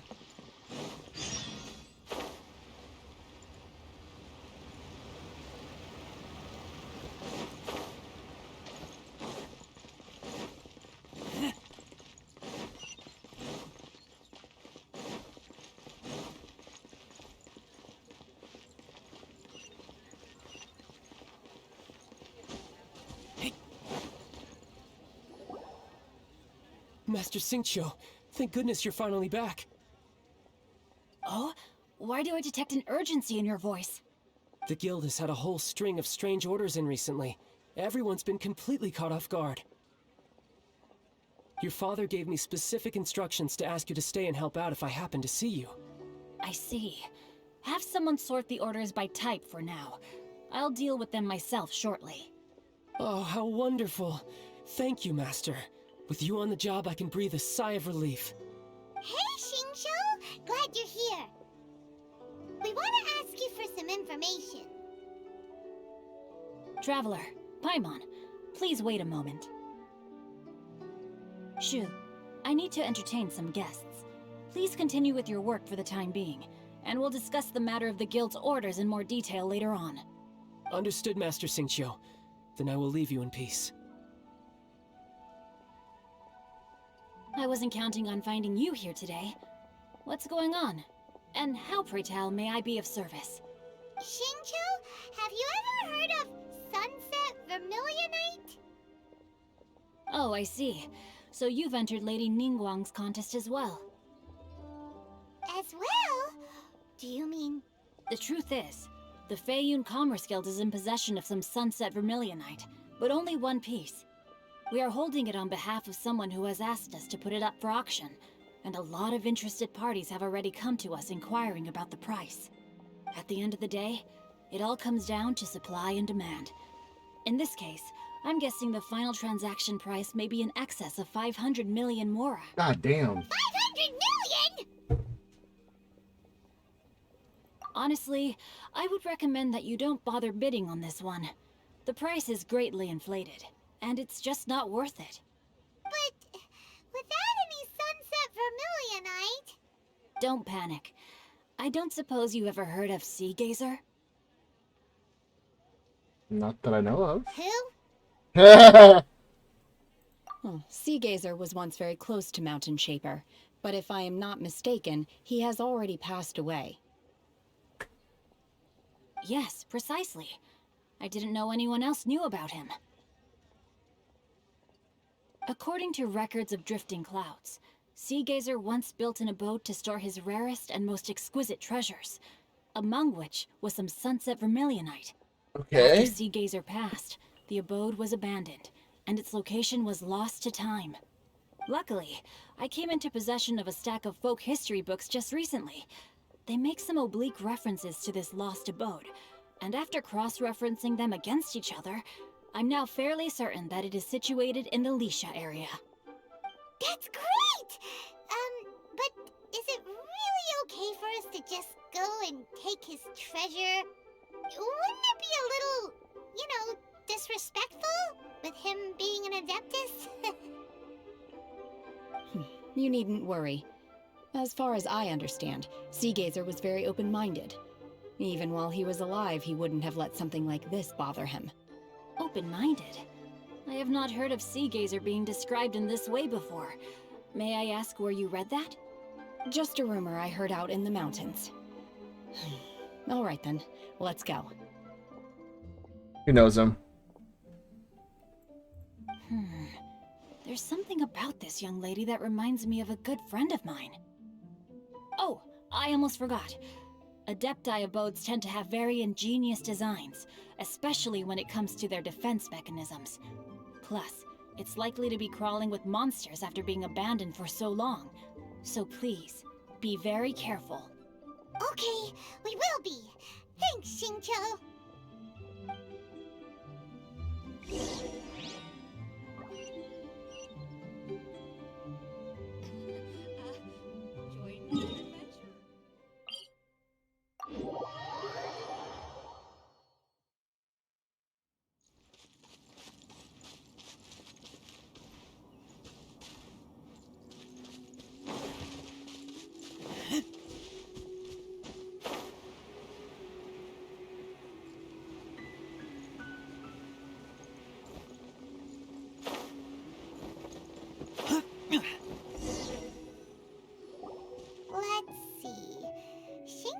said it should be around here, but Paimon doesn't see anything.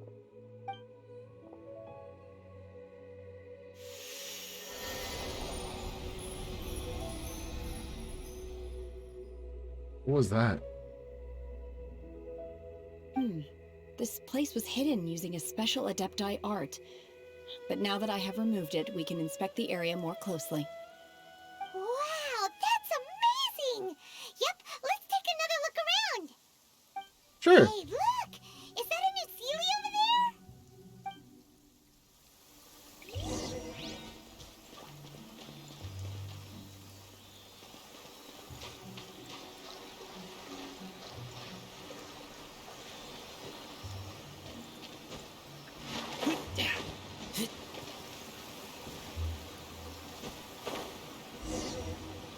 The Sealy got to here and then disappeared. Should we go over and take a look?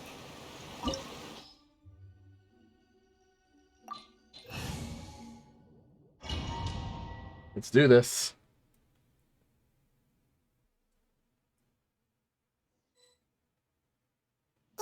What? Weren't we at a waterfall just now? How did we suddenly end up here? Oh, so many clouds. It feels like we're high up in the sky. I believe this is the abode of that Adeptus. With any luck, the Sunset Vermilionite we're looking for should be in here. Really? Let Paimon see. Huh? Isn't that the Sealy from before? Look, it's gone and snuck beneath the clouds. And now that Paimon takes a closer look, the rocks and trees here don't seem complete. Oh, could there be something below the clouds? These are not real clouds. They are the product of an Adepti art used for spatial partitioning. If we want to go down, we must first destroy the mechanism that is maintaining the Adepti art. All right, then let's do it. I sense the presence of monsters in this place. I don't know where they are hiding, so we'd better be careful.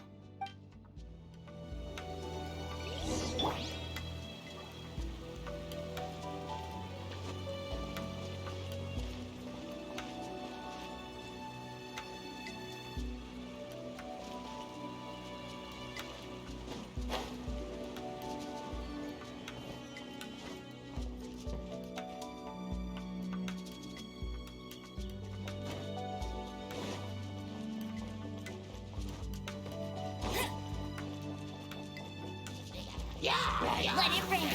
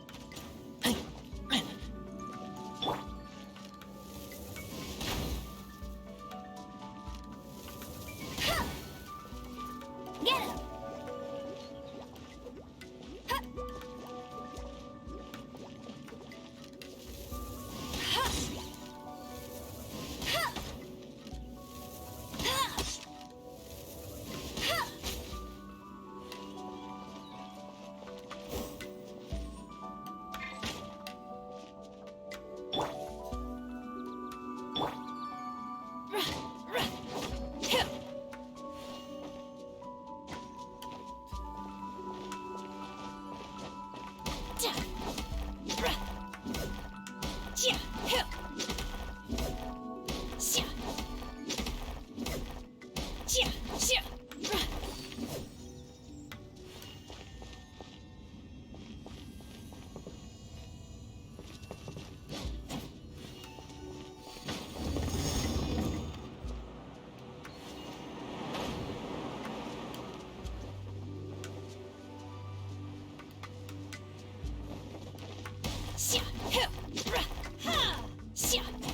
Transfiguration!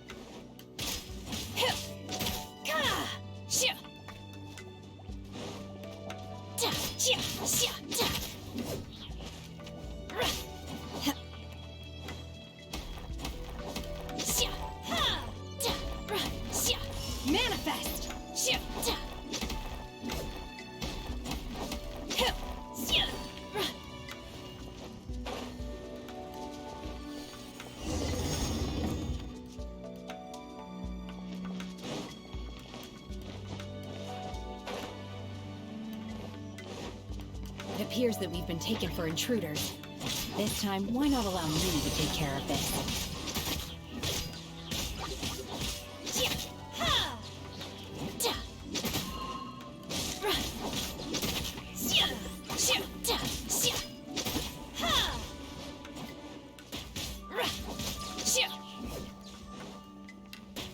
Obey!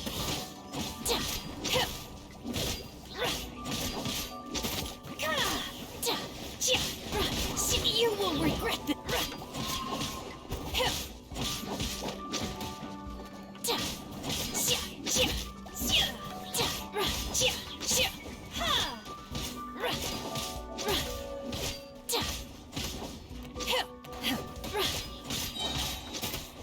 The core of the mechanism is exposed. Now's our chance.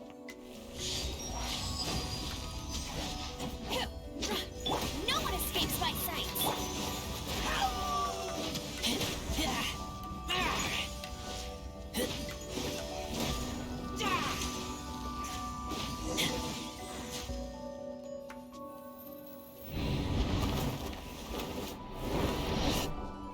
Whoa!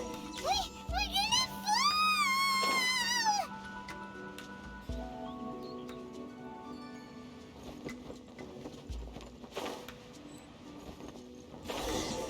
Is everyone okay? Look! The Celiac disappeared beneath the clouds again! It looks like we need to go further down. But before that, let's destroy the guard mechanisms on this level first.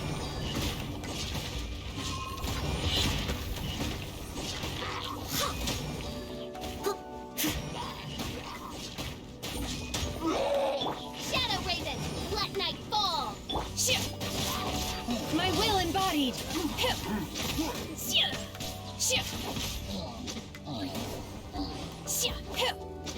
Let it rain!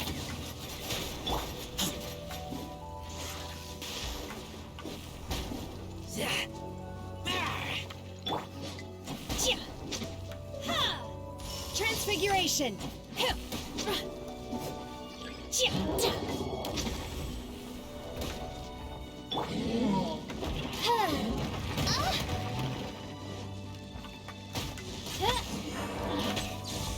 I summon thee!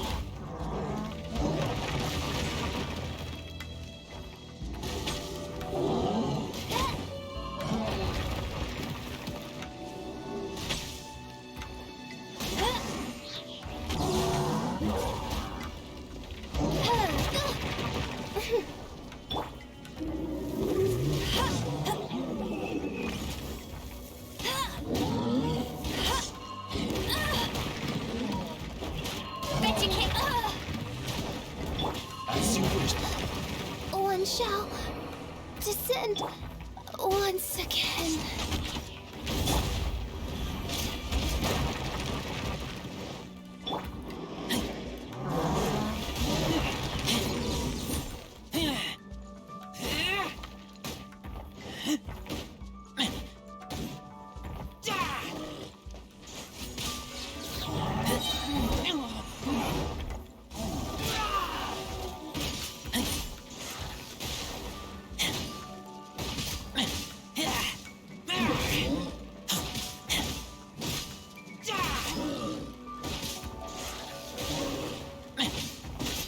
No one escapes my sight!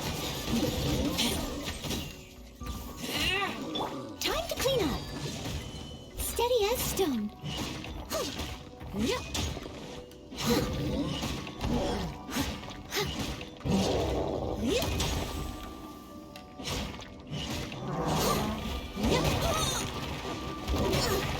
I missed a spot.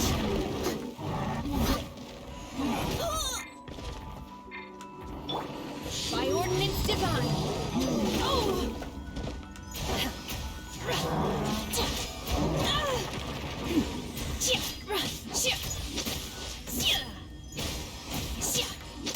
Take your true form!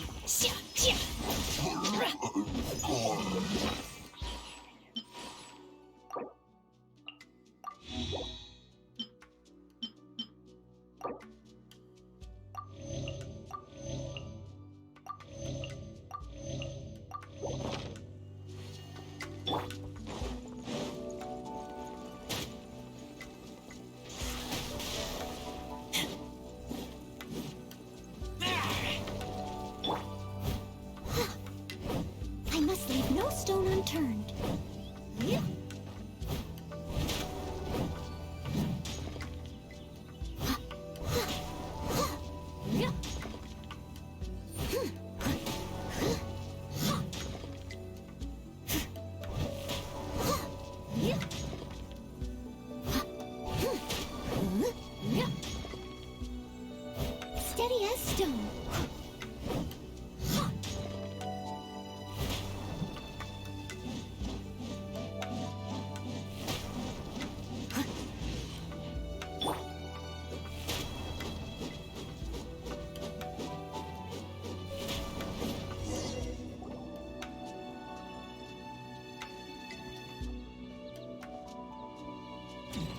I fucking knew it.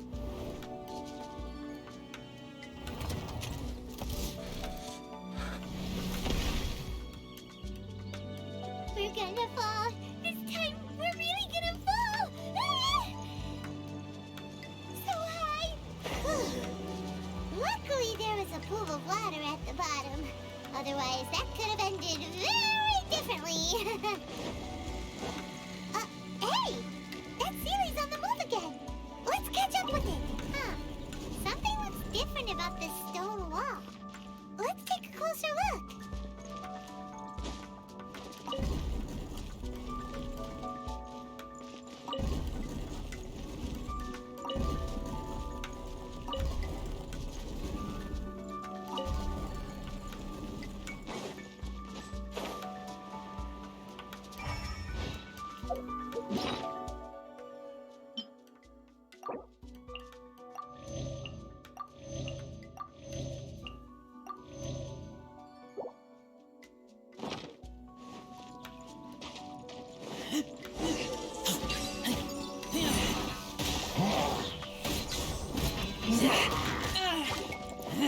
Let it rain.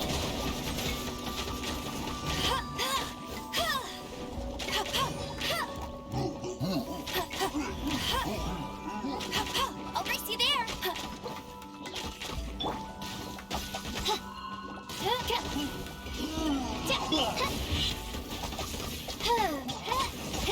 No rest for the wicked.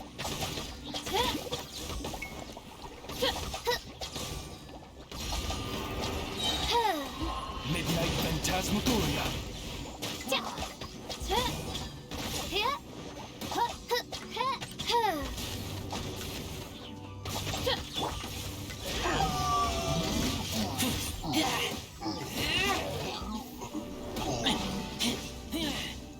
No one escapes my...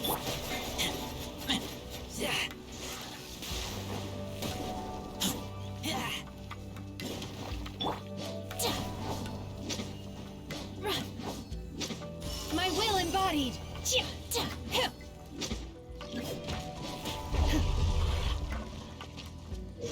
Take your true form. In your dreams.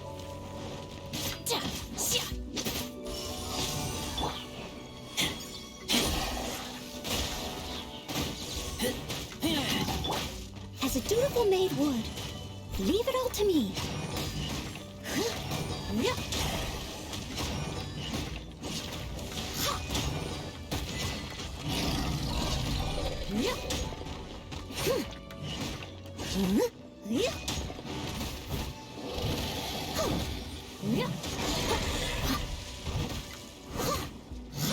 Midnight Phantasmagoria! I summon thee!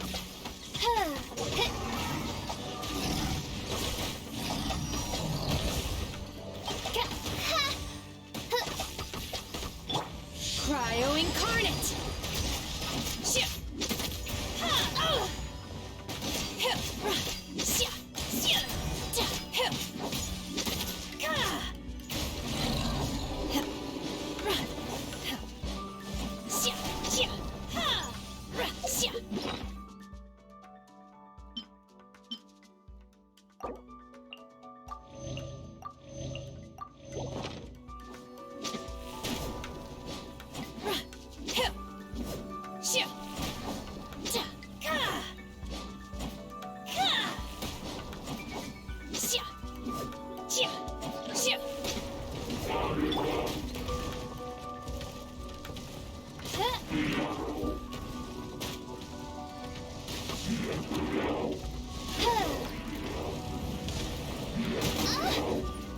No rest for the wicked.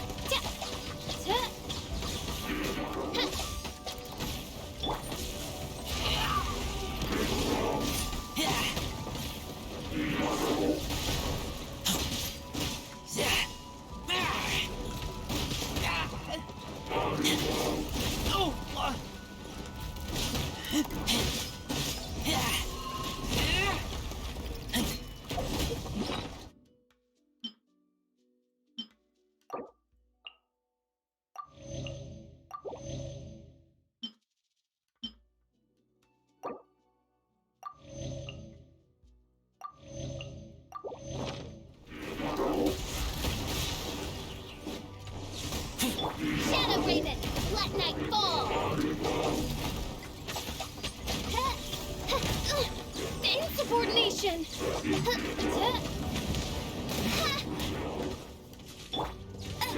No escape!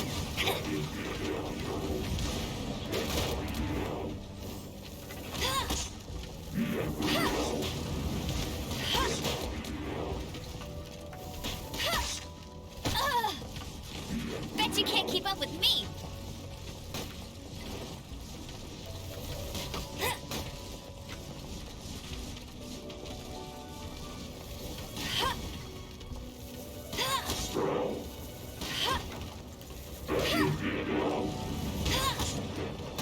Not so hard!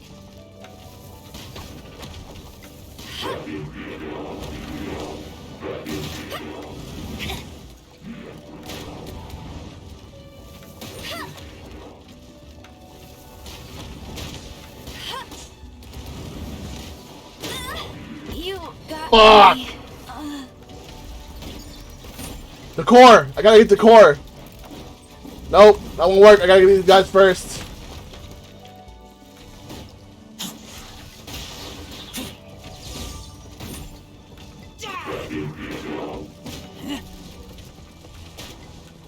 Wings of darkness, come, sever night.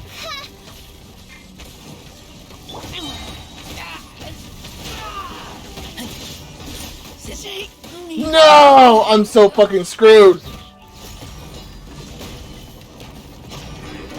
I must leave no stone unturned.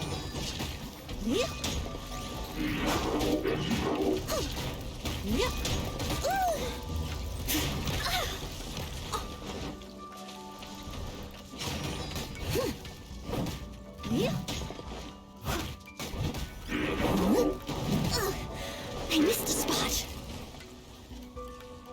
Leave it all to me. I am a disgrace to the knights. Mein Fräulein. Transfiguration! Unleash! Chia! Chia! By ordinance divine! Chia! You will regret this!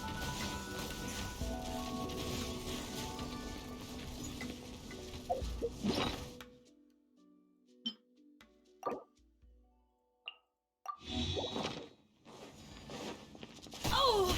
Feeble! Take your true form!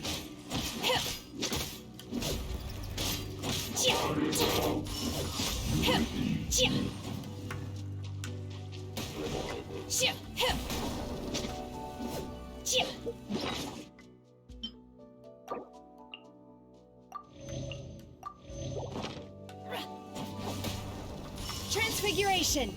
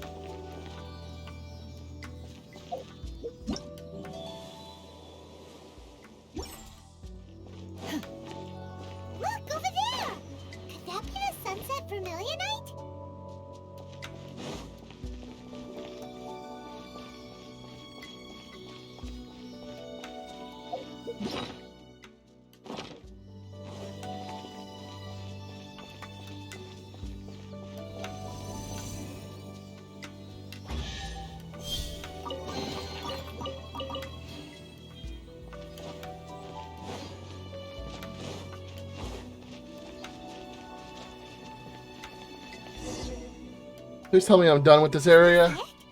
Is this the Sunset Vermilionite? It's so huge!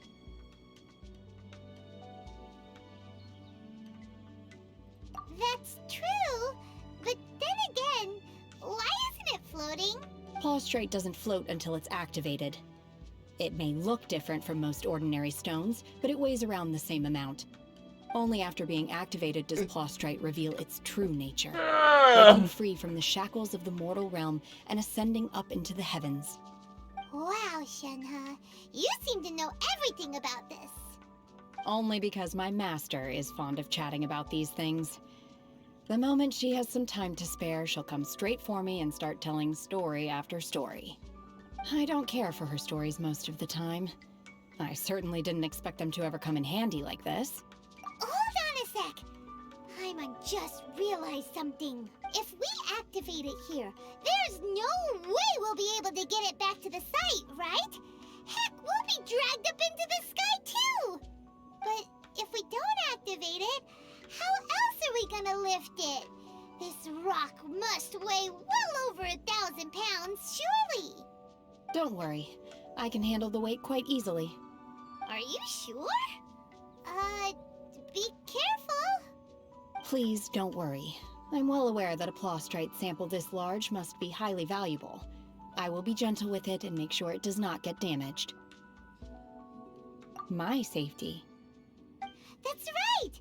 Paimon's sure you can handle it and everything, but if something this heavy lands on you, you're gonna get yourself hurt, no matter who you are. You gotta be extra careful when lifting heavy objects. It's just common sense. Is it now?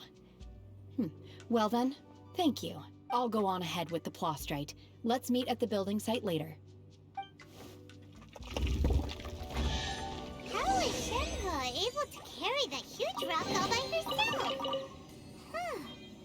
Adepti super strength much? We can't slow down yet. Let's go meet her at the building site.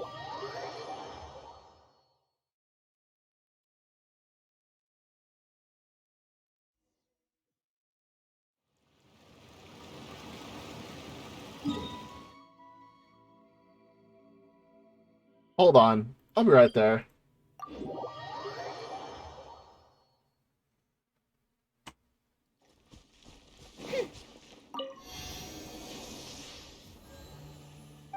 Thank you.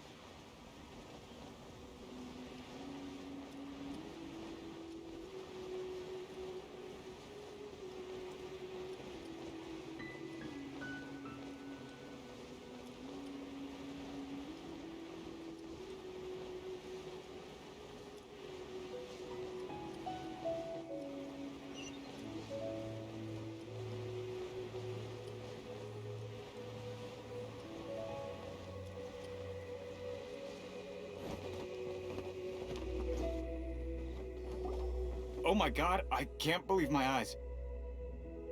How can she lift that massive rock all by herself? She's gotta be one of those Adepti, surely. Oh, mighty Adeptus, please give me your blessing so that in the coming year I may reap a more bountiful salary. This is top tier in size and quality, and the condition it's in is quite simply immaculate. Congratulations, this item is approved for submission. I'm going to award you full marks for the Sunset Vermilionite item. May I take your name? My name isn't important. I'm not even here to compete. I was just delivering this for some other people. They should be here any minute now. Shenhe, and Ningguang's little helper. Ah, so you're the ones behind this. No wonder. The rarest talent turns in the rarest Plostrite specimen. But I have to correct you on one point. It's not helper, it's secretary. Okay then, Miss Secretary, what do you think of the rock we found? Pretty amazing, right? In truth, it is the finest piece of Plostrite we have received so far. If everything goes according to plan, we will use this piece in the foundation of the Jade Chamber, which will enable us to proceed to the next stage of construction. As a side note, Lady Ningguang has rented some dwellings in the nearby area to serve as accommodations for the contestants. If you need a place to rest, you are welcome to stay there. Now, please excuse me. As you can see, there is still a lot of work to do on the building site. Shenhe, Shenhe, just now on the way over, pretty much everyone was singing your praises. Oh, really? What kind of reaction is that? So strange. Aren't you happy about it? Whenever Paimon gets praised, Paimon can't help but hold her head up high and break into a big smug smile. I've had similar compliments before. They call me an Adeptus, treat me with great deference and respect, as if I'm set apart from the common folk. Yeah, 'cause that's how Adepti are. At least the ones we've met are pretty unique and reclusive, too. Way different than normal people. Excuse me. But I am not... Shenhe? I'm fine. I've been exerting myself quite a lot ever since we set foot in that abode. I'm just a little fatigued. Well, Byron said that there are some makeshift hotels we can use, right? Let's go check in and take a rest. No need. I simply need to find myself a secluded place in the wilderness to sit and meditate in silence. You can't do that. It's dangerous out in the wild on your own. When you're hungry, you go eat something tasty. And when you're tired, you go lie down in a nice, comfy bed. All right? Seriously, don't punish yourself like this.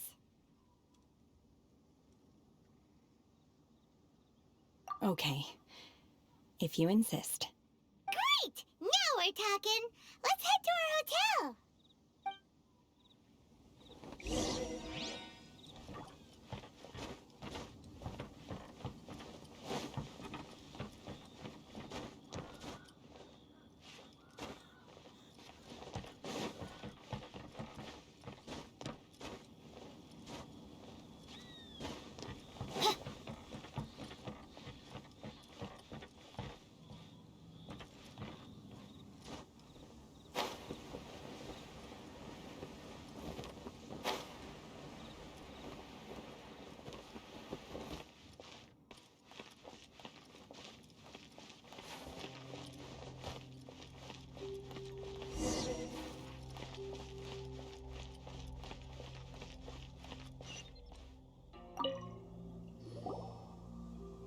Hi there!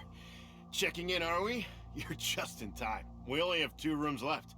Since this was chosen as the building site for the new Jade Chamber, we've had a constant stream of people in this area. And not just workers either. Visitors, business people, tea sellers, all sorts. So, business is booming for me today. Very few vacancies. You're lucky you got here when you did. Great! One of your rooms is still being cleaned. I guess it should be ready within the hour. The other room is just at the door on the left. Here are your keys. All right. Hope you enjoy your stay. Please excuse me, I'll leave you to it. Shenhe, you should go get some rest. We'll hang around outside until the other room's ready. Paimon's gonna go see if there's anything good to eat around here.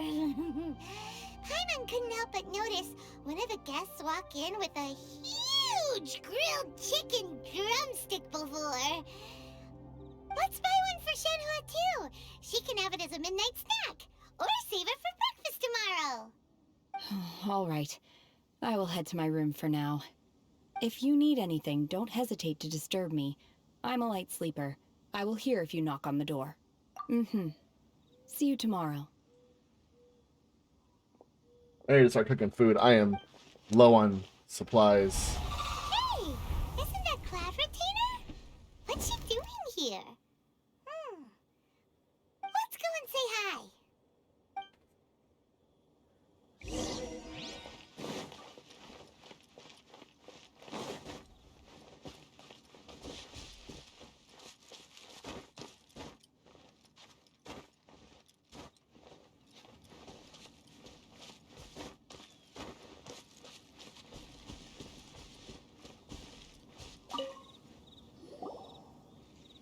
One trusts you have met Shenhe.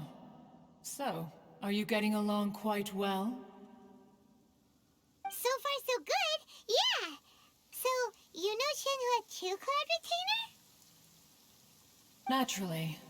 Save for Ganyu, who spends the majority of her time in Liyue Harbor. All the Adepti living today are acquainted with Shenhe to some degree. Cool. So, what's her Adeptus name anyway? Calling her Shenhua feels kind of friendly, but also kind of disrespectful. So Paimon's thinking maybe it'd be better if we called her by her Adeptus name instead. Her Adeptus name? Why, pray tell, would Shenhe have an Adeptus name? Don't all Adepti have a special title they go by? On this latter point, you are correct. However, Shenhe is human. The fuck? Oh, right. Wait, what? Paimon neither! This is a real surprise! Do you mean to say that she presents differently from ordinary human beings? Well, to start with, her problem-solving methods are extremely direct. Ah, yes. She was like this all those years ago when one first met her. In this respect, she has not changed. One first found Shenhe by chance in a cave. One was passing by and sensed the presence of a god's remains. Being of an ever-vigilant disposition, one entered immediately to inspect the scene. Inside was Shenhe, then aged around 6 years old. In her hand, she held a dagger with which she was confronting a monster that was the god's remains incarnate. That sounds so dangerous. When one arrived, she had already been locked in confrontation with this monster for several days. Most mortal children are fragile, both physically and mentally, and are highly reliant on their parents for survival. But not so her. That she was able to endure such terrible danger was due not only to her strong willpower, but also to the bloodlust and homicidal instinct with which she was born. What? One dealt with the monster, yet she still refused to lower her guard. She even pointed her dagger in one's direction and remained ready to strike. Only after she was satisfied that one had no intention to cause her harm did she finally relent. She then passed out without uttering a single word.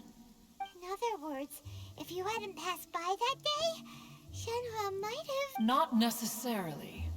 Upon one's arrival, one could sense that the god's wrath was gradually receding. Even had the stalemate continued, one suspects that Shenhe may have still emerged the victor of the confrontation. That's still so dangerous, though. Why was a tiny little kid battling against the wrath of a god in the first place? Alas, the mortal world is rife with suffering of every kind, and she had experienced her fair share of this, even at a tender age. Seeing that she was homeless, one decided to adopt her. Indeed, it is one to whom she refers. Shen-He has an extraordinary constitution, making her well adapted to practicing the Adepti arts. All the Adepti cherished her talents, and so we were willing to train her. However, her homicidal urges did not subside with age. Rather, they grew stronger day by day. Mooncarver once performed a divination for her. He declared that her fate is to bear the curse of calamity. Consumed by malevolent energy, she is prone to bring harm to those around her. Such is the magnitude of the danger this poses, that her soul must be bound with red ropes to keep her homicidal instinct at bay. Damn. The red ropes have indeed served to keep her calmer and more content. They also seem to have rendered her somewhat inexpressive. Perhaps the red ropes are so powerful that they have suppressed some of her other emotions as well.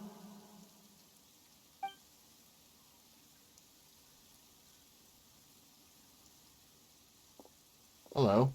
It is only by fate that people's paths may cross. Now that Shen-He's path has crossed with yours, please be sure to treasure the gift that fate has given you, and take good care of her. Oh, now Paimon gets it.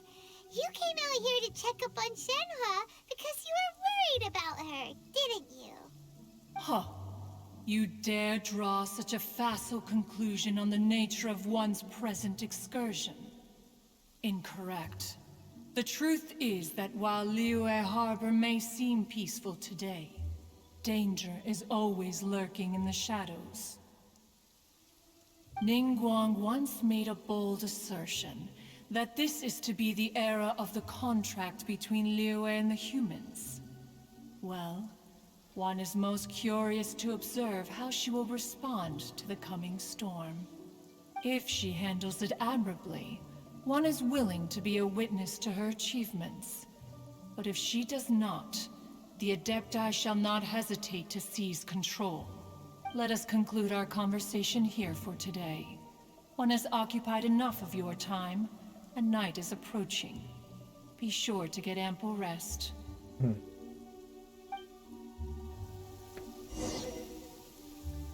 So, Shenhe isn't an Adeptus after all. She just grew up around the Adepti. Oh, no wonder she doesn't like being treated as an Adeptus. Having everyone falling over themselves to show their respect all the time must be kinda hard to deal with.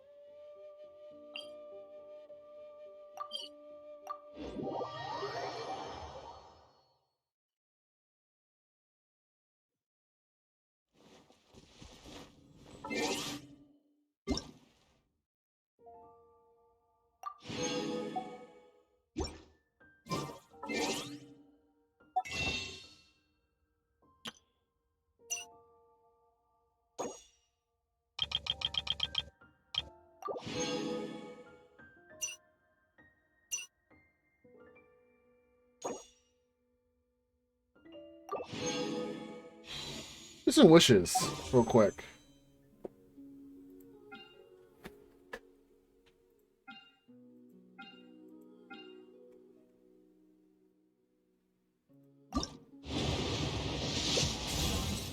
Got 2 characters! Let's go!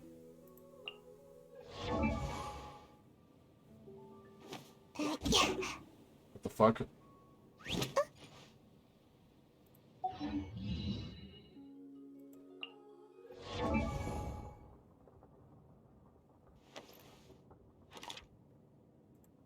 Nice!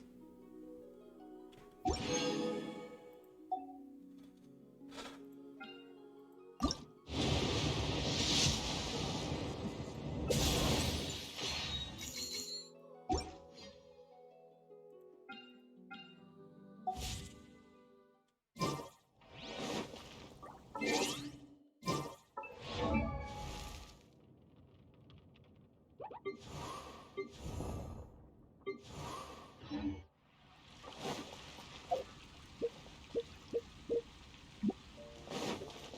race you there!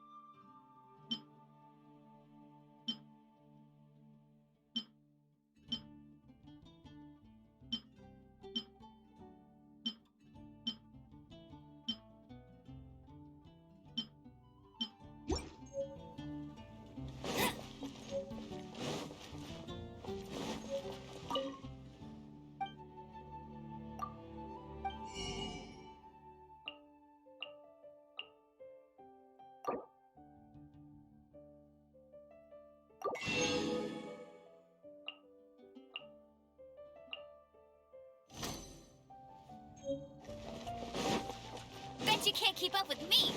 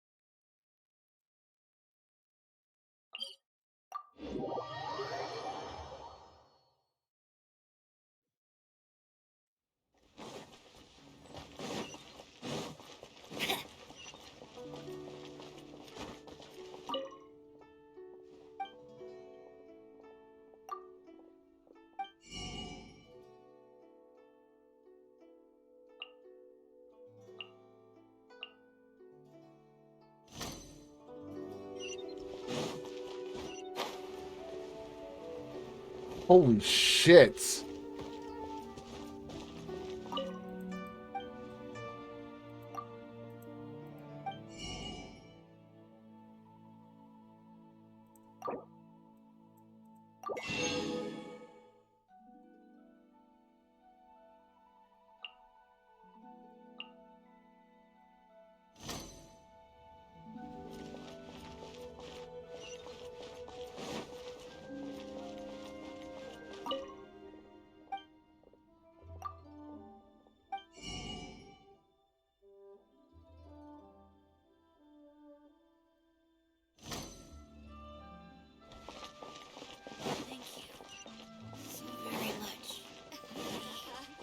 I'll race you there!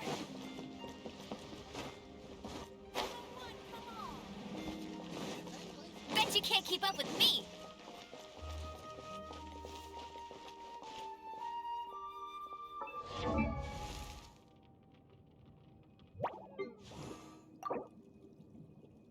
I wonder when I'll be as tall as my Big sister.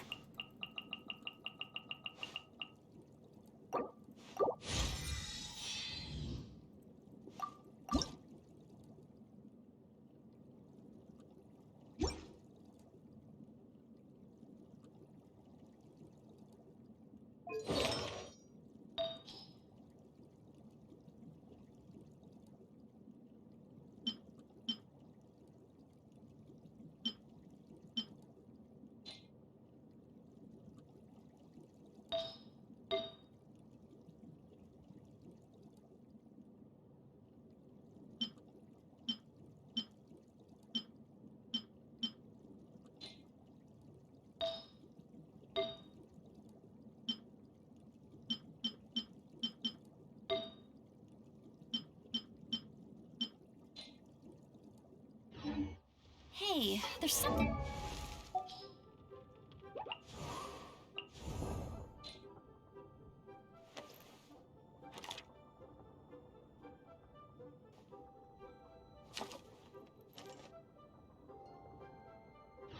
Strange over there. Come on, let's take a look. Told you.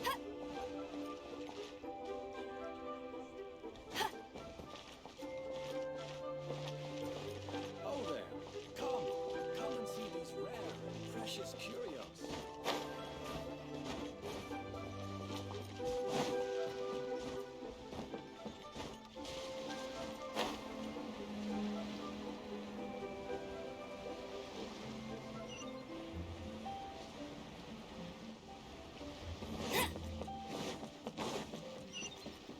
I'll race you there.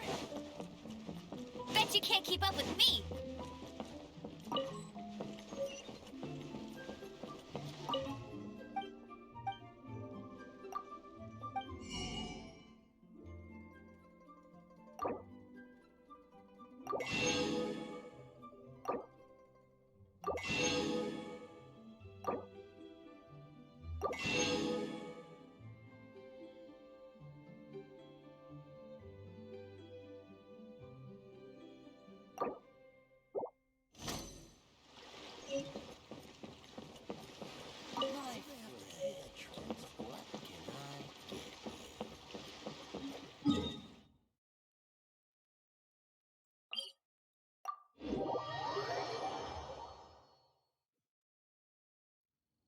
Okay.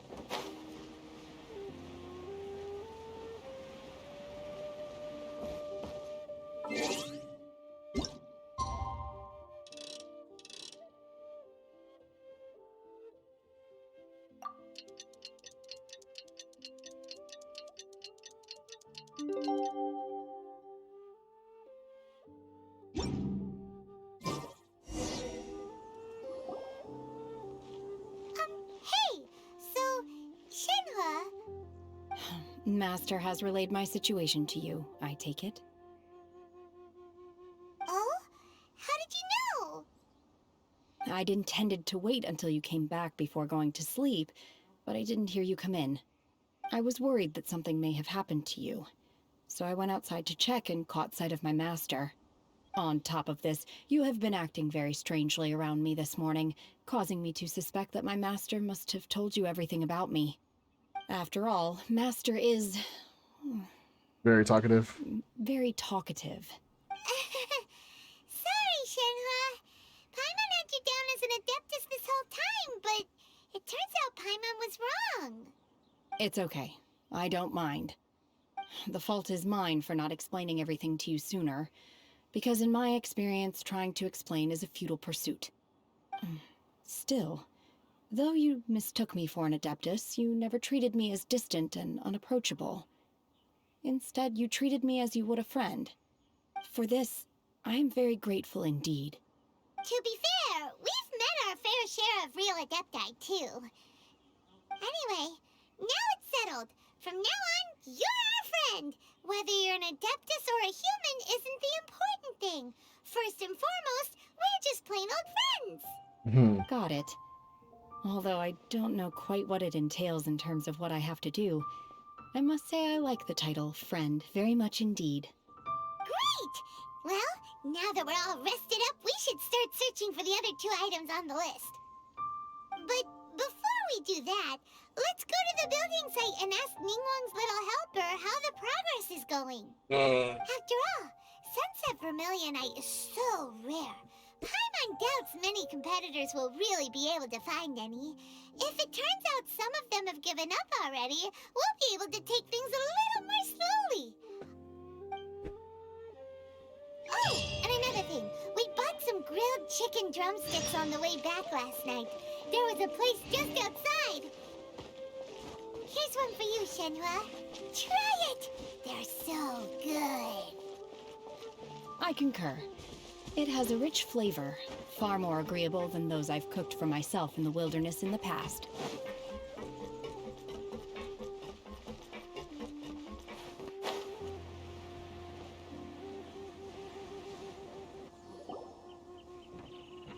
Look! The Jade Chamber is floating into the sky! But it seems to be tied down by something. That's because it's not finished. Hey, Byron! And hey! People Paimon doesn't know? Given the enormous scale of the Jade Chamber, we split the construction work into 2 phases to make sure the structure remains balanced. Okay. Before we find some suitable plastrite, we build the Jade Chamber's keel at ground level. Once the plastrite is ready, we place it into the keel and let the partially constructed Jade Chamber rise up to the height of the surrounding mountain peaks. The remainder of the construction work is then carried out at that altitude. Once everything is ready, we release the iron tethers and allow the Jade Chamber to rise to its target altitude. Miss Bywin, we've brought some new materials to submit. One moment, I'll be right there. The construction work has only been able to progress this rapidly thanks to the plastrite provided by you. Lady Ningguang is most grateful and looks forward to seeing more of your work. Wow, can't believe you sourced the plastrite so quickly. It's the key piece of the puzzle. Looks like you beat us to the punch. Wait, I know you. You're the one who fought against the Vatuian Osile, right? Oh, sure enough, your reputation precedes you. Pleased to meet you. I'm Beto, captain of the Crux. Beto? Are you here to join the Jade Chamber contest too? Sure am. I happened to get my hands on a chunk of sunset vermilionite on a voyage a while back, so I figured I'd bring it over. Huh. So even though it's rare, we're not the only ones who managed to get a hold of it. Oh, I've got some introductions to do. This is the renowned Miss Yun, or Yunjin, probably the most famous figure in the Lyra opera scene. Greetings. These two are Paimon and the Traveler. I'm sure you've heard of them before. And this is... sorry, I'm not sure we've met. Shenhua. I am their... friend. Good to meet you. Well, from today on, I guess all of us are friends. Miss Yun is I also like here friends. for the contest. Friends are good. Turns out she needed to borrow a boat, so we came together. It's an honor to finally meet you both. I've heard much about you. Miss Shenhe, though we are only meeting for the first time, I have a feeling that we will get along very well indeed. To be honest with you all, I am in great need of this opportunity to ask Lady Ningguang a question. That's why I joined the contest. Thanks to my father's connections, I was able to acquire a specimen of the plastrite required. Fortunately, it was approved for submission, despite being a little on the diminutive side. Wow. So it looks like the three of us are competitors now. Excuse me for prying, Miss Shenhe, but are you competing as well? No, I don't have any questions for Ningguang. I just wanted to help him win. In that case, I have a proposal to make. Lady Ningguang said that the first 3 contestants to procure all 3 materials will be awarded the chance to ask a question. Well, there are 3 teams here. We can split the prize between us. Instead of competing against each other, we could work together to secure the top 3 places between us. What do you think? Sounds great, but how does that change things exactly? I think I see where you're going with this, Miss Yun. The plastrite was the most difficult item to source by a long shot. Luckily, all 3 of us managed to get our hands on it. The 2 remaining items aren't quite so rare, so as long as one of us finds a way to source it, the other 2 can hop on the bandwagon. How'd I do? Is that what you had in mind? Precisely. Huh. Interesting approach. Okay then. Alright, I'll go first. I have some leads on these wonder cores. From what I've heard, the core itself is really not that difficult to make. The hard part is getting hold of the ore used as raw materials. I'm gonna head back to the ship and ask Su Ling if he's heard of them. You guys... We will head into town and seek advice from Master Zhang of Hanfeng's Ironmongers. Thoughts? Wonderful. We'll split into teams then, and whoever makes progress first brings all of us a step closer to victory. I'm gonna take off. See you later. Okay, let's go! By the way, what question are you gonna ask Ningguang, Yunjin? I'm looking for a venue to host the performance of our new opera. Lady Ningguang has excellent judgment, so I would like to hear her opinion. Ooh, what's the opera called? Paimon wants to go see it. The opera is a labor of love by my father. He wrote it based on a popular urban legend about an evil spirit and an adeptus.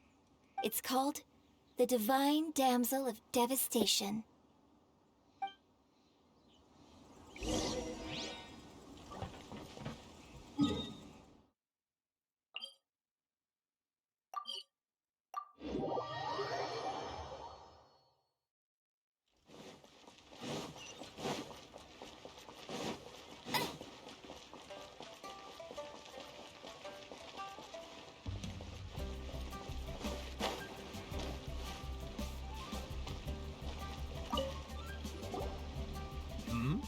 Ah, hello. Are you here for something off the shelf, or do you need something forged? Excuse me, Master Zhang. We were wondering if you'd heard of something called a Wonder Core. Of course I have. Sorry, who's asking? My name is Yunjin. Perhaps you don't know me, but I believe that you forged some weaponry for my father in the past, for stage use. Yunjin? Stage use? Oh, so you must be Miss Yoon. Sorry, my brain's finally caught up. It's not used to doing much beyond bashing a hammer all day. Everyone's heard of you, Miss Yoon, even folks who don't make it to the opera all that often. Like myself. So, you're here to ask about Wonder Cores, huh? As it happens, I do know how to make them. Matter of fact, I made some for Lady Ningguang back when she was building the original Jade Chamber. The types of ore needed to make Wonder Cores are a little hard to come by. Lady Ningguang supplied them herself last time. I don't suppose you've brought any yourselves? No, we were gonna ask you what kinds of ore we need. Sure. Well, you'll need 2 kinds. Star Splinter Iron and Subrosium. If I remember correctly, Lady Ningguang sourced her Star Splinter Iron from the Mount Tianheng area. They say it resonates with visions. Okay. It could take some work, but if you stick with it, you'll find some eventually. As for the Subrosium, though, that's trickier. It's all but unheard of on the market. I'm really not sure. Sorry. What I've heard is that the people around Mount Tianheng have some sort of magic trick that can pinpoint the location of the stuff. Of course, it's probably just hearsay. If you want my advice, start by looking for Star Splinter Iron around Mount Tianheng. And if you run into any locals, ask them a few questions about Subrosium. Mount Tianheng. Interestingly enough, the story of the Divine Damsel of Devastation also takes place on that mountain. I hear the view there is quite spectacular. A favorite destination of the Adepti, in fact. Perhaps it can give me some inspiration. Let's not delay. We should head straight there.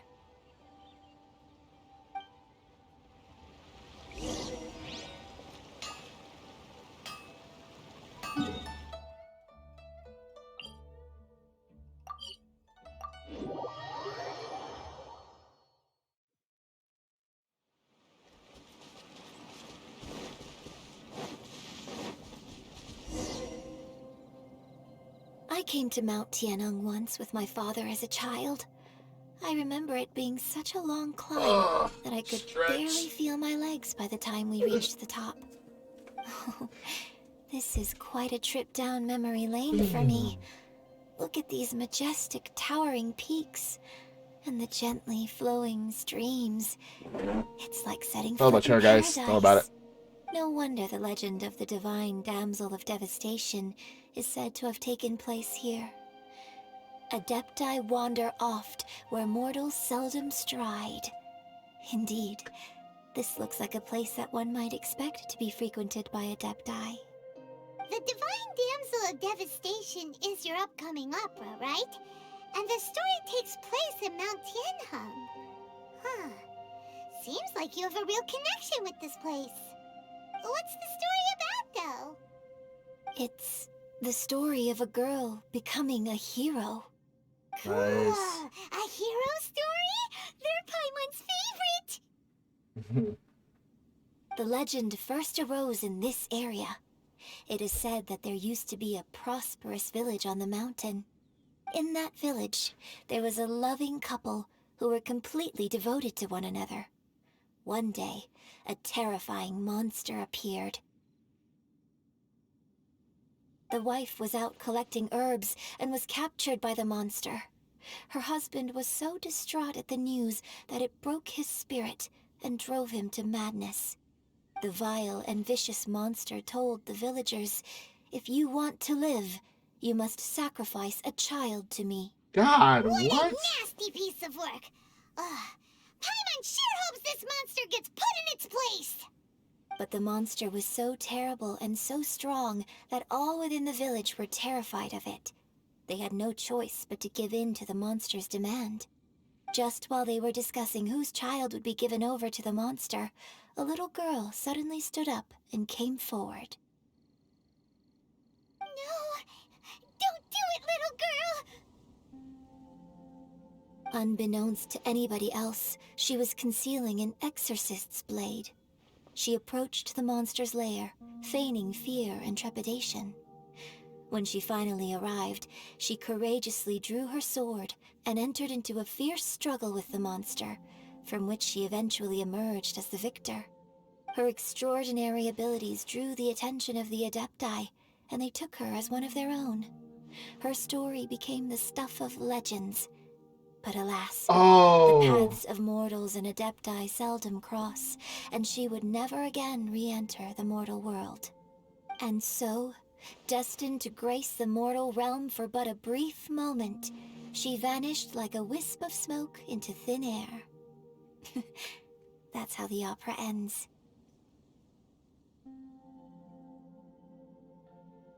Ooh. I really like this story. But I personally think that perhaps the little girl was not as brave as the opera makes her out to be. 'Cause it's her. I'm not sure she deserves all the praise she is given. I've never considered that before. Opera is always an interpretation of the events it purports to portray. A certain degree of deviation from the truth is always inevitable. When my father wrote the script for this play, I suppose his intention was to inspire his audience with the character of the Divine Damsel. I think it's a great story. The ideal story. Well, it sure inspired Paimon! Let's go get ourselves some Star Splinter Iron! Yeah! What's up, Grim? Welcome to the stream. You came at a really weird time because I will have to be right back. I gotta take care of something real quick, so I'm so sorry.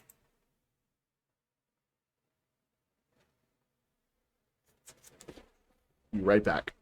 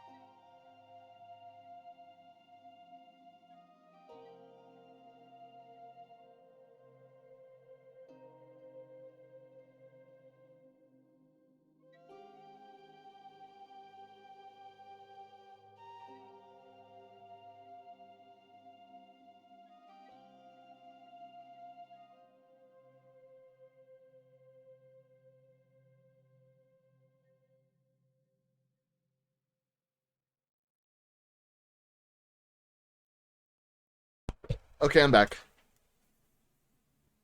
Sorry about that, guys. Let's take care of some things real quick. And I have been streaming for going on 6 hours, so just had to do some things real quick. And my glasses are all dirty. Okay.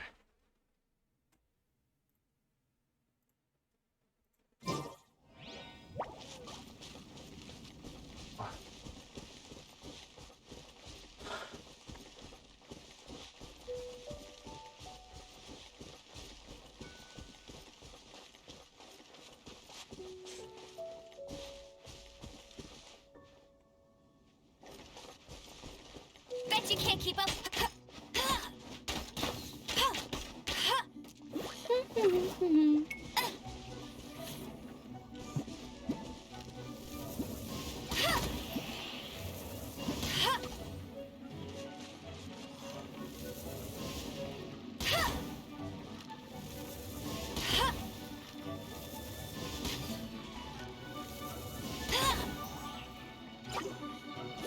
Not so hard!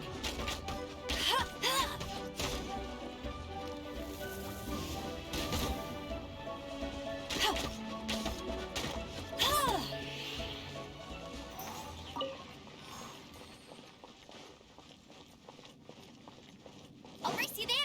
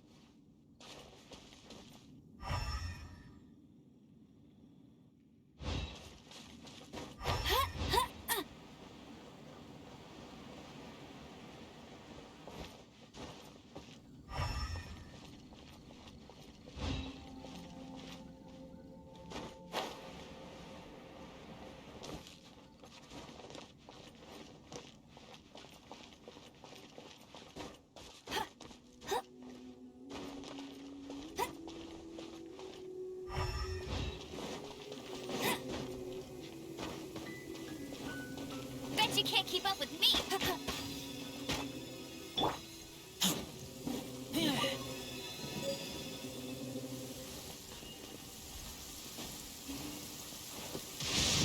Avoid the trees. Follow me.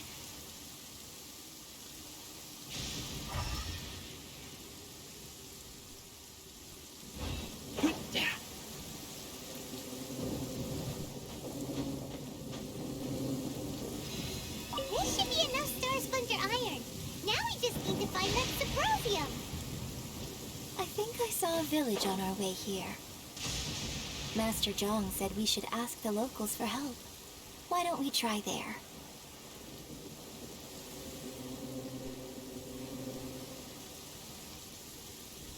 Hey, there really is someone here.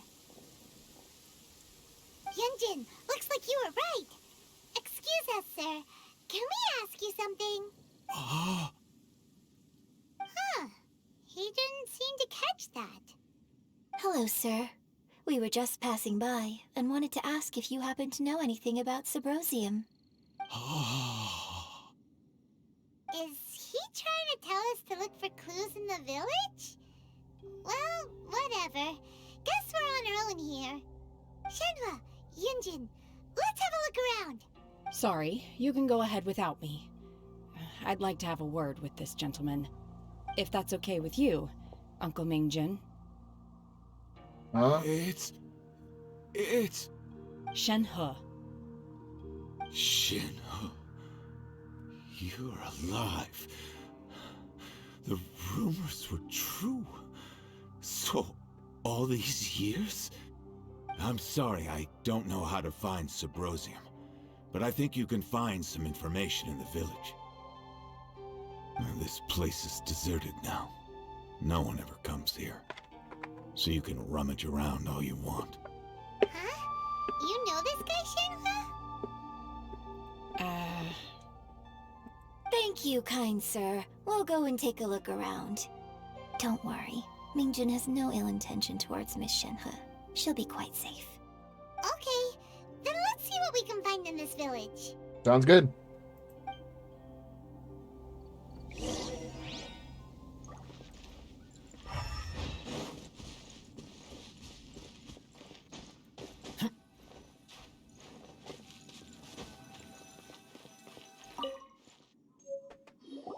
Huh. What's this?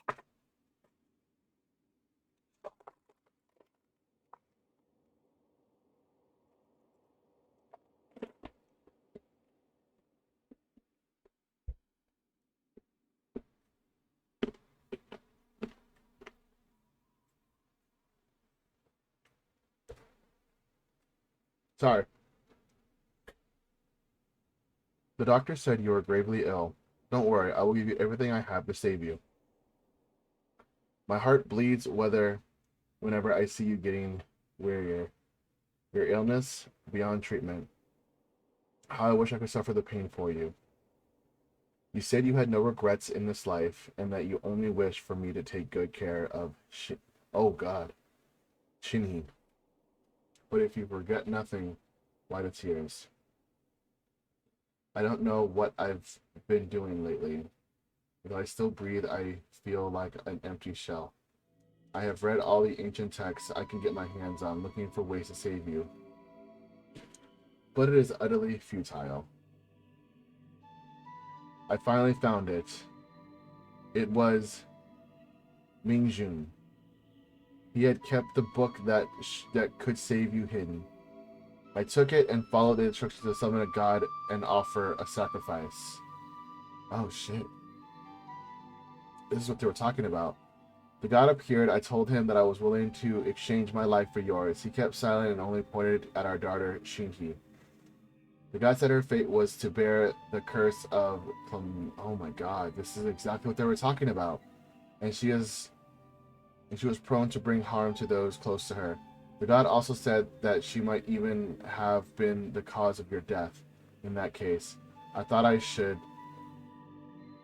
I left her in the cave that the god mentioned. 3 days have passed and still no news. I grow restless from waiting, seized by an ominous feeling. I'm sorry, my love. Forgive me. You too, Shinji. Please forgive me. How stupid I was. How blind. Let me apologize to both you in person. So, Shenhe is the divine damsel? Now that I think about it, she does behave rather like an adeptus, and she is about the right age. So that's why I've been getting the strangest feeling whenever I chat with her. I should have noticed it earlier. According to this text, the divine damsel from the opera was actually the daughter of the loving couple. And she didn't volunteer. She was sacrificed to the monster by her own father. Oh, the truth is even more lamentable than the opera. Now I understand why Shenhe said the girl was not as brave as people think. It wasn't her choice to enter that ghastly situation. She was forced into it. Oh, it looks like my father may need to make a few revisions to his beloved opera. Yeah.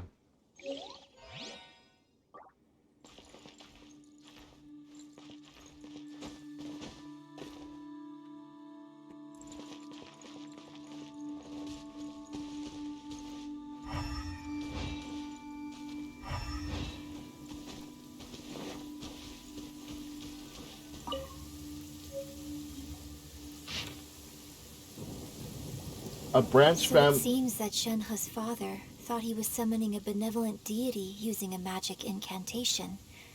But in fact, he summoned an evil god's remains, which took the form of a monster. His obsessive yearning for his deceased wife led to a terrible tragedy.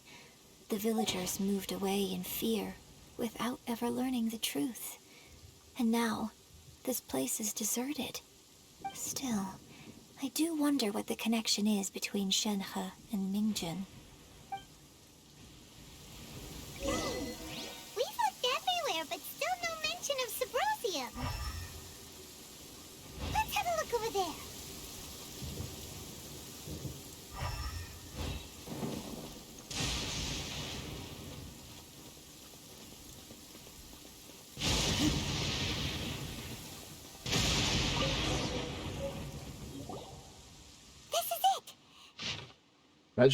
Magic engraved on Symposium does not wear off We easily. need to go to the middle of the lake south of Mount Tianheng at dusk, and we'll find us some Symposium. Let's go back and tell Shenhua the news.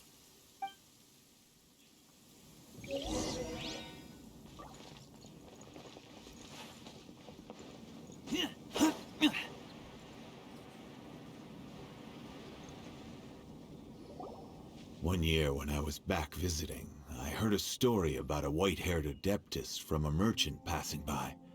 I never imagined it was you. I was a very close friend of your father's. I could have stopped him from performing the summoning ritual. I had plenty of chances, but I couldn't bring myself to stand up to him. I just let things happen, let it all escalate, and... well, we all know how that story ended. I bring flowers back here every year. And each time I wish I had a chance to apologize to you. Apologize for what? If you'd stopped him, he'd only have found another way. There is nothing he wouldn't have done for his true love. Nothing. Do you still hate him? I don't know what I feel. I'm told my fate is to bear the curse of calamity, so my master bound my soul with red ropes to curb my aggression. But it also dampened my emotions, making me dispassionate, like the Adepti. So if you ask me how I feel about the past, if I hate my father or not, the truth is, I feel nothing at all. It must have been so tough for you all these years. Shenhua, we're back! Oh, then I will leave you all in peace. Shenhua, it brings me some solace knowing that you are okay. I'll tell you more about the old times next time we meet. Thanks, mister. We found some info in the end.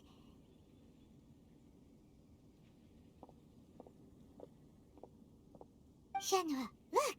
This tells us how to find Symposium. All we gotta do is go to the middle of that lake.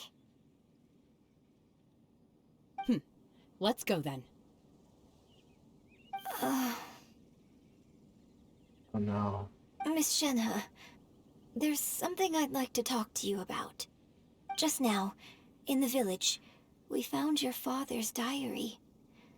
It turns out that many of the details in the Divine Damsel of Devastation are not true to the facts. So I'd like to change them. Why? I know I say that opera always deviates from the truth, but now that the main character is standing right here in front of me, I cannot simply dismiss your lived experience in favor of my father's fiction. It's okay. I like your version. Huh?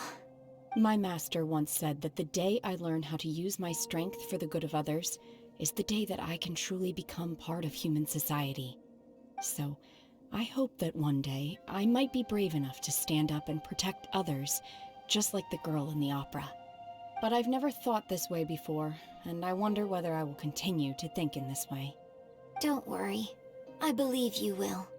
In fact, I think maybe you've already started to become the person you aspire to be.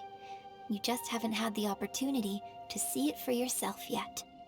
Shenhua! Yunjin! Cut the chit-chat! Let's go! We can't let someone else beat us to it! I'm on so urgent. Excuse me.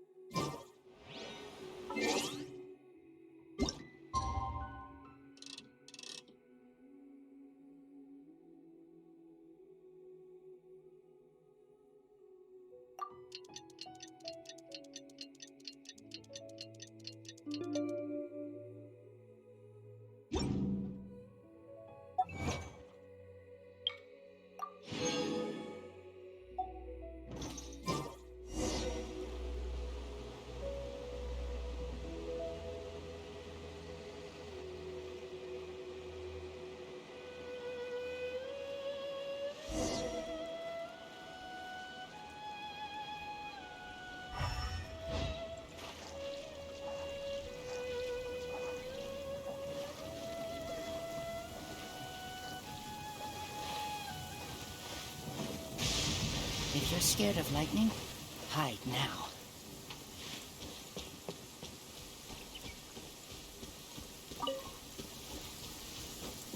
Hey.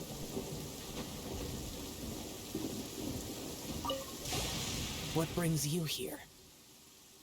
Have they found a solution to the danger in the sea? Ningguang didn't tell you. Something has happened in Guyan Stone Forest.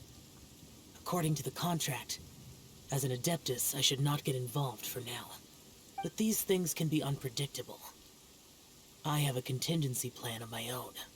Only a single mountain lies between here and Liyue Harbor.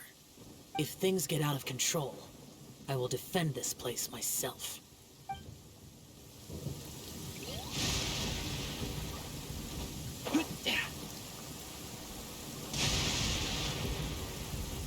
That's everything we need! Let's head back and report in! I'm as curious if Beto's made any progress.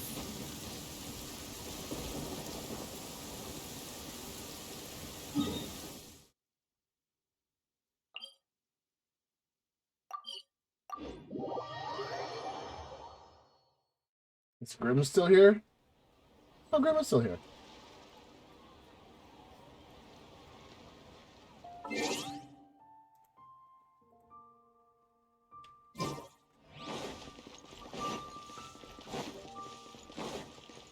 I have a lot to do in Liyue.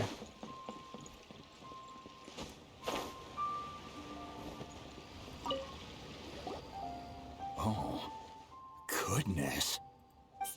So, are they okay?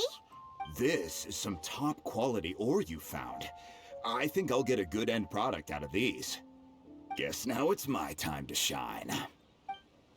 Hey everyone, how's the A-team doing? I ran into a bit of a brick wall on my end.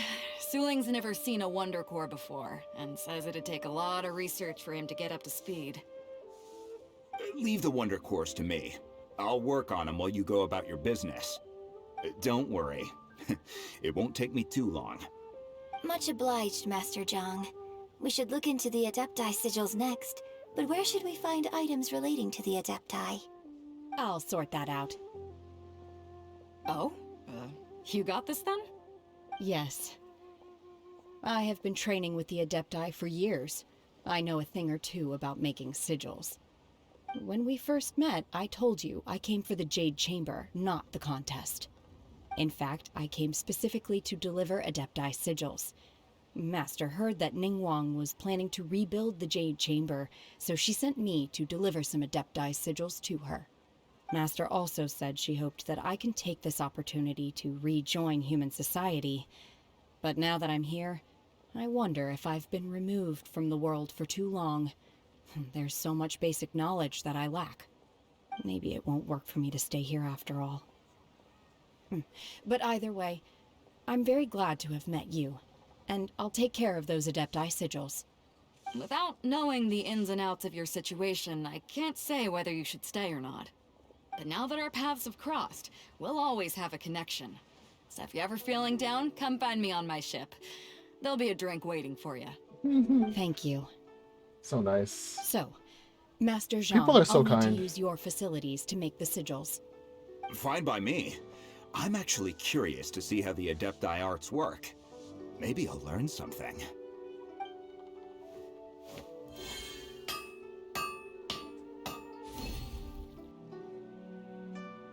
Whew. The sigils are ready.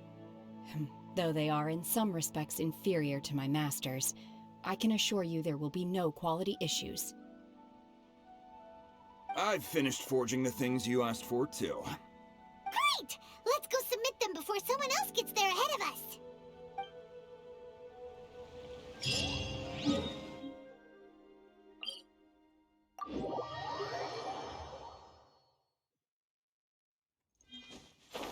Holy shit. That's new.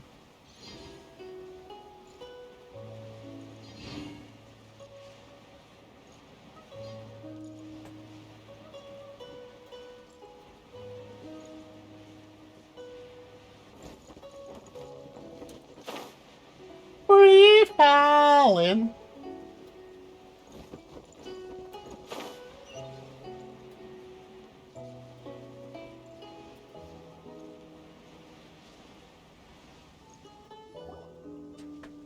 Ningguang's little secretary! We found all the materials! Oh, already? All three of you found them together. Okay, I see. The Wonder Cores and Adepti sigils look good. It seems that we found our winners. I hereby announce that the winners of this material procurement contest are the Traveler, Yunjin, and Beidou. What? It's over already? I haven't even found the Plostrite yet! That's your own fault. I can't believe it. So close, but so far. I'd like to invite our three winners to please proceed to the Jade Chamber, where Lady Ningguang is waiting for you. Huh? Where's Beidou? She was right here! Captain Beidou has some business to attend to. She will join later. Please come with me for now. Alright then, guess we'll head on up to the Jade Chamber first. This has been a long time coming. The last time we went up to the Jade Chamber was ages ago. Even though it was in one day from here.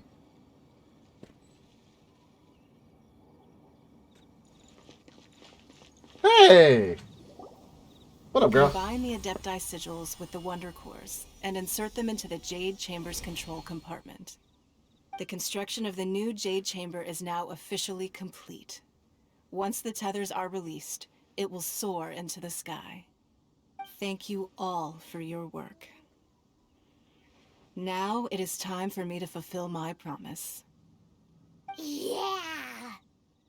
Miss Yun, I've already heard something about the reason for your involvement. You are looking for a venue for your new opera, aren't you? That's right. Lady Ningguang, I would like to hear your opinion. The unveiling of Miss Yun's grand new opera surely requires a venue of equal grandeur. So what would you say if I proposed that we stage your first performance right No here fucking way! in the newly built Jade Chamber? That's The amazing. Jade Chamber offers a splendid panoramic view of the mountains and the bustling city. It is fitting for the finest performance to be hosted in the heavens. I can think of no better stage for you than here, Miss Yun. Thank you, Lady Ningguang. Then I will prepare my props and other articles shortly. Please allow me to bring all these aboard the Jade Chamber. You're quite welcome. It's truly what a good opera deserves. Damn. Nice. A traveler, Shenhe, Paimon, I'll be leaving now. Do come and see my play when the time comes. Hell yeah. I'm down. You're next. What is your question? I should clarify. I do not know your sister's whereabouts. No! Please, don't waste your question on this matter. Damn it. Wow, you're a mind reader, Ningguang. Oh well, guess Paimon will ask a question then. Managing a successful business is not as simple as you might think. Capital, connections, sensitivity to the trends, and instinct for what is a good opportunity. All of these traits are crucial. If you want to know how to make money, I will honor our agreement and give you an answer. But that is not to say that it will work for you. Wow, Paimon hadn't even asked the question yet. Your question was written all over your face. Now look, you helped me rebuild the Jade Chamber, and I intend to repay you handsomely for it. Hell yeah. I like that sound. So I promise you that should you one day require financial assistance, you may seek employment here. I will pay you at the highest rate of remuneration. I love that idea. Great! So next time we run out of Moro, we just need to come to Ningguang? No more questions from us. Shenhe, you got a question? Me? Yes, this was a group effort. Thank you. But I don't have anything to ask. Are you sure? This is a once-in-a-lifetime opportunity. I'd urge you not to squander it. Yeah, just don't waste it. Hold on a second. Paimon can probably think of another one. Lady Ningguang, do you think I can ever fit in Liyue Harbor? Now that is an interesting question. Liyue Harbor is very inclusive. As long as you respect the rules here, you will not be turned away. So, the key is whether or not you yourself can develop a sense of belonging in Liyue Harbor. Huh. A sense of belonging? Yes. To become fond of a place, to feel part of it, it always requires a reason. That makes Perhaps complete someone sense. you've met, or something you've experienced here. Or perhaps you enjoy the atmosphere of Liyue, and you will become accustomed to it. In short, everyone needs a reason to stay. I hope you can find yours soon. I see. Hey, what's going on? I just went to see the fleet a little later than expected. Come on, Beidou, it's your turn. Do you have a question for Ningguang? Me? Nah, I ain't got any questions. She forced me to help out, so I figured I may as well get involved with the contest. Ningguang, don't forget what we talked about. It's not gonna be easy to deal with. I don't think my fleet can take it on their own. Don't worry. I have made preparations. The wound dressings are ready, and the Millelith have set up an ambush. Glad to hear it. Watch your back. Stay alert. Beidou, Ningguang, what are you talking about? You'll see when the Jade Chamber ascends. However, it's not the most pleasant topic of conversation. Maybe it's better that you don't know. Ooh, I don't like that. When I first set foot in the Jade Chamber, I stood at the edge of the platform and looked down upon Liyue Harbor far below. At that time, I dreamed that one day the Jade Chamber's shadow would be seen in all 7 nations of Teyvat. My wish has not changed to this very day. However, it is not only out of consideration for myself that I have built the Jade Chamber anew at this time. I hope the Jade Chamber will always float in the skies above Liyue Harbor, bearing witness to the prosperity and peace of the human world. And I hope that you can all witness it with me. Let the Ascension ceremony commence!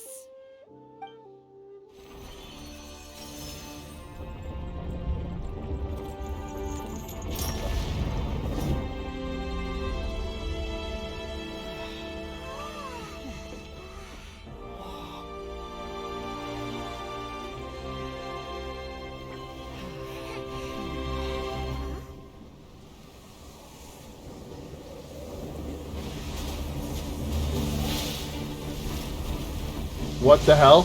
What the hell?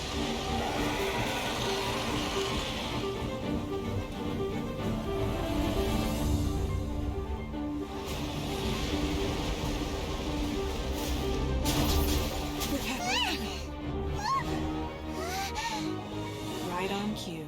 The Avenger of the Vortex, Beisht. Who's that? Osial's wife. Final follower of the Overlord of the Vortex.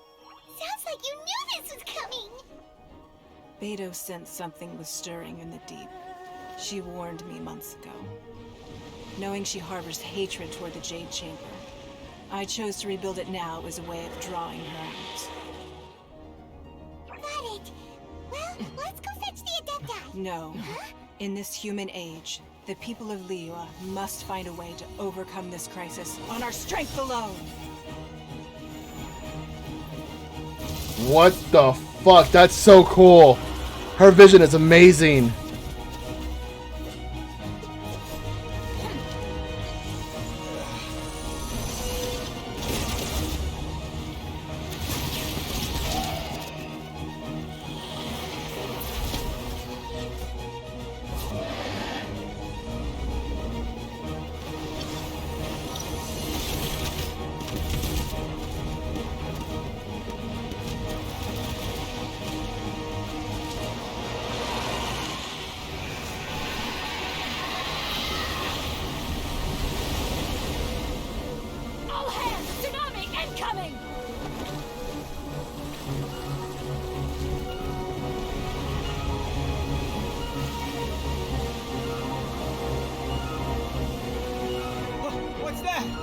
Wait! A giant wave!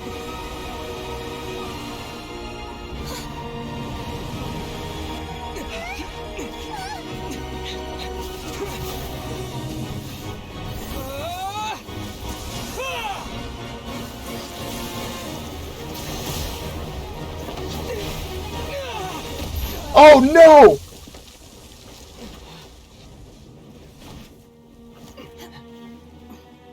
No, what the fuck?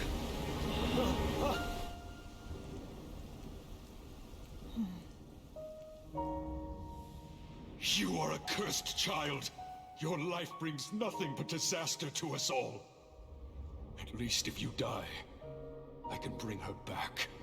The day you learn how to use your strength for the good of others is the day that you can truly become part of human society.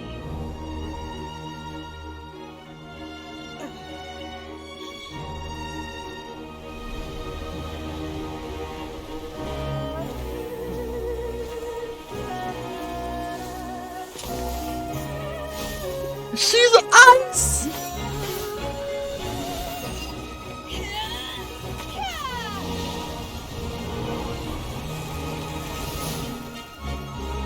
Oh my god!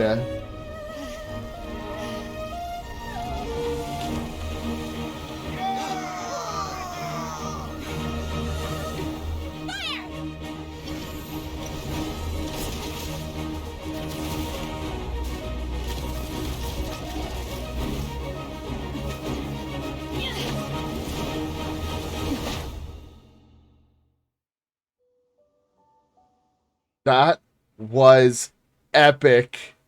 I loved that. That was awesome. What are you doing here? We can't let you be the only one taking this risk! I hardly see this as a great risk. The people of Liyue Harbor are well prepared, and she is already badly injured. Only sheer willpower is keeping her alive. I may be nearing the end of my stamina, but in a fight to the death, I think I have the upper hand. We'll help too!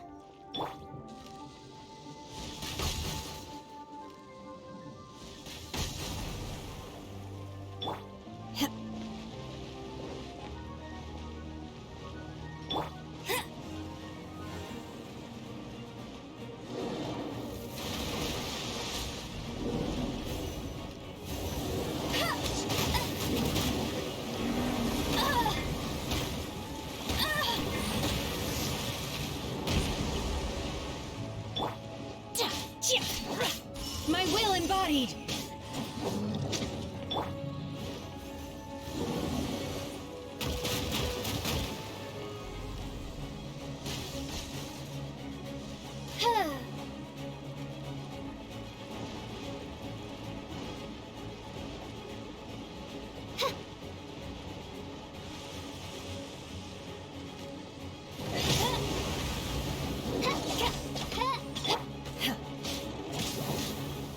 Transfiguration!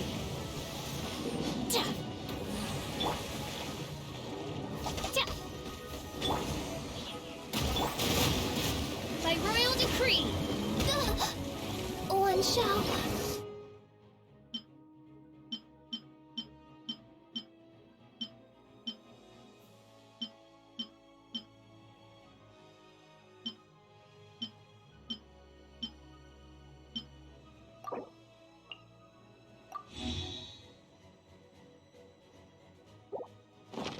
descend once again.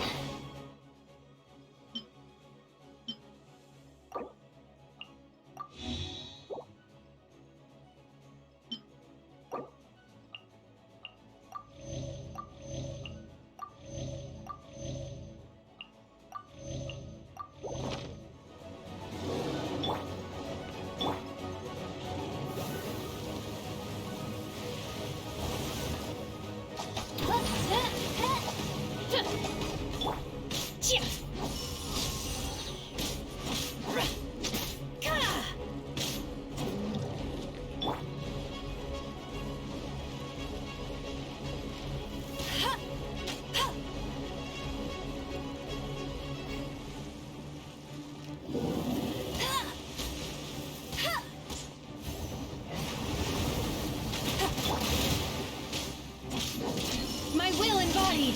No one escapes my sight!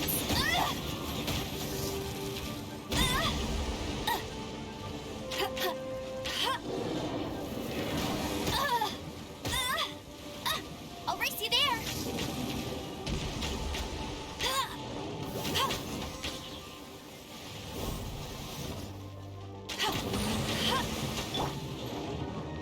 Do your master's bidding!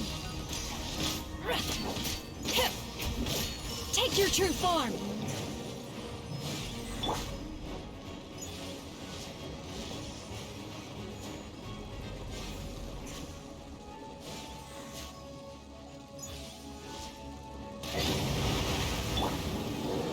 Transfiguration!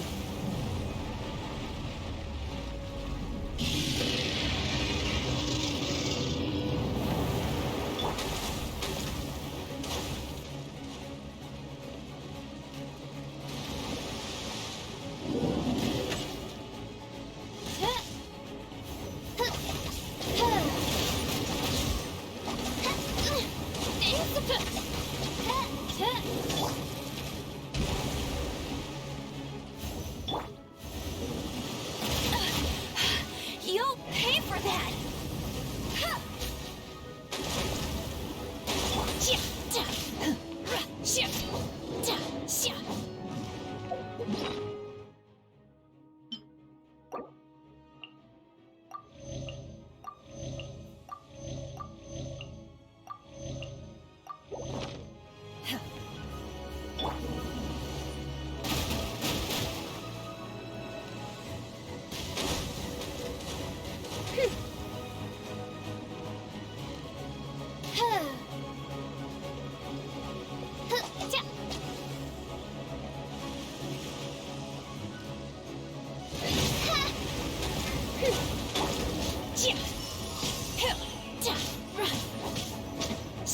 My will embodied!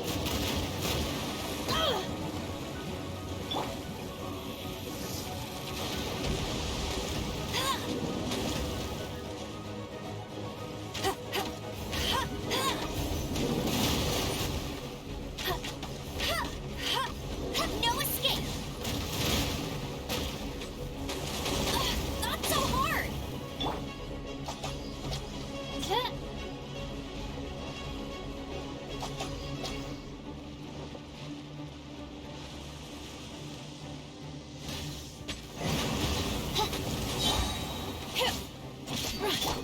Midnight Phantasmagoria! I'll never surrender!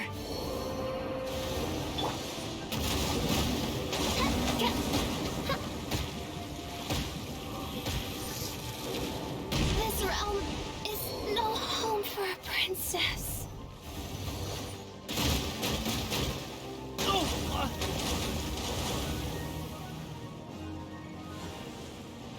Not of my long distance people. Fuck. This is not good.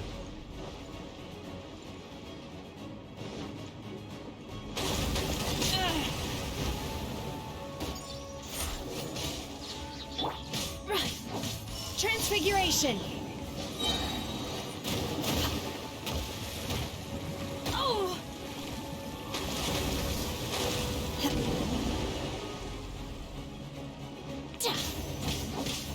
My ordinance divine! She's getting away! Shouldn't we go after her? This place is unstable. It is too risky to continue pursuing her. Fuck, man. Lost 2 people.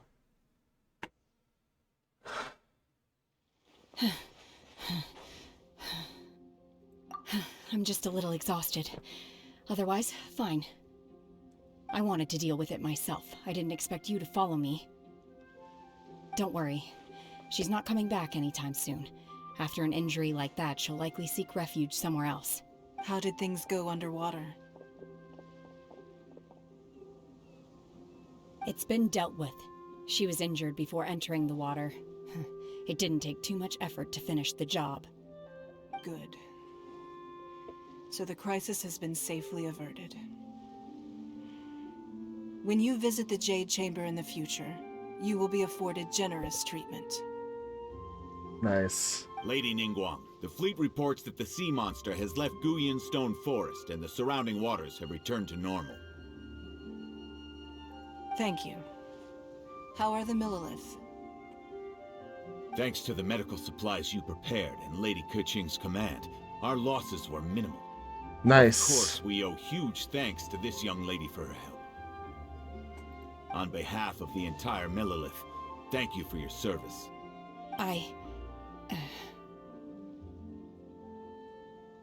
Great. Then next time I watch Miss Yun's opera, I'll be able to take the compliments. I wasn't trying to be a hero, though. I just wanted to protect you. Yay! Let the soldiers recuperate, but don't let your guard down. If she returns with a vengeance, we must be prepared. Hell yeah. Yes, ma'am. You've been monitoring us for some time now. I trust you've reached a conclusion. You wish to hear one's opinion. Well, things would have hardly gone so smoothly had it not been for Shenhe. That I do not deny. However, final victory was always going to be ours, even had things been a little more arduous. If it came to it, I could always destroy another Jade Chamber. One has observed your adaptation of the Guizhong Ballista, and find oneself compelled to admit that you have evidenced some degree of novel thinking. You have learned from past failures and prepared for this crisis in advance. This is considerable progress compared to the last time. Hence, on balance, one finds your performance during this trial satisfactory enough. But there will no doubt be further trials to come in the future.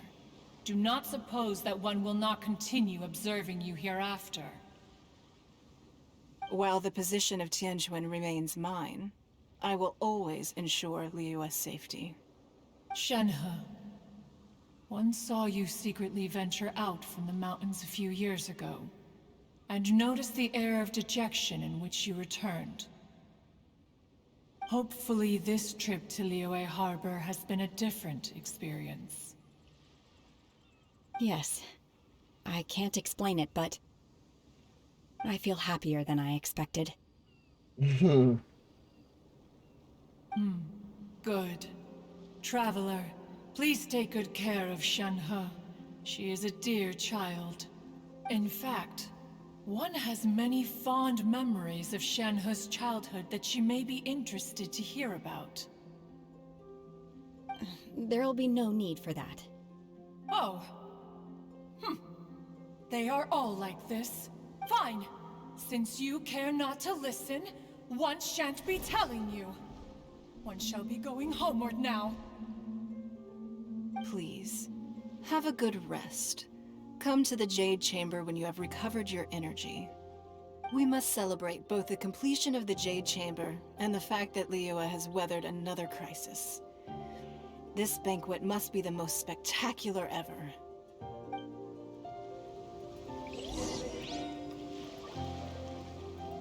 Okay, but before I do anything, I am...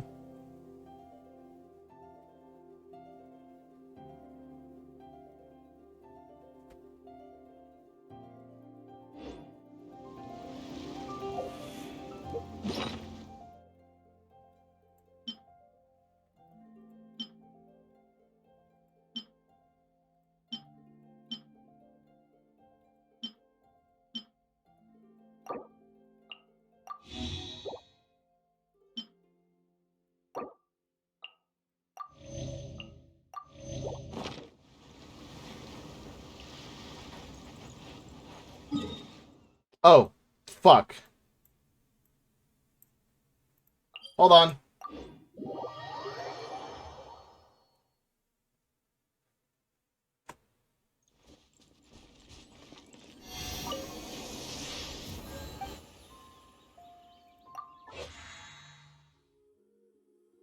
Yay.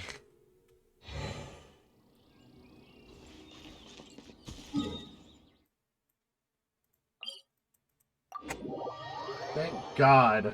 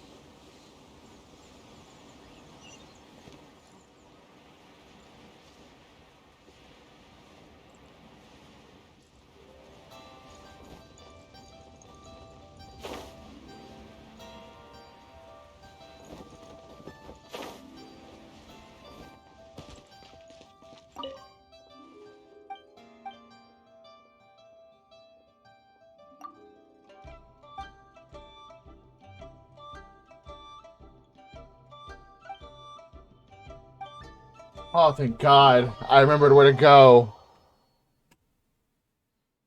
Wow! Everyone's already seated! So are we. It's Paimon's first time attending a banquet in the Jade Chamber. The food here looks amazing.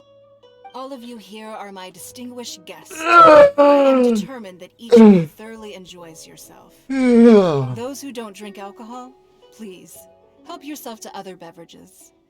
Fine wine is a delight to the senses, but it is far from the only one. I trust you will find the marvelous view from the Jade Chamber to be an equally gratifying indulgence. Have you heard? Miss Yun's going to be performing today. Yay! Sure have. Honestly, it's the main reason I'm here. I've never missed any of Miss Yun's performances, and I don't intend to start now. I hear she's going to perform The Divine Damsel of Devastation today, the one written by her father. I've been so excited that I've barely slept the last few nights. Hey, look! Miss Yun is going on stage!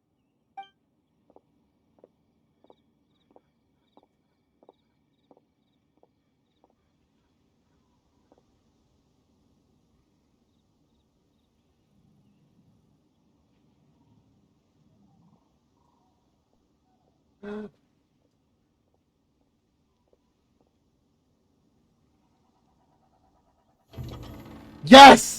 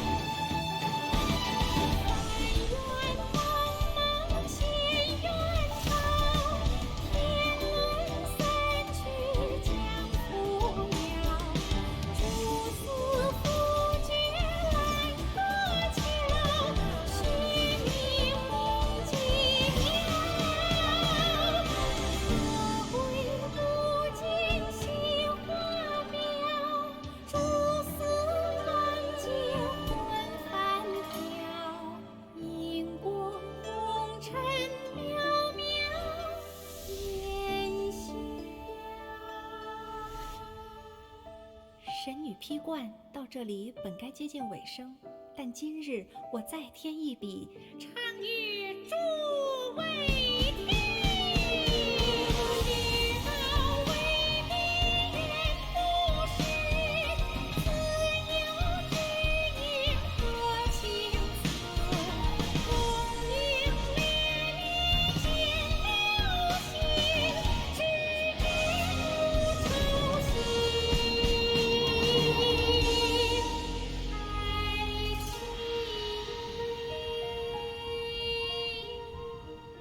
That was 彼时鹤归，茫茫天地无依靠，孤身离去。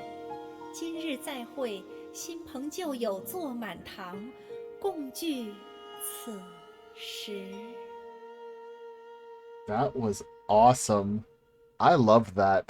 That was incredible. What did you think? Personally, I thought I sang rather well. You sing amazing. It was beautiful. Paimon wants to learn too.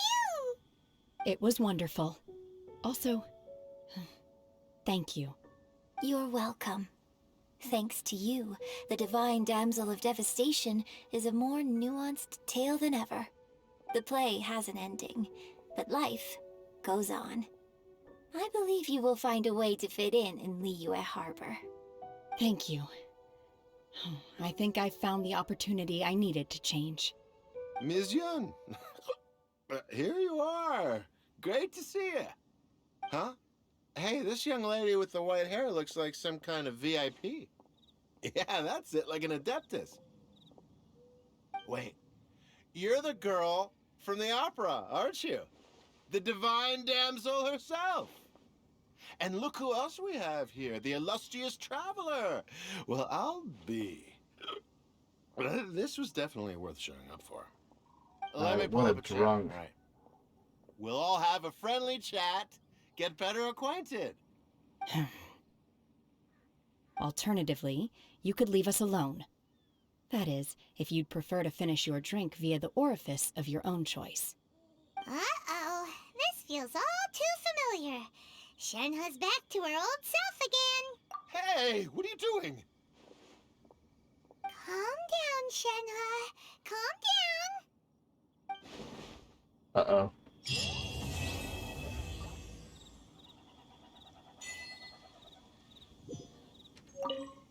To act, one must first feel. After our trip to Mount Tianheng together, I felt much more in touch with the character today.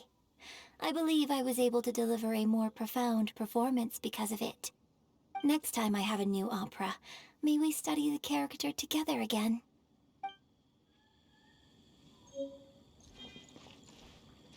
Now that I think about it, I'm glad Master sent me here to deliver the sigils. Otherwise, I wouldn't have had the chance to meet you. I'm sure I have much to learn from you in the future.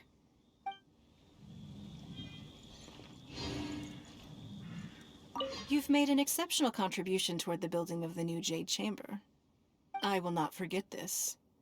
I shall be sure to repay your kindness at an appropriate juncture.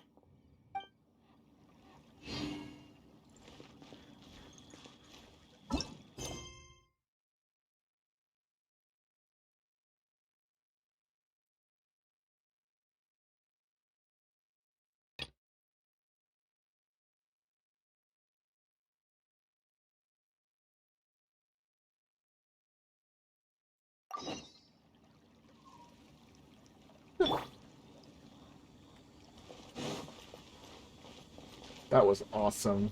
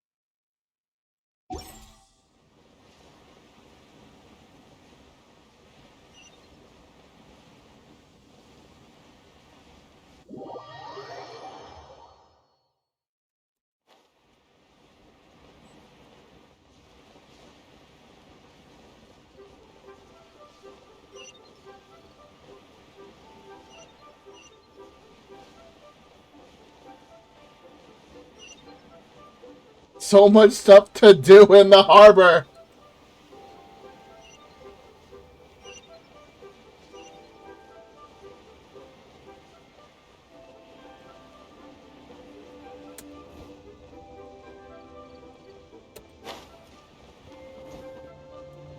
Get ready for the gliding champion of Mondstadt!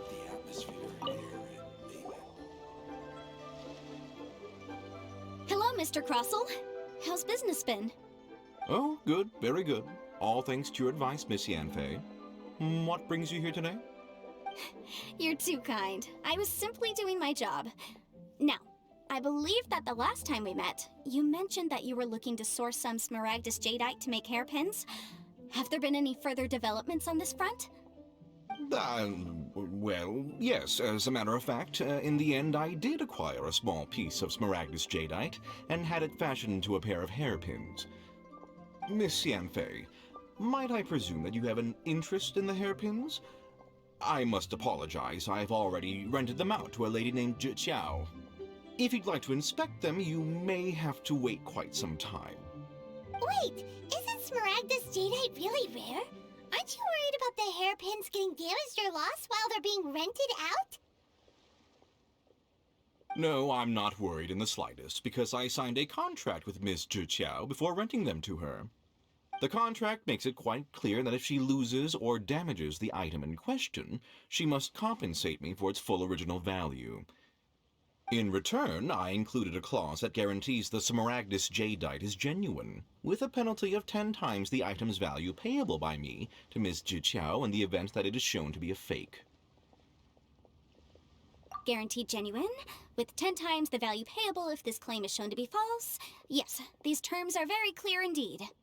Of course. This way, both the client and I have the assurance we need. To ensure fairness, each of us has retained an original copy of the contract. In that case, might you know where Miss Zhiqiao lives? We'd like to pay her a visit and have a look at the hairpins. Oh, of course. She wrote her address down when we signed our contract. Here, I'll mark it on your map for you. Thanks a lot, Mr. Crossell. We'll be off now. I should open a store here.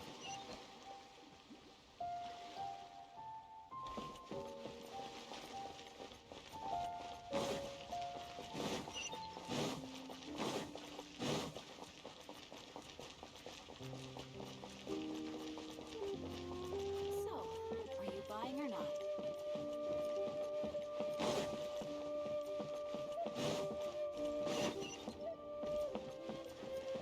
So many people need help.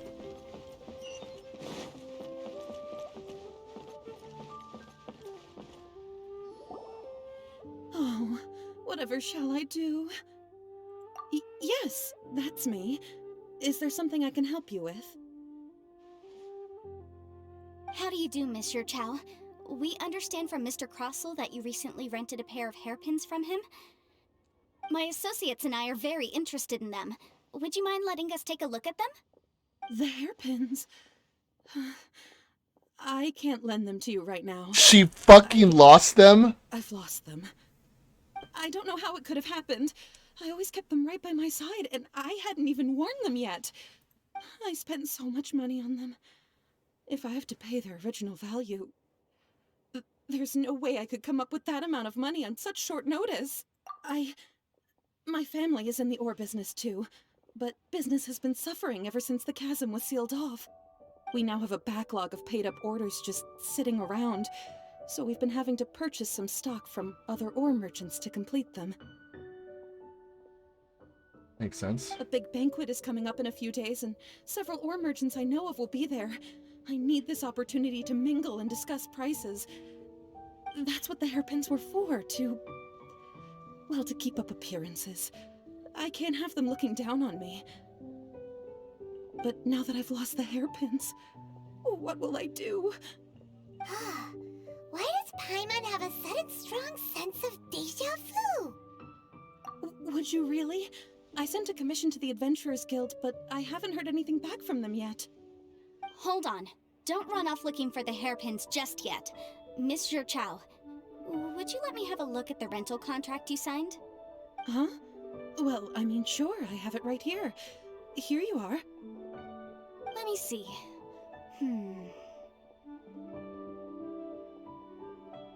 That's right! Yanfei said she's a legal advisor, didn't she? Maybe she can help Zhiqiao somehow. True, though surely there must be a win-win solution. Right.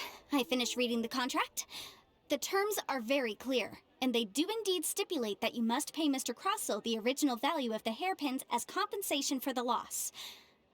Furthermore, the contract also expressly states that the amount of compensation must take current market prices into account. And given the rarity of Smaragdus Jadeite, I fear that the final amount of compensation may end up being significantly higher as a result. Even higher? Oh, no. Uh-oh. Zhiqiao looks like she's about to faint. However, all of this is assuming that it is indeed genuine Smaragdus Jadeite that was inlaid into the hairpins. Did you really have to pause before saying that part? Anyway, the hairpins are lost, so how exactly would we be able to find out if the Jadeite is genuine or not? Whichever way you look at it, we've got to start by finding those hairpins. Except that if we found the hairpins, There'd no longer be any need to check whether the jadeite is genuine, would there? Seems right. Please. Please, Don't trouble yourselves over this. The fact is, I lost the item and I should pay compensation per the contract. However much it is, I will have to pay it. My family are merchants, after all. It's vital that we keep our word and respect our contracts. Now that it's come to this, I really shouldn't keep Crossel in the dark any longer. I'll go and inform him of the issue and then negotiate the amount of compensation. Yes, legally speaking, it seems this is the most sensible course of action. But before that, I have some questions about the hairpins. So hold on a moment, Monsieur Chow. When you first touched the hairpins, what did you feel? What did I feel? Well, I remember that the gemstones set into the pins were perfectly smooth to the touch, like the finest quality jade. My family has seen much jade pass through its hands in the past, so I am quite certain of my judgment in this matter. Smooth to the touch. Finest quality jade. No, it's nothing. I just need to re-examine a few things. Let's head over to Mr. Crossel's.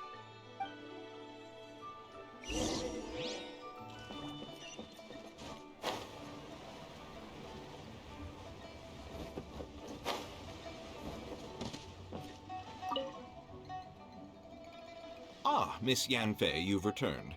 With Miss Jiqiao in tow, too, I see. How are the hairpins? I trust you're quite satisfied with them? About that.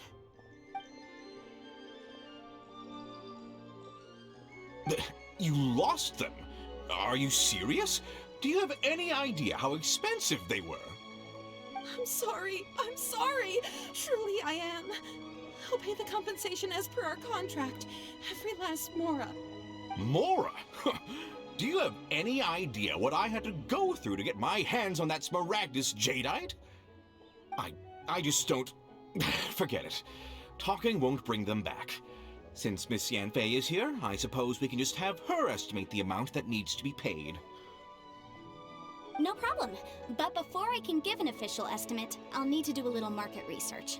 Ah, yes, and if I may just confirm again, it was in fact genuine Smaragdus jadeite inlaid into the hairpins, correct? Of course! Genuine article guaranteed, or I pay back 10 times the value.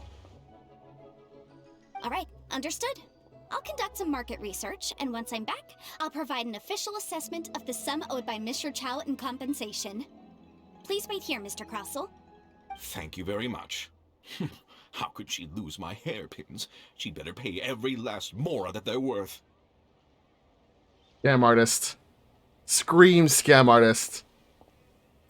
Looks like I'll have to find some way to raise that money. Please wait, Mr. Chow. I have something to discuss with you. It's not convenient to speak here, so let's find somewhere that we can sit and talk in more detail.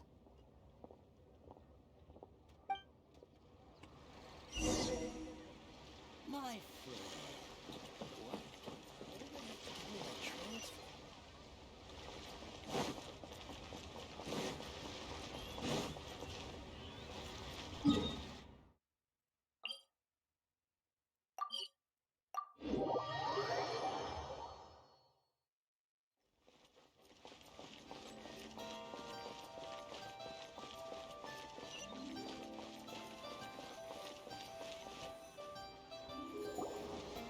Miss Yanfei, what is this about? Are you here to tell me how much I owe? No. What I wanted to talk about is, there is a chance that the ore inlaid on those hairpins may not be Smaragdus jadeite after all. What do you mean? Are you implying that you already sneaked off and found them? Obviously not. I'm no adventurer, let alone a member of the guild. I don't run thankless, time-consuming errands for a living. Let's just say I made some deductions. I don't know if Granny told you this, but Smaragdus jadeite is found deep underground and contains very concentrated elemental energy. If mere mortals come into contact with it, well, they'll be sick in the best case. And in the worst case, they could even experience a dramatic change of personality. It most certainly would not be smooth to the touch. Mr. Chow, did you at any time feel unwell while the hairpins were in your possession? No, not at all. I felt perfectly fine the whole time. Not even the slightest bit unwell. I didn't feel anything special at all, in fact. Now that is strange. I noticed earlier that there were elemental traces in Mr. Crossel's vicinity. If I've deduced correctly, he may still have the Smaragdus Jadeite in his possession. If that's the case, we should go confront him right now and expose his dirty scam right to his face! Scam artist. Absolutely not. If we were to confront him now, there's no way he would admit to it. Eventually, he would find some argument to compel us to leave. And then, he'd throw the Smaragdus Jadeite into the sea the moment we were gone. After that, he would simply insist that Mr. Chow pay up per the contract. He would lose nothing. Meanwhile, we would have to look under every stone in Liyue, hoping and praying that the hairpins do actually still exist somewhere in this world. So vivid that Paimon thinks it might be experience talking. Oh, it certainly is. I've seen my fair share of situations like this, and brute force methods are certainly one way of resolving them. Fortunately, I have far more elegant solutions at my disposal. I'll share them with you in due course. Well then, since you're so experienced in dealing with problems like this, perhaps you could help me, Miss Yunfei. Oh, that won't be a problem. But first, Mr. Chow, can I ask you to please sign this contract? Huh?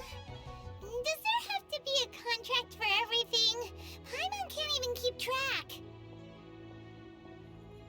It feels like Yanfei is even more concerned with them than a certain someone else we know. These are my formal terms of engagement. Everything prior to now has just been pro bono advice. But for me to investigate any further, I require a written contract. Any work commissioned but not bound by a contract cannot be relied upon. I understand. Then I will be glad to place this matter into your capable hands if you will take it, Miss Yunfei. No problem. Just sign here, and I'll sign too. Okay. Now write your address here, and then sign on this page as well. And I'll also need your signatures on pages 5, 7, and on the very last page. Finally, if you could just use this ink pad to make a handprint over here. Bye, bye. This contract has so many pages. Paimon's all out of brain juice again. Alright, that should do it. My fees are the same as always, and they're written in the contract. Have a look through and let me know if you have any questions. I've had a read through. Everything checks out. Well then, here's your copy of the contract. I will retain the other copy. Not for now, no. Despite how intractable this problem might sound, it will actually be quite straightforward to resolve, once we've got some things squared away. I don't believe you have been part of an investigation like this before, in which case, hopefully this should be quite the experience. Miss Yunfei, I have to ask, why are you helping me? Because, as it happens, I'm currently trying to acquire some Smaragdus Jadeite myself. I noticed strong traces of geo-energy around Mr. Crossel, so perhaps he has, in fact, secured some. Whether he actually made it into an item of jewelry or not is a separate matter, but either way, it's a lead. As long as we follow it, who knows? We might just be able to get our hands on some Smaragdus Jadeite. Also, the idea of someone abusing the law to their advantage, I won't stand for it. But again, let's not dwell on this. Let's go to... where can we find someone who processes ore? Ha! I've got it! Let's pay a visit to Chateau, the boss of the Jade Mystery. He's a professional when it comes to working with stone and ore. If Mr. Crossel had his ore worked on at all, Chateau would undoubtedly have been his first choice.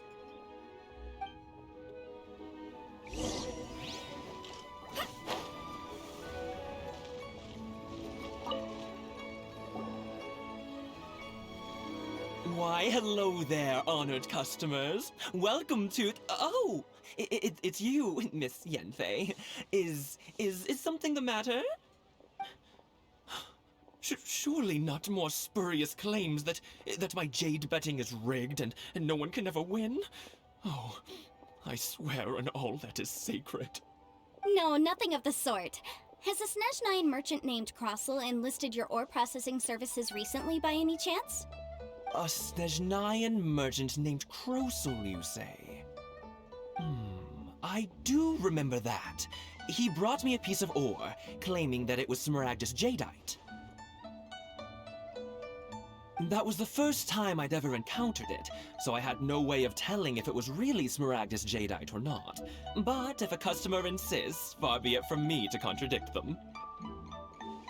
He was quite generous with his money, too, so I didn't give it too much thought. I processed the ore as per his request.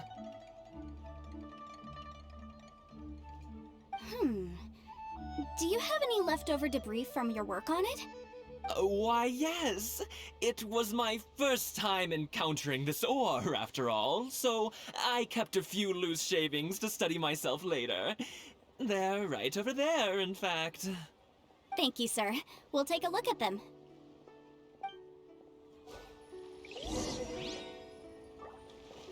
Try your luck betting on Jade? What should I try this time? Huh? If my eyes don't deceive me, the cross-sections and patterning suggest that these are Smaragdus nephrite shavings. Yes, it's not particularly rare, nor is it especially valuable. It's used to make jewelry all the time. I've heard it said that Smaragdus nephrite is in fact the outer layer of Smaragdus jadeite, though no one's ever proven it. A thin layer of separation, huh? If you must see for yourself, try examining these shavings for traces of elemental energy. Smaragdus nephrite is an entirely ordinary ore, containing no elemental energy whatsoever. Is that so? Well, we might as well give elemental sight a shot. So, did you find anything? So they really are different. But wait, how come Jichao was able to tell what it was just by looking at the shards? That's pretty awesome. There's nothing special to it. It just so happens that I've come across a great many of these in my time. These two stones actually look very similar. Someone without a deep understanding of them would find it very difficult to tell them apart. There may be only a subtle difference for the casual viewer, but that translates to an astronomical difference in terms of the market price. And, I'm sure, a significant difference in the cost of having them carved into shape. All right, let's focus up. We're going off on a tangent. But, never mind, Shirto. Why would Mr. Krosil... Unusual actions have unusual reasons behind them. Let's take some of these shavings back to Chateau.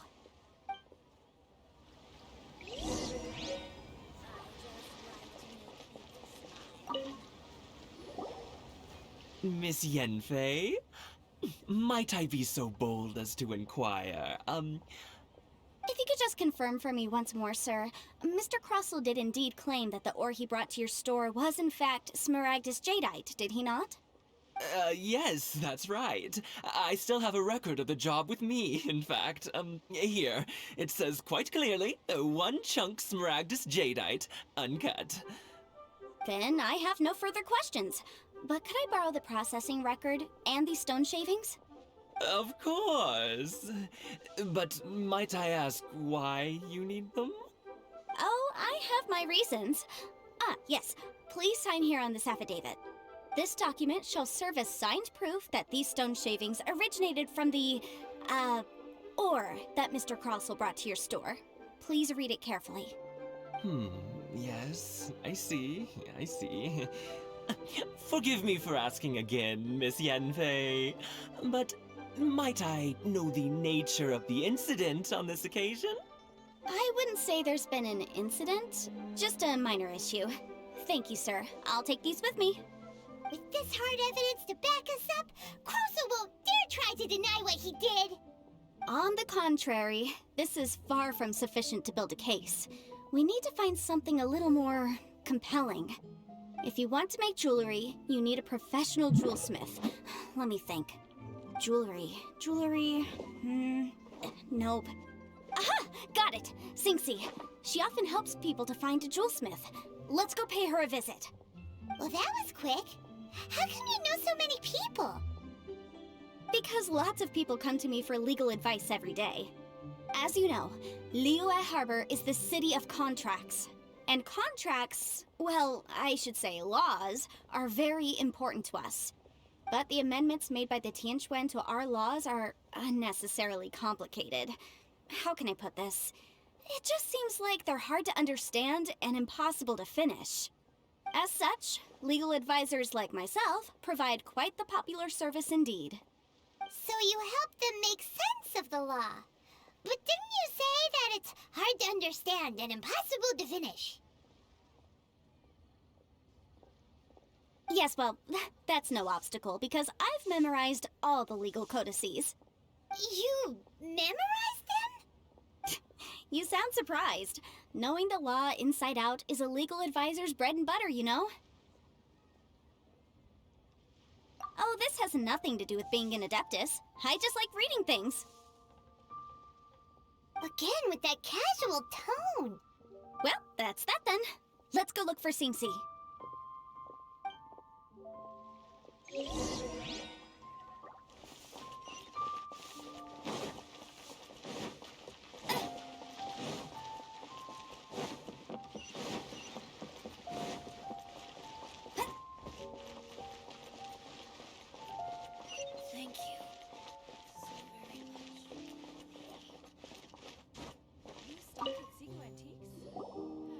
Oh, Miss Yenfei, it's you. Has something happened? Did the client from last time, Have no further trouble from then on? Yes, of course. I'm just here to ask you a few questions. Has a merchant by the name of Crossel asked you to put him in contact with a jewelsmith recently? Krosel? Yes, I remember him. He's a merchant from Snezhnaya, no? Yeah, he came to me with a chunk of something he called Smaragdus Jadeite. The design of the hairpins that he gave me was quite intricate, so it took me some work to find someone who was up to the job. Eventually, I found an older jewelsmith who made them exactly according to his specifications. This order was on hold for a very long time, and only completed quite recently, which is why I remember it so well. Doesn't seem like there's any evidence to be found here. Miss Sinksy, I'd like for you to confirm for me once more. When Mr. Crossel commissioned you to find him a jewelsmith, did he or did he not assert that the material he presented to you that day was called Smaragdus Jadeite? Yes, I'm sure of it.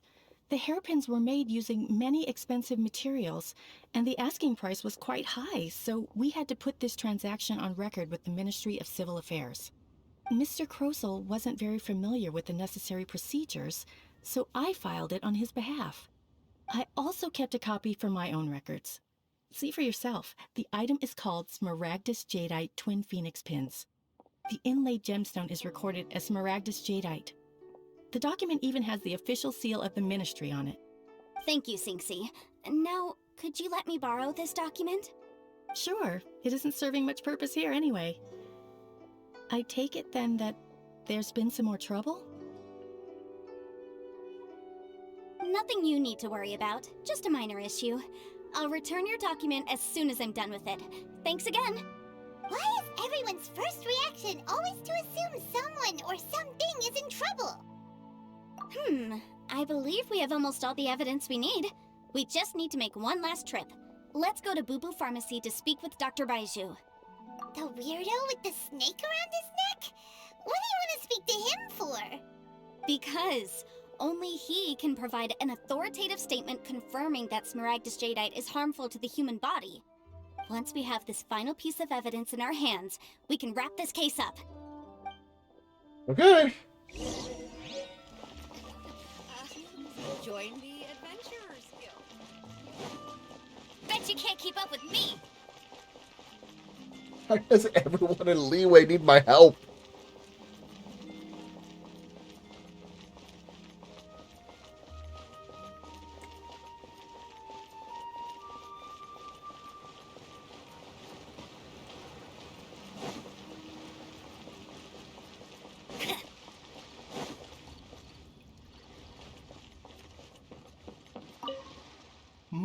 My, to what do I owe the pleasure? Though I'm afraid that if you're looking for our little Chi-Chi, she's out gathering herbs. And if it isn't Miss Yenfei as well, now that's an even rarer honor. What business brings you here, might I inquire? Some charlatans peddling ineffectual medicines again, no doubt? No. I'm here this time to ask if you're familiar with Smaragdus Jadeite. Smaragdus Jadeite? Why, yes, there is some information about it included in the 6th commentary on the 7 Mountain Treatises.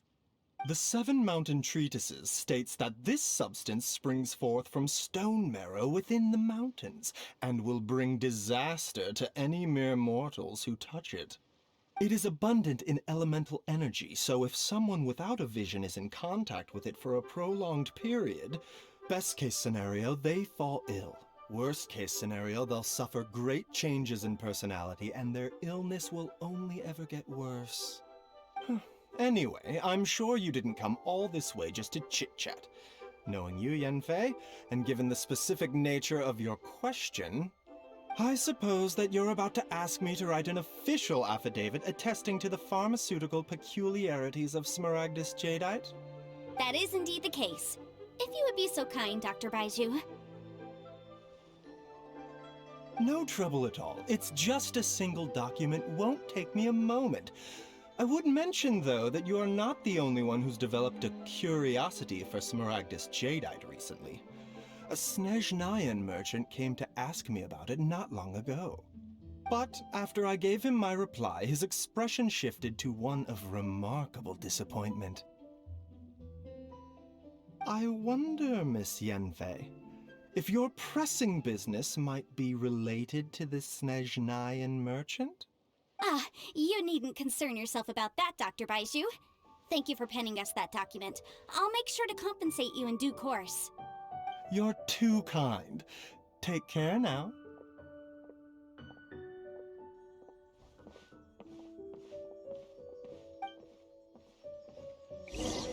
That Baiju guy is as weird as ever.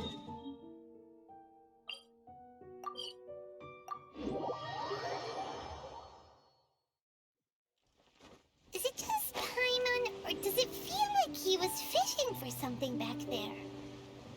Dr. Baiju's always been like that. Well, we have the evidence we need. Let's go find Mr. Crossell. Miss Yanfei, have you finished your investigation?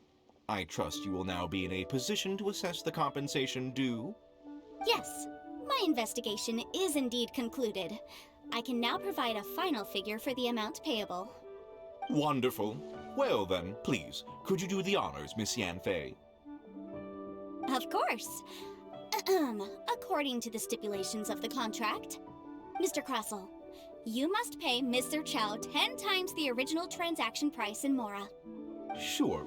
Wait, what? Me pay her? Surely there's been some kind of mistake, Miss Yanfei. Not at all. According to my investigations and the material evidence that we've gathered, the substance claimed to be Smaragdus Jadeite that was inlaid within the Smaragdus Jadeite twin phoenix pins that you rented out to Mr. Chow was, in fact, Smaragdus Nephrite. Now, the contract states very clearly that 10 times the price shall be paid should the article not be genuine. Accordingly, you are liable for this sum, which is payable to Mr. Chow in Mora. Material evidence? What material evidence? Why, Miss Yanfei, you cannot frame me like this. I spent a huge sum to obtain that Smaragdus Jadeite, and yet you claim that the ore inlaid on the hairpins is somehow fake?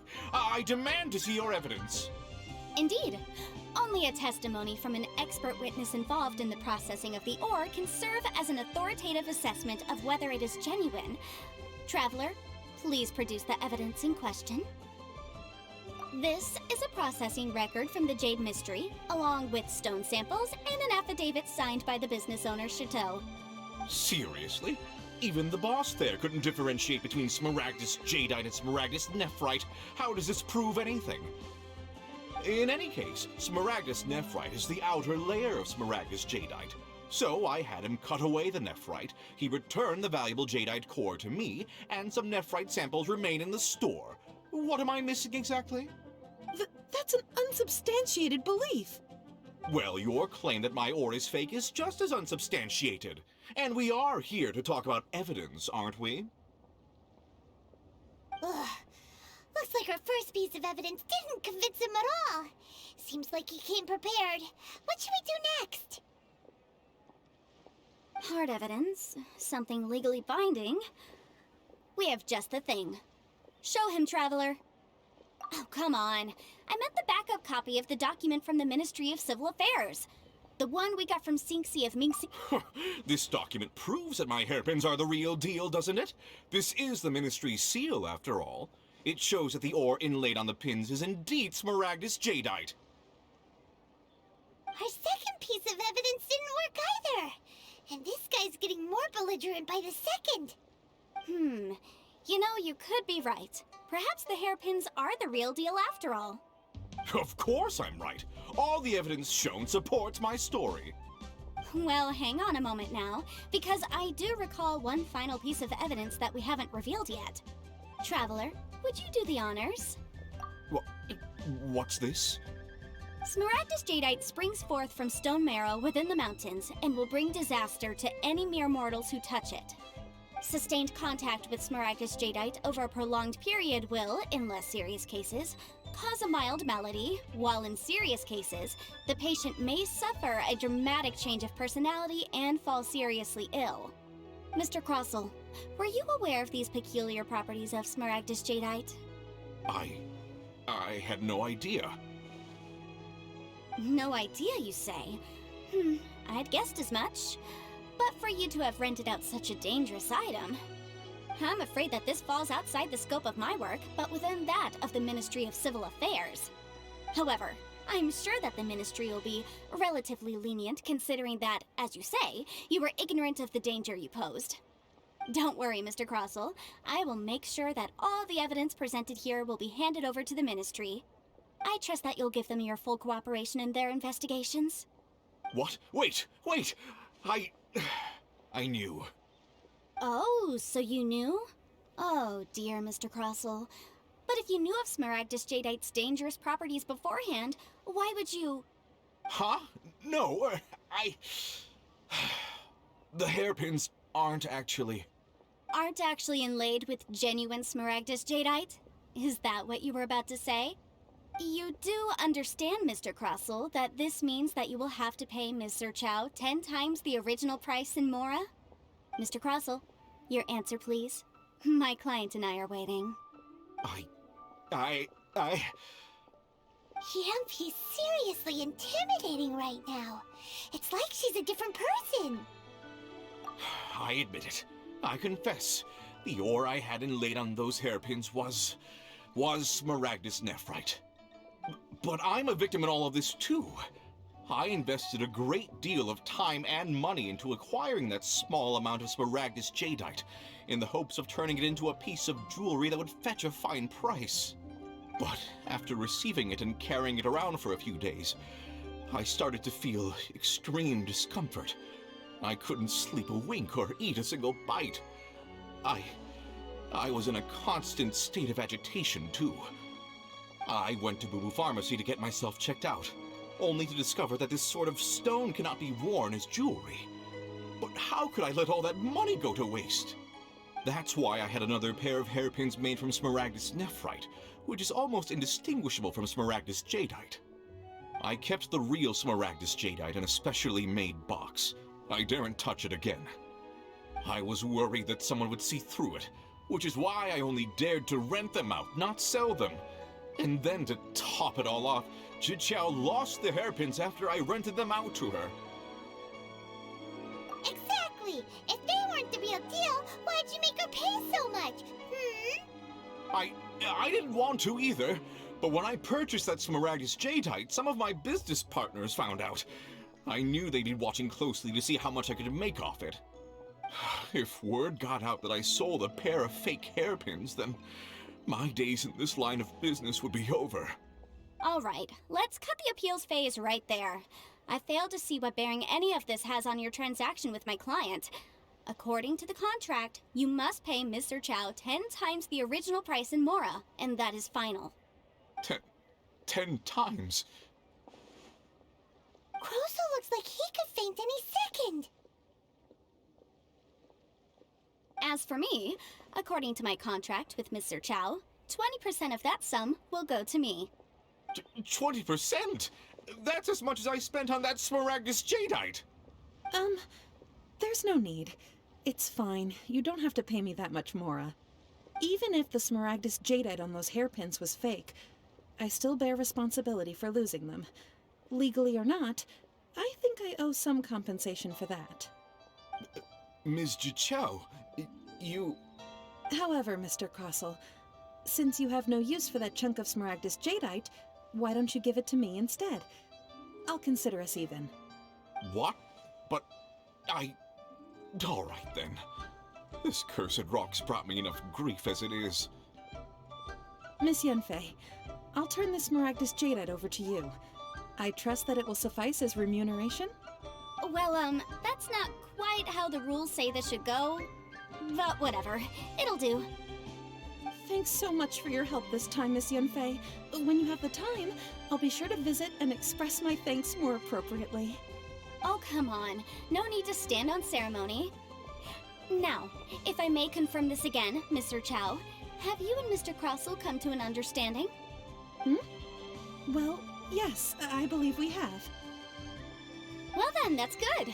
Mr. Crossell, it seems that my client has no further claims against you. Is that so? That's good. That's good. Actually, Mr. Crossell, I'd like to talk business for a second if I may. I could see from the hairpins you produce that you're very skilled in jewelry design.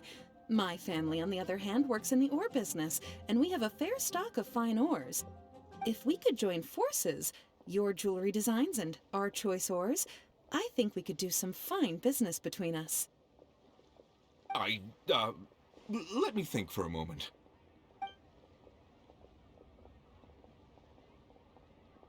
Well, that's that. And we've got the Smaragdus Jadeite that Granny wants too.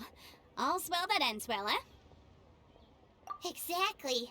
Usually when someone tells us they've lost something, we end up searching all over the place for it. But this time, you managed to solve the problem with just a big stack of documents. Even though the solution didn't involve actually finding the hairpins. The right solution depends on your perspective on the problem. The objective of my client, Mr. Chow, was to reduce her liability to pay compensation. So, rather than looking high and low for some hairpins, proving that the rented item was nowhere near worth what the vendor had claimed it to be was the more efficient solution. An Adeptus. Speaking of, you took part in that battle, didn't you? In which case, you would have heard what Granny said. Liyue Harbor is now a city ruled by humans. The title of Adeptus means precious little to me compared to my job as a legal advisor. In any case, don't you think that the Liyue Harbor of today needs legal consultancy far more than it needs adeptal powers? Paimon can think of someone who would definitely disagree with your reasoning. Well, since we got what we came for, it's time to pay Granny a visit. I bet she's been on tenterhooks for a while now.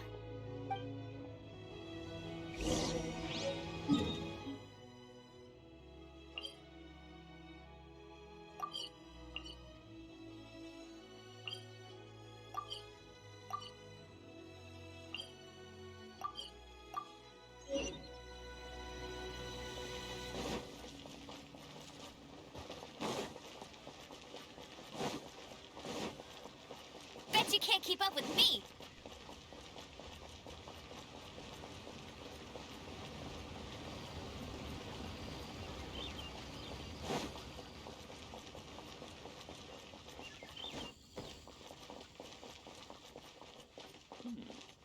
This is a peaceful neighborhood.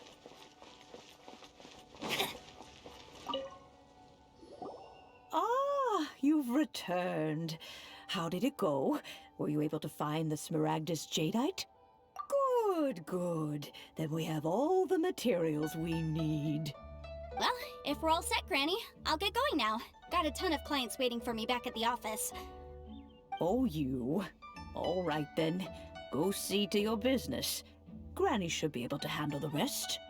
I'm off then. Bye! Oh yes, Traveler. Make sure you don't lose the business card I gave you.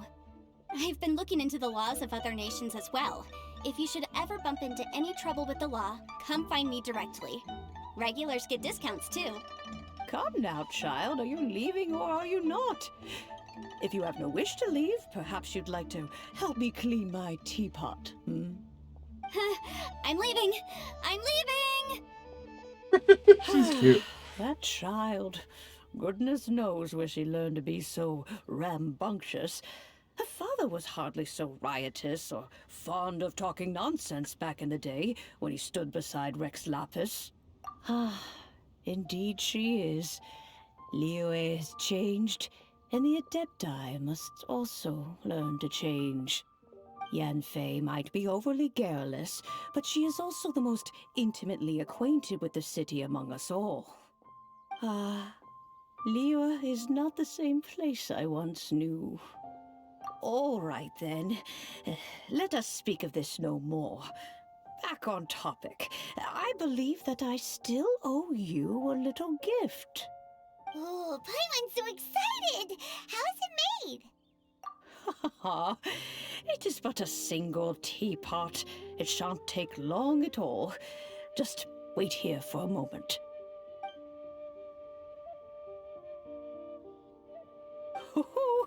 There we go.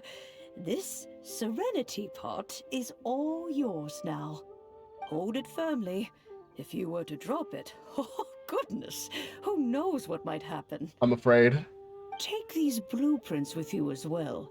You'll need them if you wish to make your teapot a little more lively inside. Wait a minute, Granny! How exactly are we supposed to use this teapot? Oh, you needn't worry about that. I've already arranged for a certain little helper to await you within this teapot. She will explain everything you need to know about it.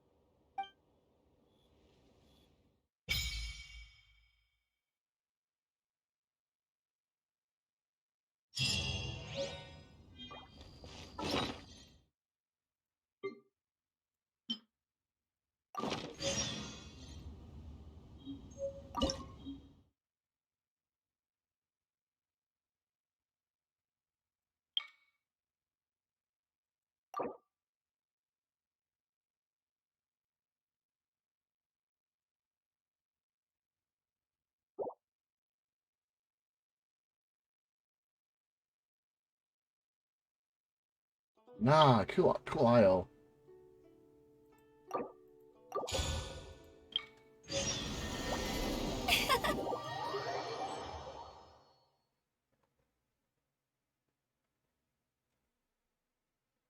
Wow! This teapot seems even bigger inside than Madame Ping's!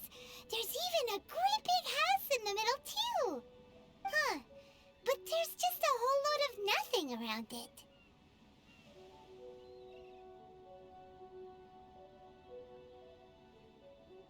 Paimon can't do that! Well, you're the one with the sword anyway, you do it! Still, why is it so empty here apart from that house? Oh, wait a second. What is that?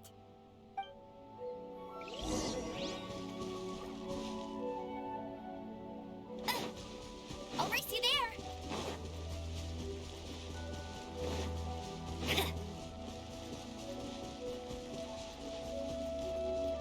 Is that a waypoint?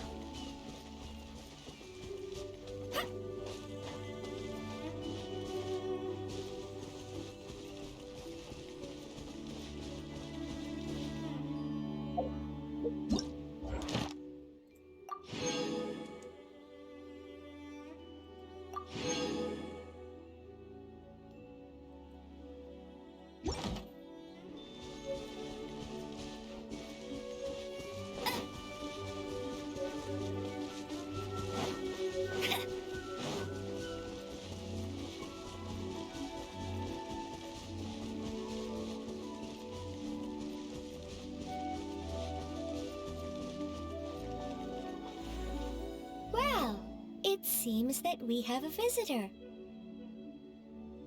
It's a huge finch! Excuse me, I am not a finch. I am a teapot spirit, and you may call me... hang on a moment. What am I supposed to be called again? call me, I suppose you may call me Tubby. So you're the little helper Madam Ping mentioned? Madam Ping? Oh, you must mean Ping. Yes, she did summon me here. She told me much about you. You may leave all matters regarding the upkeep of this realm to me.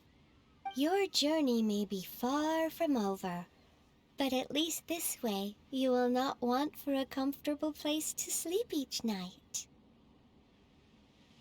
Though it is the Adepti who create realms such as this, they generally do not have the time of day to attend to the banal matter of their maintenance. Thus, we teapot spirits were created to help guard their realms and manage their affairs. You may consider me a butler, if you will. Now, allow me to explain this realm to you. Have you any blueprints on you? Specifically, blueprints with beautiful rooms, chairs, and the like. As long as you have a blueprint, you can refashion this realm however you please. Blueprints? Oh, that's right! Granny handed us some when she gave us the teapot, didn't she?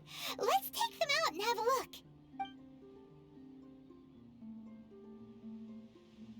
Yes, these are the blueprints I'm talking about. Go on, open them up. Just commit the image of the objects to memory and prepare the necessary materials. Then simply release the thought from your mind and the object in the blueprint shall appear within this teapot. Wow! Is that all it takes? Then we could build a whole city inside, couldn't we? I doubt it. A golden-eyed Adeptus explained this to me at some point in the past. He said that even though subspace creation is a product of adeptal power, even that has its limits. This world is not a true one, after all. It provides merely a moment of brief respite from the mortal realm, not a means of escaping it entirely. A golden-eyed Adeptus? Paimon wonders who could that be? I hardly remember myself. What's more, I have never seen that Adeptus again since. Well, let's not dwell on that. Have a look around. Best you get accustomed to this realm. If there's anything you would like to ask, just look for me.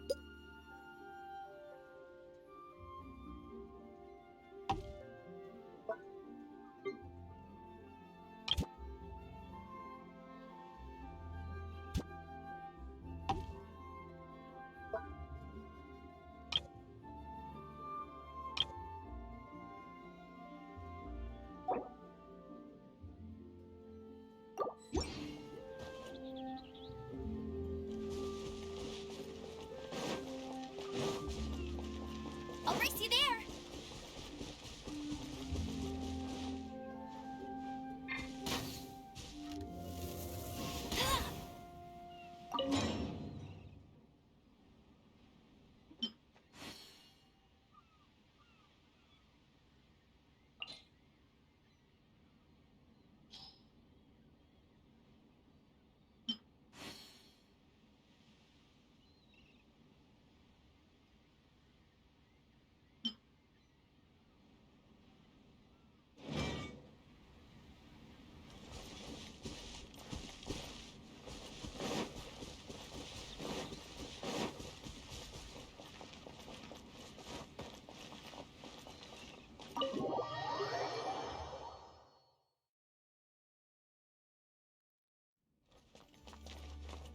Oh, I can get used to this. Bet you can't keep up with me. The door opens on its own. Oh my god, I can get used to this.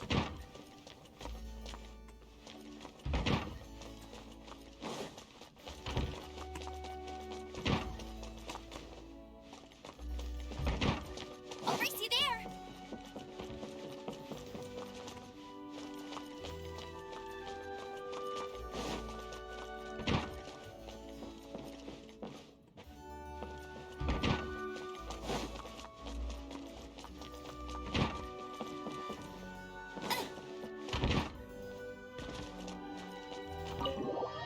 I like it.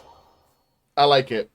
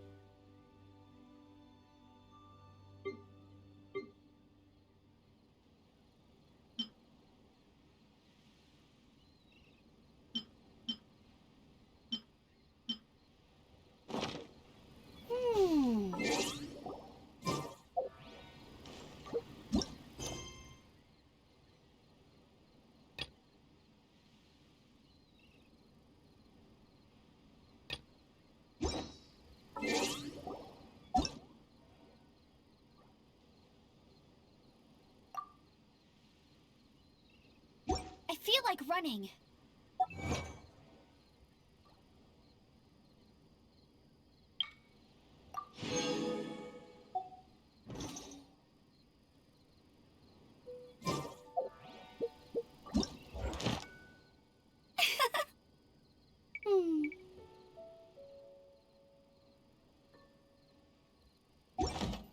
How do I get out of the teapot?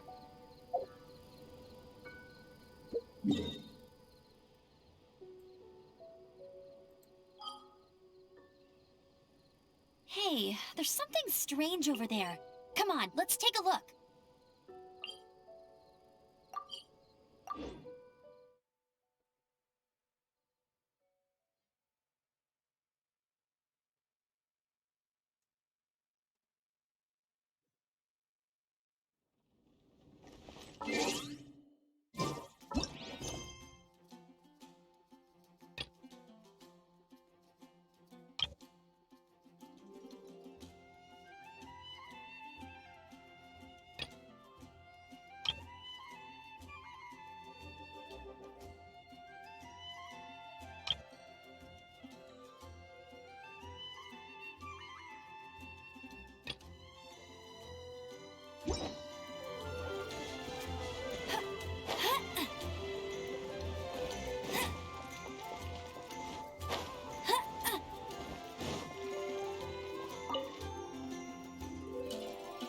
Traveler, please, over here.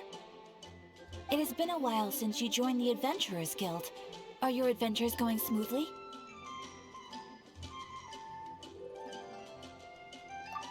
Is that so? Apart from your own skills, reliable teammates are also indispensable when adventuring. Another person to count on is always good after all. But recruiting such dependable companions is no easy matter, is it? Yep, and it's even harder to get a guide as good as Paimon. Ah, yes. I do have some information that may be of help to you. Let me consult our records. Ah, there it is. There's been a certain blonde stranger who arrived in Mondstadt lately, dressed in most unusual clothes. Blonde. Dress is all funny. It feels like Paimon's heard this one before. Wait, do you mean... Does that stranger's face look anything like his? Like the honorary knights? No, they couldn't look more different. This stranger is a very tall man, and even has an eye patch. Seriously? How does this have anything to do with Kaya? Eye patches can't prove that you're related anyway. That stranger declined the guild's invitation, so I can't say that I know anything about the relationship between him and Mr. Kaya. Nonetheless, you can look for him if you're interested. Perhaps he might accept your commission instead. After all, it is not uncommon for some adventurers to not want to be limited by the guild, but be happy to accept a fellow adventurer's requests. And should the stranger be a strong adventurer indeed, he would certainly be a big help on your journey. Please don't talk down on yourself like that.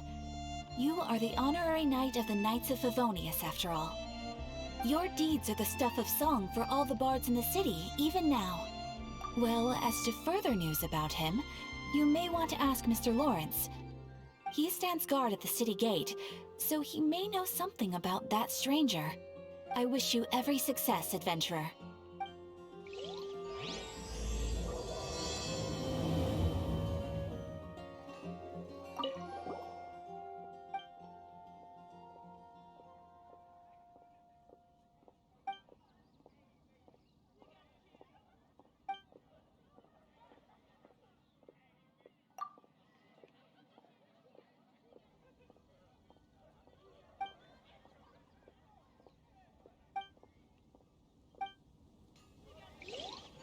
Ad Astra Abyssal.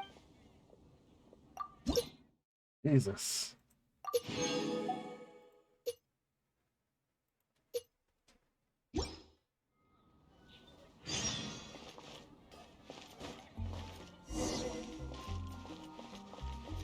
Ad Astra Ab...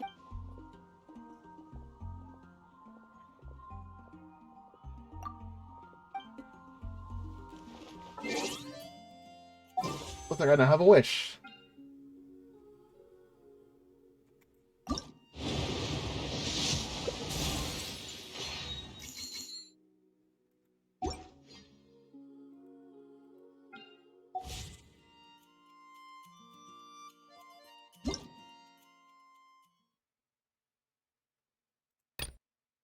There's a concert? The heck?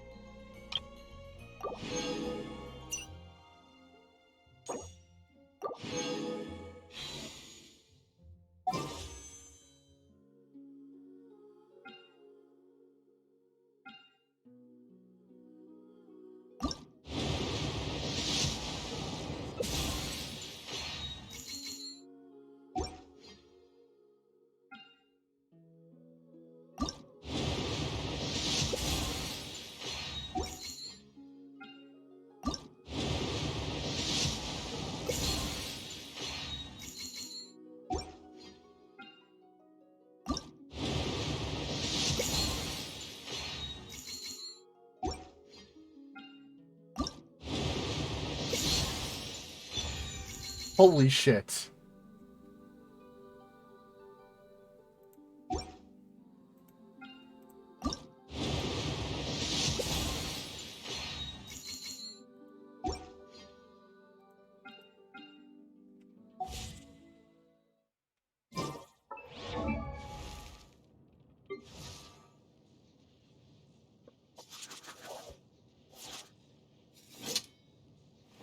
Oh.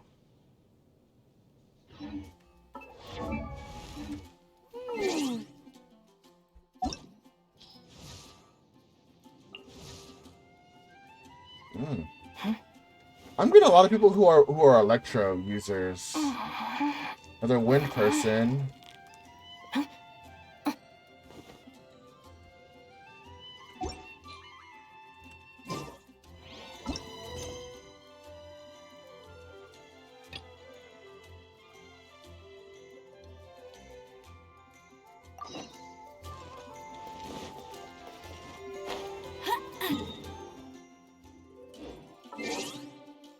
Alright guys, that is actually gonna do it for me today. I wanna get you one more time. I really wanna cross the line. I do it all before I die. I wanna get it on tonight. I wanna get you one more